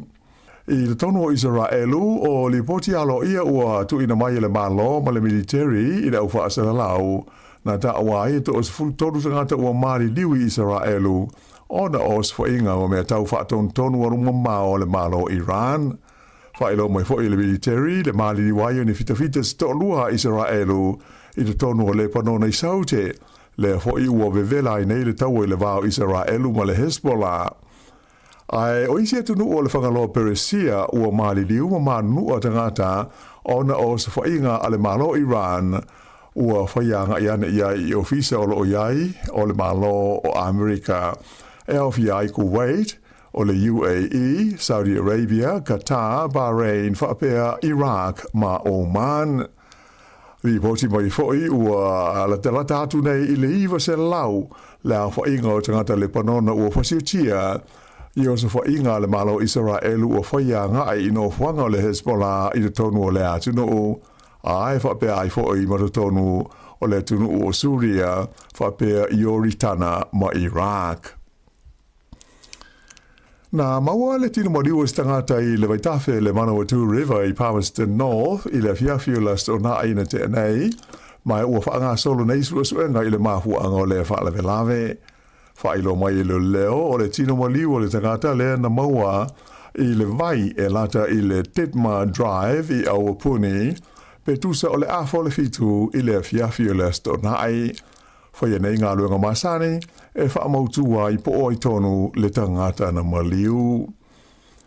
O leisi whaalawelawe le whaunga le vai aso na maliu ai se tangata, na tupu le matawhanga e lata il malai waalele i whanganui. Whailo mai e leo e whapea sa liputia mai le nei whaalawelawe, pe tusa o le awha o le whai le fiafiulas o nai, o le tangata na maliu ai, na maua atu ua umalona ola, i le mea na lawe ai lana wila afi. E whaitau wafe tangata sa lolofi atu e fia mori mawina le toi te talaina leo le whale tusi tele o le lau mua i Wellingtone i le asto nai na te nei. Ua fitu tau sanga talu o na tāpunia le whale tusi tele le nei le Wellington Central Library ona o tūlanga sa lamati ai le saonga le mua tangata ona o ni mafui e ono a fia ai. O le masina o mati le tau sanga luafes furuiva le ana amata tāpuni ai lea fole tusi tele, ma whaanga solo mai ai i ale ngā ruenga i le toe whaale leia, ma le sanga whaamaro sia o le whale atoa, i se tau e tusa ma le lua se lau se furu ma le fitu miliona tāla. O le pule nu o Wellington ia Andrew Little na sao noa i le sao noa ngā autu e te tala i nai lea ngā ruenga tele, sa whatasi ai nisi sa avea ma taitai o whai ngā malo tūru tonu, ai hope ai ma whai ngā malo wha ai tū malo o Wellington e au whi ai nisi na avea mo mua ma pule nuu, e pei o Justin Lester ma Andy Foster. Ta ua Andrew Little o lea ngā luenga to tele i au pule nuu sao la tū whengai, ai o lea ua wheunga le mai a ma lona tūrai mai tau ave le tofi pule nuu o Wellington e le ngata ina ua toe te talaina le whale tusi te tonu, tu tonu le nei mo le mamaru le tunu o Ai sa tali nai fo i le stona ai ma le Civic Square le sa tapu ni mai le tusanga vai mo ni ngā luenga sa fia fa atino ina ai. Fa alia fo i le pule nuu o nisi o fale te tele au tu i te tonu o le Civic Square o le ate tau ona toe te tala mawa noa mo sanga te uma i te tonu o le isi se fulu lua masina o lumana inei. I ta alonga na amata i le San Nafi ta alonga ki kiti fa le vao malo i le vao awa New Zealand ma au si mai a felika i saute ia o lo asia si mai i Aotearoa nei. Na mua le ta alonga le vaenga o te mai tai le valeo le White Ferns a New Zealand ma le awa te mai tai o a felika i saute i le malai le Bay Oval. O le ta alonga mua fo i leo le series e lima ta alonga i le vaenga o le T20 a au te mai tai.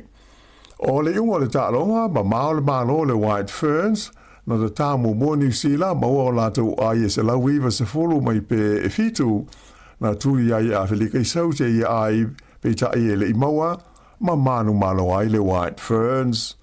O lona lua lao ta alonga i le vao au e lua o le awhia le Hamilton i le so lua ta e ao. I le vaenga o li na amata fo i na poi Mount Maunganui i le series e lima i a ta longa pupu nei T20 i le vao le Black Caps ma le Proteas a awhilika i saute. E pei ona silsila wa mai mo i ai le TV na te tā mua New Zealand mai umole le ia lātou pe e na o le ivas futasi o lātou ai na maua. Na tūli ai a awhilika i saute i ai o New Zealand mai tolu pe ai ua maua ai e ivas futolu mai o es furuono ma te ai wha. Manu ai a awhilika i saute i le ta'alonga mua o le series i le wā o au lua. Ua se atu nei i le au soka a li o Aukilani, le Auckland FC, le tūlanga lua le whaasalonga o awal ta'amusanga o le A-League, ina ua manu loi le lātu ta'alonga, ma le au o lo numera tasi le au lea le Newcastle Chats. O aio le ta'alonga i le whaunga vai aso, e lua Aukilani i le tasi a le Chats. O le whaia ina mua lea, o le au le nei a le Chats i le neitau sanga, ua whaamuta ai au kilani, ia mālo so e se furu o le Jets i le taunsanga o lo whanga solo, a o le au kilani, o le ono ai leo lātou mālo so i le taunsanga o lo whanga solo. E toi lima ta'alonga o lo toia le au kilani i le taunsanga masani, ma o leisi lātou ta'alonga, o le awhetau iai ma le au mekata i le asatona ai asau nei. Ai o le ausoka le lau mua i Wellington o le Phoenix na mālo i le lātou ta'alonga ma le au o le Perth Glory o ai o le ta'alonga i Wellington e lua le Phoenix ai le Glory. O le mālo mua le o le Phoenix ta lua na whaamawailo lātou whaia o ngaunu i a Giancarlo Italiano i le aso luas futasi o Februari o whaamuta ai ma o lātou whaia ina so e walu na iai. Ua se ai nei i a Wellington e mai le pito i lalo le taunsanga ai toi lima lātou ta'alonga ia o lo o to toe. Ma le talawhai ua tāwhia e le toi whaataunu ina i tu unga ta'ama le sao le Formula 1 i Bahrain ma Saudi Arabia i a Aperila ona o le taua i Iran. O lea whai unga ua whaia e le purenga o tu unga ta'ama le sao nei ona o le taua i le tunu o Iran e pei ono vevelai i le vā ma Amerika ma Israelu. Whailo mai le whaunga vai aso, o le ata o fia tu unga ia sa fuafua e whaia ia tunu nei e lua o se sae tūtonu ona o le taua. Mai whaamanina mai foi e le ai nisi tu unga e whaia e sui ai ia tu unga nei o le ale o na whai le masina o Aperila. O le whaiunga leo telefau.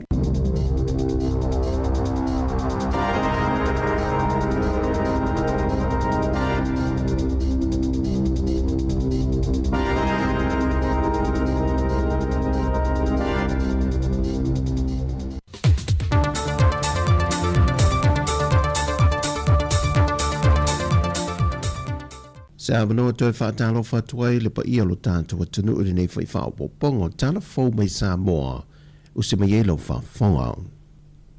Wato ai tau nui lau ele ele o le tunu o le fionga le pāre mi o le maro New Zealand, Christopher Luxon, e whanga solo na porkalame la sisinga e whailua ia toi le fionga le pāre mi o le maro Sāmoa, ma te tala alo ia ina aise tasi o polo keti tele sa whaatupe na mai le maro New Zealand, e ala ele whiri ma keti fau lea ia pia i sa valalo, ma whaatala noa e manisio ma ta opo e tawala ilana malanga mai Sāmoa, ma tua i Sāmoa a siasia tua i tonga le neina vaiaso.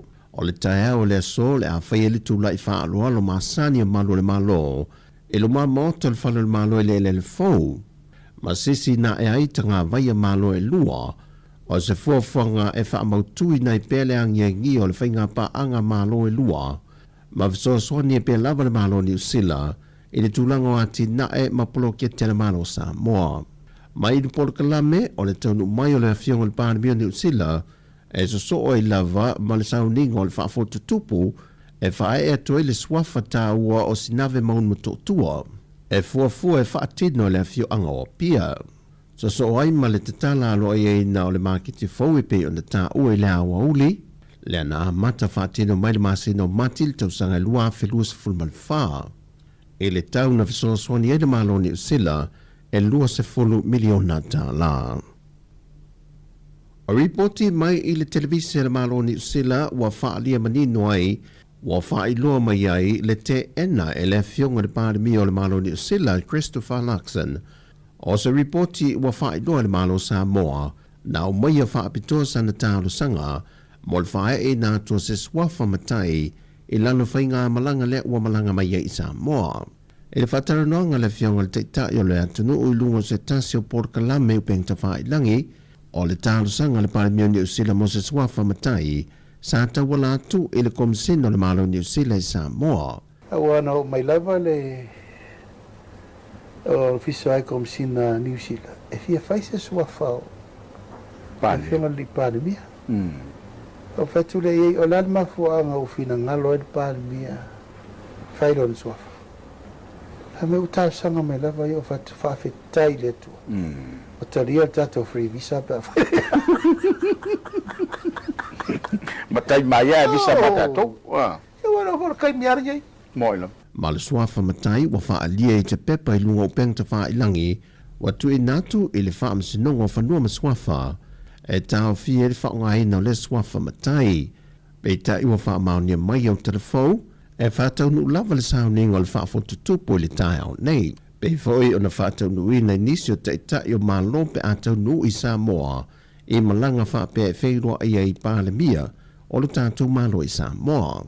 Ma whamai ai le porkalame le so e le whaatala noi no isi mata opu mo le ati nae o malo e lunga.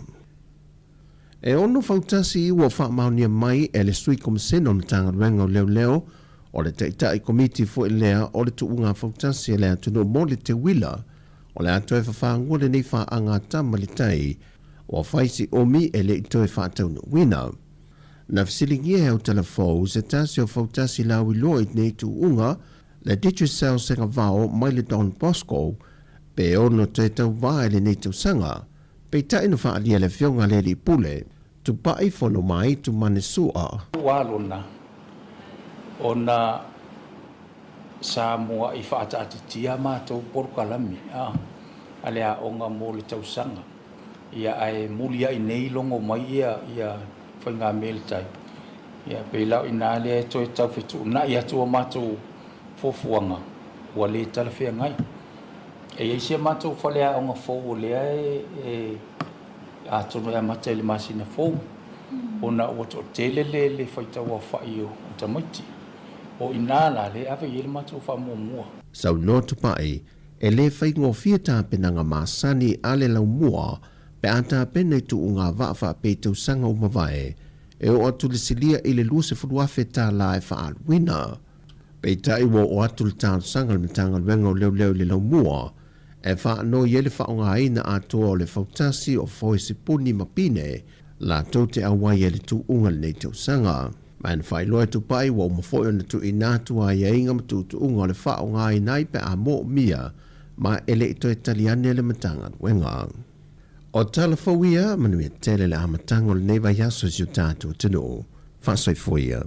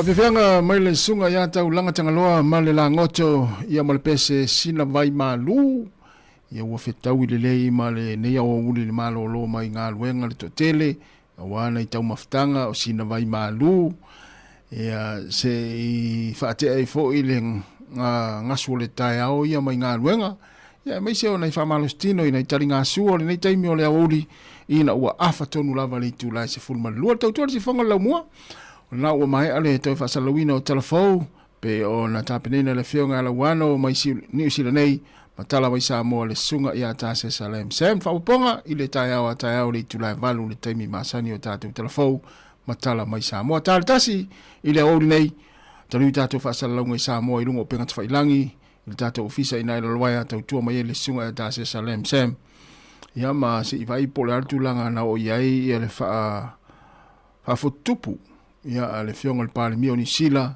ia ile tai au ne leila ia ai le taimi ia ole o vai atu fafato le tato ofisa ma le le tau paolo mai ia ole sulle la ai le malo si tele ia ola fa tau le ma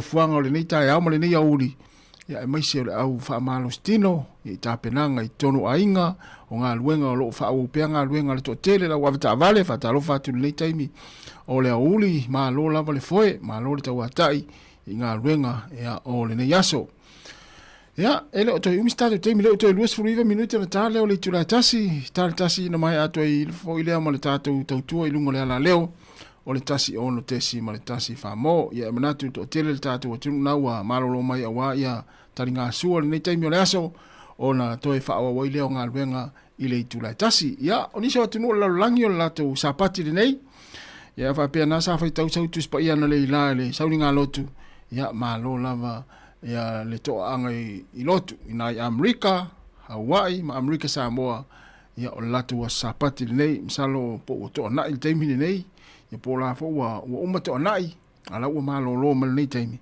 Ia ni te fa pe ui vai le sani ale ta mai pese si fonga la mua pese fa sani mau sau le la songa fu nei ama tau ni sila nei. Ia o la ua tele na usu i tangata fai ngā ruenga, ia meise ia nei tātou mātua lo tāpo i tono mauta malawa ia o mafuanga nā re tātou pese o na o le wasonga fua mātou ia sa o tō nai Amerika ia nai māne ia mafuta mai pēa i tātou whawhiawhianga ni taimi o le auli ia le tautua ale si whaunga lau mua o le ua se mai lau pese le matangi mai sa sae ia ma le pese ua whaingoina nofo i le auli ia o le amate nofo i tonu o le tatou ofisa whaasalau ma le sunga le au tu fue fiso ia ma vaai leisi fafo ia vaai leisi i lispito ia vaai leisi i lispito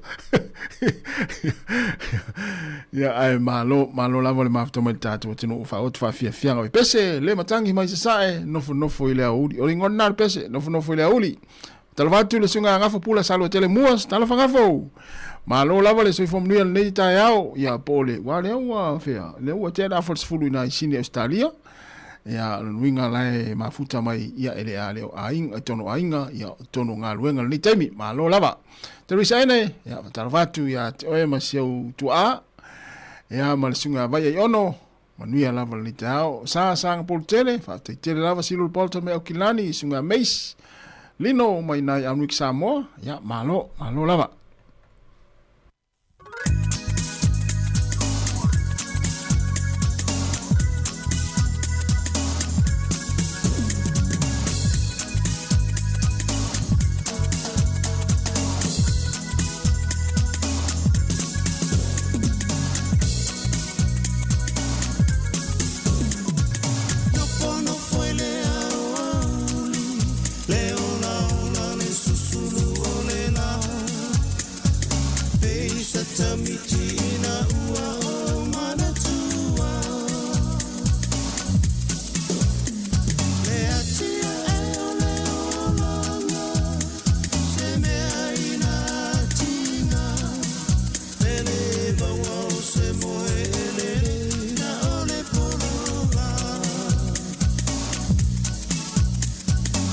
Matani say,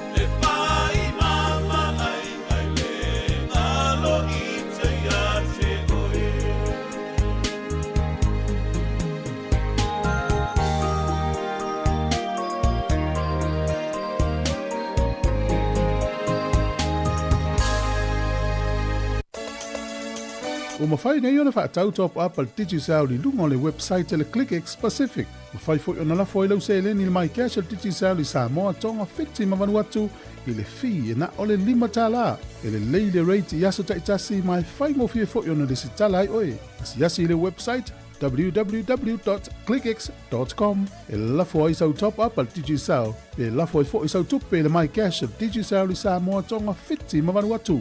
O li si whamtalanga whafsota i le olua tasi, 5 whawha. Olua tasi, 5 whawha. Seki a Digicel. Pamna tu atu le maftanga a le sifonga lau mua ma lau whainga ma lau whaafonga i le astofinei la sos fulma le iwa mati i le St. Anne Hall. Lua se fulma le wha Emmett Street i Newtown Wellingtone mai le afo le 5 e o atu le afo le 7 le afiafi ia po ua whaingoina o le Pacific Community Outreach i le astofinei. O se awa noe whairo iai lau whainga luenga a le leitio ma lau whaafonga ia mao mātou whaalongolongo i ne o tau finangalo whaalia e winga i polkalame ale si fonga o le lau mua. A wai foi ia po iai foi ni polkalame finangalo iai lau whaafonga e sanga whaale iai a tiri ai la mātou tautua. O le atata foi ma le whaili a le leitio le lau mua sound mai le afo le wha tali tono le atatou whero iai i le aso le astofinei afo le 5 e o atu le afo le 7 ia o le whaili e tata ia e whaafiro i fo ili tātou atinu o ngala anga solo atu i le afiafi e amata i le afo le wha ia a fio atu o le vai atu le talo le tau le neva yaso ia pe atu maua i pea o le alangi le lei ato le neva yaso alu atu a nei e tau le asfreile ia le nā mana ia ia nisi nā o whaasilanga ni taimi ia ai manatu ia o lo o solongo manuia ia fuafuanga o ngā luenga le tātou atinu ni taimi o awauli ia i mātou ini New Zealand le la atare tasi ia ona mai ale o le tātou tautua ia atu i sao tātou whaasalau ngai Sāmoa ia i lungo le Facebook ma le YouTube ia tautua mai le sunga a tāse Salem Sam talo whātu le sunga elia lauta talo wha elia manuia lava le nei auri whaftai lava le mafuta mai ia i le tātou proklame ia oi o le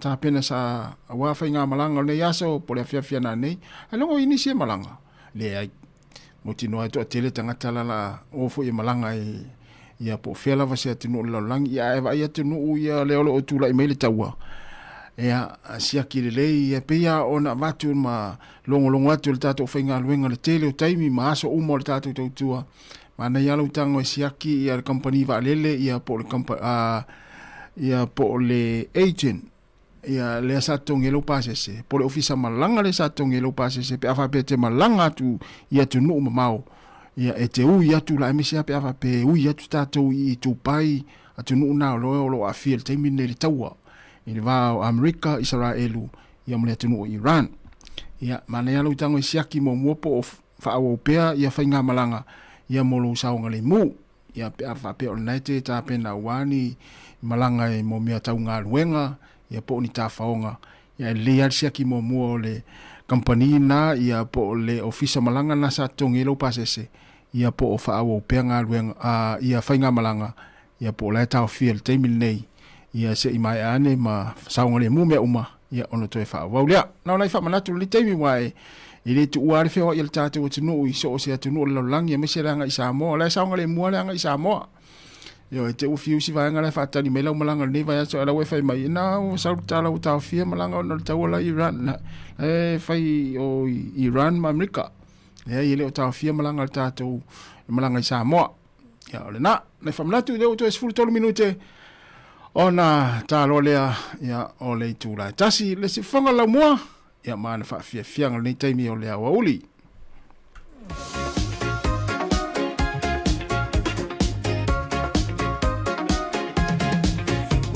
Sitting at the bar, she was looking at the jukebox selection. And I've never seen a cuter behind. I had to rush her with a glass of wine and control my mind.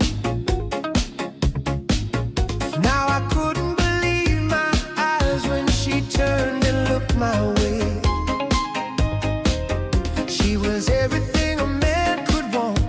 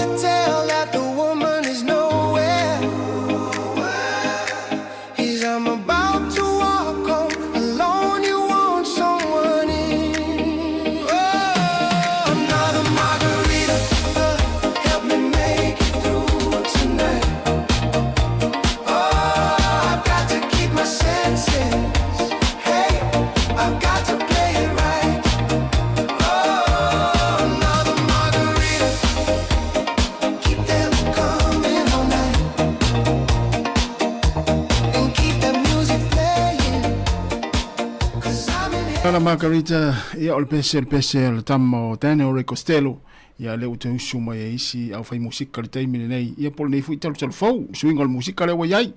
To e tasi, to e iwa minuta na tale o le tula e tasi, ia o le whamalatu muli, ia o le o tato i loa umal tulanga o lo iai le pensini taimine nei, wasi i le tau, le wo atu le tolu ta alama sene nisi o pam pensini, ia o le whamalatu lava ia le tato o nanga ma le tautua, ia mana ia le whaima whaatumu mautu lau ta avale. Yo le leia le tupu mai oni PFA wa sioki pensini ele o sioki pensini taimi nei ana ole famanatu ma le tapena mamao ina ia tautua na mana ia le tupu mai oni vaenga va pe wa sioki pensini langa iluma ia la e level pensini lo ta vale ava tu mu mai le I wa ole I ia la le mori lo ta vale ia ele ole I ole enough ole I ole empty ole pensini e tautua nā, utu lau ta vale, pe e pasi atu luma le pamu. A wale ngā tae afe le pamu e utu ta vale. Ea, ole nā la i whamanatu muli nā ni auli. Ia mo ila tau lo feo i ta vale. Wai isi na le feo wa ia ai utu isi. Na le feo wa ia alu atu le fale, ia te ia ufe mai. O sa atu le fale o loa, e lana tami atu ai luma le fale o loa, ai le afe whaatau, ai le iloa. O le tonga fiti rau fai ia utu i le kāta. Ase va tangata le fale ale na usa tu mal pam musika o malo longa ma tau ma fitanga o leo uli si fofo le laumua tava tu sunga Danny Missy Willie manuia lava le yo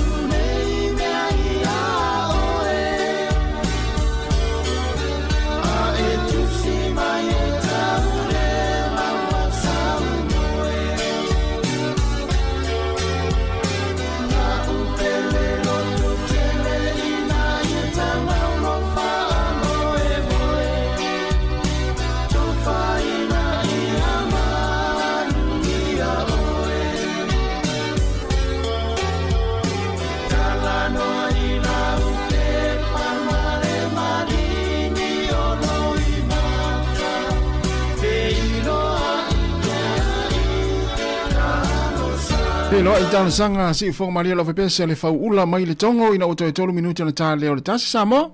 O mai ale tatou maftanga le yaso mo le atu fa aftai te le lava i lo to pa ia mo lo to malu ma lo le tapuai ma lo le tatalo le wei mo le manu le tatou onanga ia ilunga le ala leo le tasi ono tesi mo le tasi fa mo.